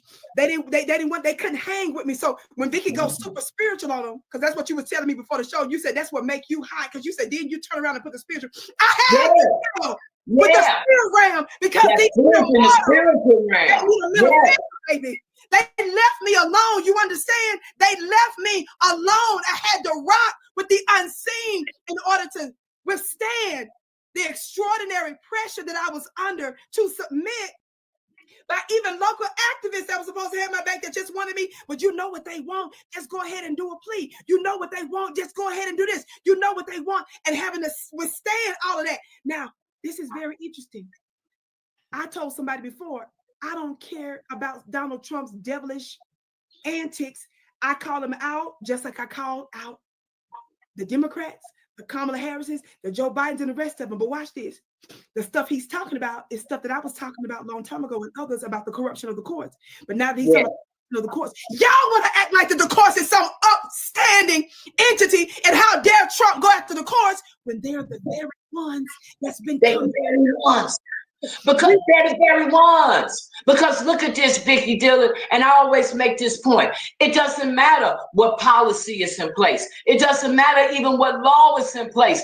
If you get to court and the judges are corrupt, it ends it. My mother did everything right. The Constitution is there. The law is there. People will say, people that don't know your case will say, but did her mama have a wheel? You know, black folks love to do shows on whether or not black folks is getting wheels. You started the show before you even told the testimony good. You said, first of all, you said my mama had a what? She had a full authentic will. Thank you. Notarized, signed, not found down in the side of a couch and all that. No, my mother took care of her business, and I resent anybody who tries to say otherwise. Say it now. I dare you try to slander my mother. Come on. My mother had her business in place. She did everything right. Our parents, their generation, their claim to fame was to buy property, pay it off, and pass it to their children. So that their kids didn't have a dime in the bank, they had somewhere to lay their head. Come on. I dare you take the lies of a corrupt entity over the sanctity of my mother. Come on now. Come on. You can get back with that. Thank you. And then this is what folks don't understand. The finesse, the tricks, and the technicalities that the courts use to prevent you from ever getting to the facts or the merits of the case. They use tricks and tricks to prevent you from even infiltrating. And even the judge in one of my situations where he signed a document claiming he did it based on half of the charges on my behalf, and it was read before a jury as if I agreed for that. And I'm looking at him on the side. I'm looking at him on the side, letting his funny looking self know, Ninja, you went behind my back and you signed. I got chills talking about it right now. I said, you signed. I'm looking at her. And when I told the judge, when I brought it up to the judge, whatever, after the case was over, one of my cases was over, letting him know, I'm gonna tell the judge, you better file that document to let them know that I was never authorized, because that was read before the jury, saying that I had agreed and admitted to it related to half of the charges, which is known as a stipulation. That was what he signed, was tantamount to a plea agreement on those particular charges that he signed behind my back with the prosecutors. And when that was brought before the court, because after the unjust trial was over and the guilty plea was in, we had to have a hearing after the fact. I waived my attorney right privilege because I wanted it all out there. The court cleared. She did a technical thing to where she didn't even address my briefing at all. She simply gave another attorney, fired him, got him off the case, and put another she appointed that was technically in private office herself that would never get to the issue. I had too many other situations like that. I went down in my civil work. Before y'all knew, you 2008, 2000, well, what they say about her, what the feds say, what they say they got on your fucking looking self. Before that took place, I was down there doing a lot of the work and my name was buzzing around. They was telling me, they knew who I was and what was going on. Your name will quickly start to spread when you start to elevate, when you start to expose certain things, and you will realize, maybe this wasn't even just local. This wasn't even just the people that you trusted, that you went off on, that you first blamed. When you realize this had to do with Wall Street out of New York, when you realize that it had to do with trustee corruption, I'm gonna be honest with you. One of the things I found that was contrary in some of the documents, I didn't even realize. I just started doing the work and started doing research and started paying money to get information that some of the people inside the trust department started to hand me paperwork. Look, sis, and they would say, look at the bottom of that. It says a serious on that. This signature don't go with that. That don't go with this. They told me to go down in the attic where they kept some of the documents, look for X, Y. You understand? This how that kind of stuff goes down. And they were trying to stop the economic interest, and I didn't even know what I was on to. Do you understand? I didn't even know what you don't even know what you own to. You don't even know what you own to. I had no idea that this would land me on Capitol Hill sitting in that room. I had no idea that this would land me there. And you just going the way God is moving you to go. You don't have no choice. You in it. It's sink or swim. You got to do what you got to do. And you start seeing, like what you say, how God started lining up people to help you. How you start seeing. Y'all hear my sister? I got to say this. You see the brother's name that I got on the screen? I lie not. I lie not. Cool Keezy. He's out of Colorado. I didn't know this about this a long time later. He said Vicky Dilla's name was ringing heavily. Cool Keezy, would you write in the chat what you told me, not me? I didn't know you from a can of paint, bro. We don't live in the same city. I think he told me some brothers that was locked up in prison said something about Vicky Dilla's name. Y'all don't understand. I'm gonna let him say it. This is live. When my sister just said what he said, I almost forgot this. Years later, we ain't in the same city. This brother wasn't rocking with me directly, didn't know me from a can of paint back in the day when Vicky was, what did you say? He said Vicky Dilla's name was ringing heavily then. Would you tell him in the chat, bro? What you mean? Cool Keezy, he's a rapper, he's a businessman, a brother. I learned of him later online, not from the state of Colorado, not from Littleton, not from Denver, not from the Aurora region. Y'all been hearing a lot about Aurora, haven't you? And the immigration stuff, Aurora, right? That's within this region of the area. I once lived over in that area too, the Metroplex. That's why I just keep it as a Metroplex. But I'm trying to get folks to understand. My name was ringing in the courts amongst judges in Wall Street. I went and complained at a meeting. One of my family members told me to get down there. They're gonna be talking about some properties of foreclosure. They didn't even know all the details. Watch this. What you say, bro? What you say? He said she was in the news here in Denver. We saw it. I was definitely in jail, bro. They ain't ready for it. They're not ready for it, bro.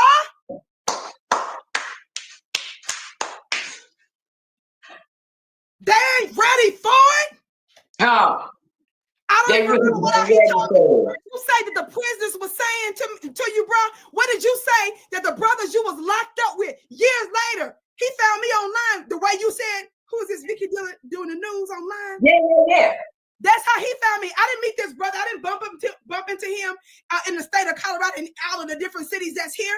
I'm just trying to let you all know that when you do the right thing long enough, and even when it looked like you losing, you winning. Come on, girl. Do you know that some of the very law firms that came against me ended up closing, or they came under investigation, or they ended up being found for fraud, or they had to pay millions of dollars in money and so forth? Do you all understand that even when it looked like I was losing, the belly of the beast, they was fighting, my enemies was falling in different types of ways, entities and so forth. Let me tell y'all something. This is the reason why I rejoice in some of the stuff that's happening with Donald Trump, with his messy ass. But he's the demolition. It's who the ancestors will use. This is what they don't understand, sis. This is what they don't understand. This is what they don't understand. God works through people. And to believe that God works through people, you got to believe then that Satan does too. Come on. It's just real. It's just real. Now, what we do, it's just real. Now, what we do know is God even created Satan. Come on. They ain't ready for that. Remind them. Come on. God even created Satan. Could you remind them? Can you remind them? God created it. There's nothing greater than him. For the Sunday school people out here, this your Sunday school lesson, in case you forgot. There's nothing greater than him. Come on now. Come on. And this is what I want.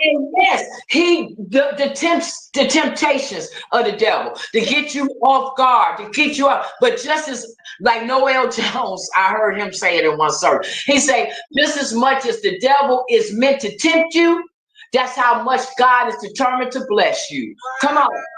Wow. Come on. You don't hear me? And see, and you keep your mind there. See, I'm gonna go back to what you said about Donald Trump and real quick about the Republican Party. Can we talk? I ain't caping for neither one of them. But the reality is we in America. This is our country. Come on now. Do we believe that this is what we built? Do we believe that this is where our ancestors got enslaved at? Do we believe that they ones whose soul is in it? Because if you believe that, then you understand that this is our country. This is ours. And you got the right to demand anything you want from the government. Wait. We're getting close to the end now, sis. I need you to say the last part one more time. I want you to close us out because y'all know I gotta get ready to go live on After Diaspora News. I gotta go live on another network here in a few minutes. Because like I said, look, I stole her. Look, I had to use her from my channel first, y'all. We're gonna take it. I'm gonna do a follow-up, I promise you, on After Diaspora, but I had to use on my channel first today. But would you end us now, because I got to switch over here in just a few minutes. Would you end the time for us, family? Don't forget to get your free seat for my upcoming webinar in case you want to know about it. Guess what I'm going to be talking about? I'm going to be talking about how your U.S. government, we have testimony. This ain't no run my mouth of using Covens on their military bases. Did y'all hear what I said? I'm going to talk about that, AI and intelligence, and the upcoming thing. And some of y'all want to know what's going on with Trump and Elon Musk and people saying he's the president. Y'all ain't heard about this ancient prophecy from Babylon that Trump know about. And y'all ain't heard it like this nowhere. Y'all know I bring it whenever I do these spiritual webinars. Don't miss it. The link is above. I want you to end it for us, dear sister. Would you so much? And I promise y'all, we up to something. I ain't telling yet. Just like we met last year, and I went to a town hall, Black town hall last year in Chicago. I'm gonna make an announcement in the upcoming days. Y'all know I don't play about that. I'm getting ready to go to Ohio here, sister, in a couple of months. Me and some of the folks from Ethnic Diaspora are invited to an event there, so I'm gonna be looking forward to meeting y'all. That's official. I officially signed a contract for that.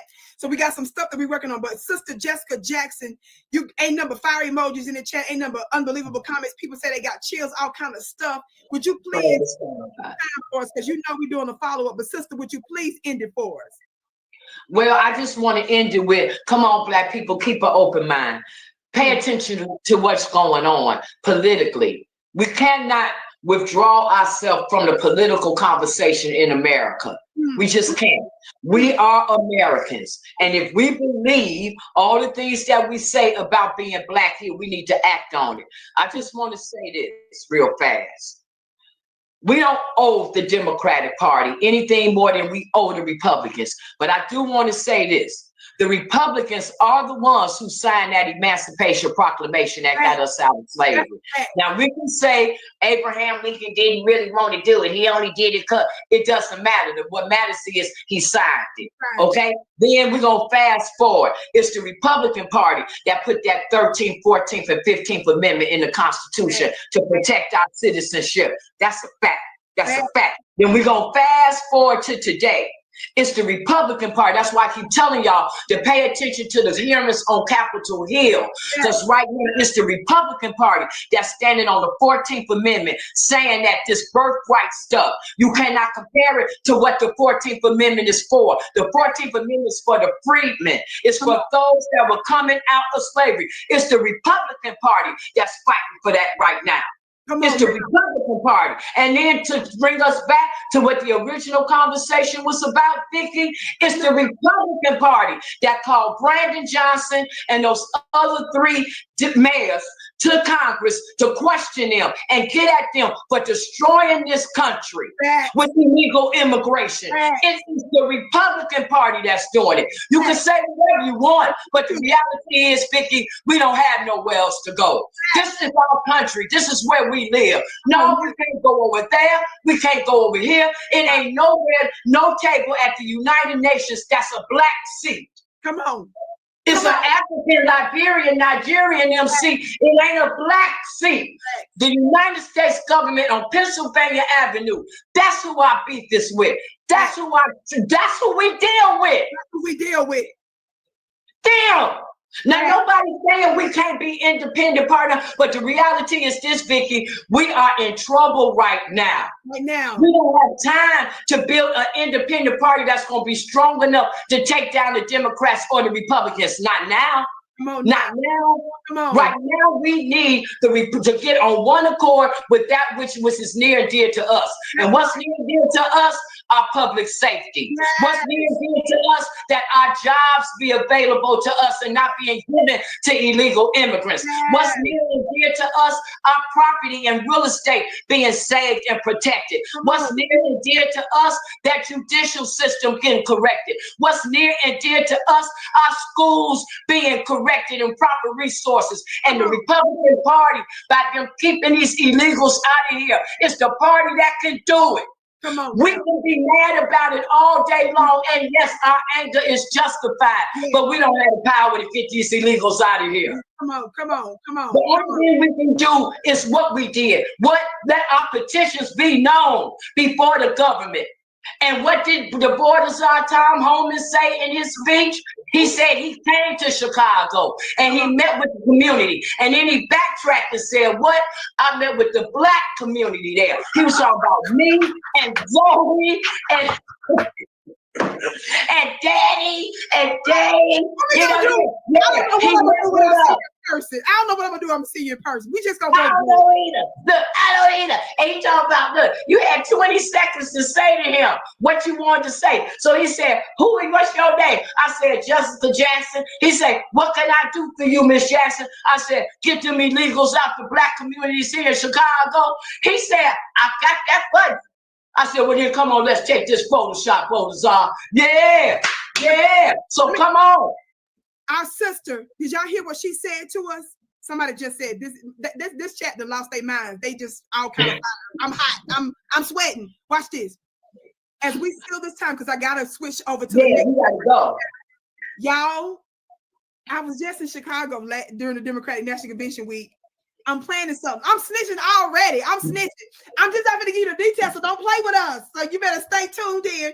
Go to my website and join the email list so that way I can directly notify you when I get ready to touch down for the next Black Town Hall. That's all I can say. Go to VickyPlanet.com. The link is above. The same link where you sign up for the free webinar coming up in a few weeks. That's the same website you go to. Scroll to the bottom of the website, put your email there. And so when I tell you, hey, I'm headed back and I'm gonna be there with my sister, and some old sisters there and brothers, you'll know when it is. So I already told you I'm getting ready to go to Ohio. It's official in a couple of months. And then I'm working on one other city because I'm not playing with these funny looking people. We're not playing with y'all. I'm gonna add to whatever the ground is doing, whatever my sister and them doing. I'm trying to get with that.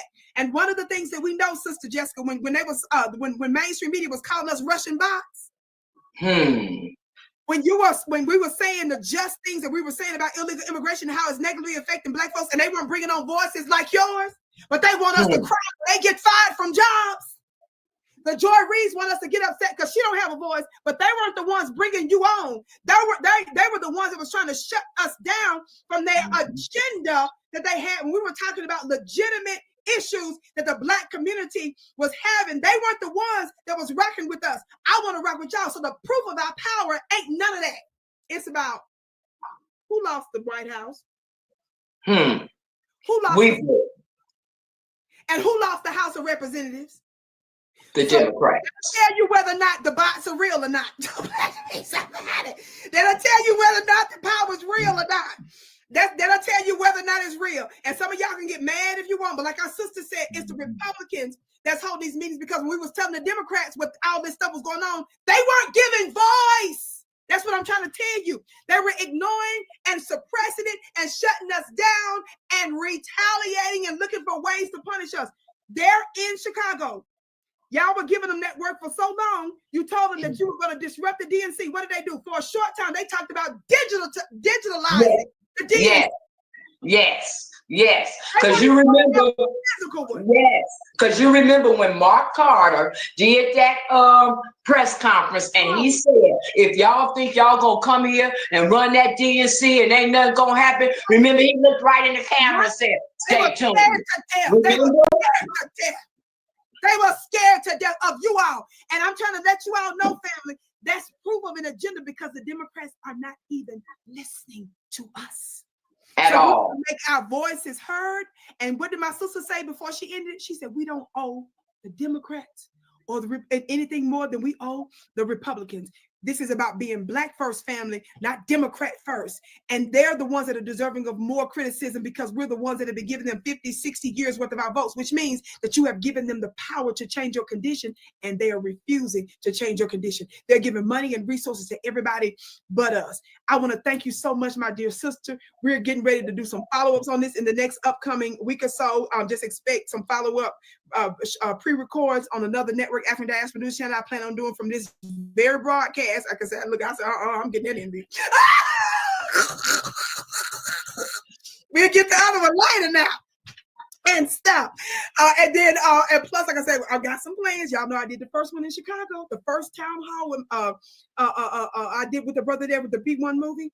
I plan on doing this next one, the Vicky did a town hall, baby. So don't play with us, family. Do not play with us. So I'm so honored. I bow to you, Sister Jessica. I bow to you and the entire team of those that you named and those that you didn't name that's doing the work on the ground. Look, you make us proud.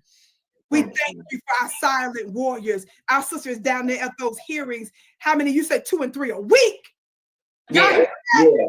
Yeah. We're down there 2-3 times a week. We was down there yesterday. Me and Danny was down there yesterday. Being attacked by the West Side Imps. We was down there yesterday.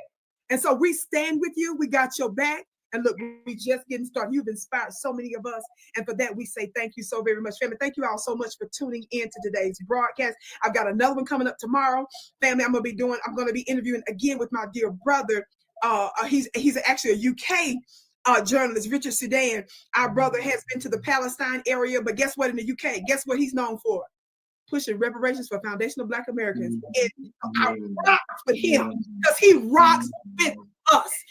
All the time, he's out there pushing for the fact of reparations for foundational Black Americans. So I rock with him as well. So he's going to be with us tomorrow. And y'all don't miss tomorrow's live interview right here, VickyDilla.tv. It's going to be, I think it's 12:30 Eastern tomorrow.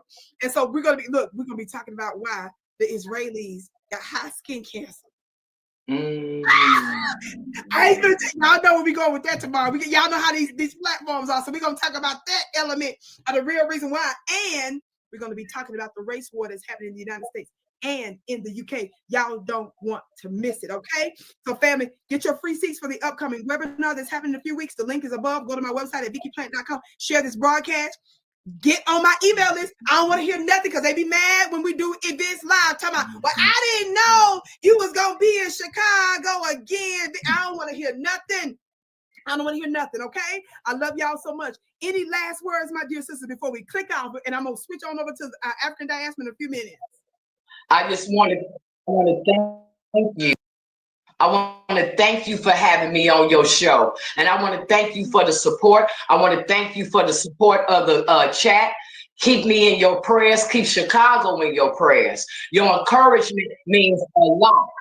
Encouragement means a lot. It means a lot. And I do agree with you. It'll be different, different people have different places in it. So I encourage everybody to find your place in it and work it. Work it. Don't let up, no matter how it looks, in your stop. It. Yeah. And the Lord is with us. God is with us. The only thing that we're required to do is to keep the faith and keep fighting. So I thank you, Vicky. I look forward to seeing you when you come here. I look forward to people in the chat getting more involved. And then and lastly, remember, y'all, it was the Republican Party that offered us up to 40 acres in the mule. Facts. Not the Democrats. Go to the people who originally offered us up to that and deal with them. Don't be scared of white folks, y'all. Come on. We know what it is. We know. They're the ones who champion themselves on being morally correct. And that's a biblical concept, the issue of reparations. When Israel came out of Egypt, Pharaoh had to give them something. They had gold and silver, all of that. That's how they was able to build the golden calf in the wilderness. They had something. So it was a biblical concept that when they let us out of slavery, they were supposed to give us something. That's what the 40 acres in the mule was about. Stop wasting time with the Democrats. They didn't already showed us since HR 40 back in the 80s, they ain't gonna do it. Come on now. Somebody's asking real quick, how do they get in touch with you, sis? Somebody asking for your information. Give them my email, I guess, in your chat, Vicky. Okay, fam, look, this is what we're gonna do. Because you know I ain't into social media like that. So just drop my email. Yes, ma'am. Yes, ma'am. Y'all just contact us at contact page at VickyPlanet.com. That's my website. Yeah. Contact page there, okay? And we'll give you her email address. Our sis move a certain way, and look, I have to respect the way a soldier move. I got my protocol. She got hers, baby. She said, "This is why I'm effective. Don't get me caught up in stuff. This how I talk, and this gonna be what it is through the email and stuff." Okay, y'all. It's our job to make this go to keep her out there. Yes, we love you so much. I love y'all. Thank you for tuning in. Yeah, I'll see y'all tomorrow at 12:30 Eastern, and then I'll see the rest of you all on After Dash for News Channel in just a few minutes. I love you so much. We bow to you. I can't wait to see you again. See you guys later.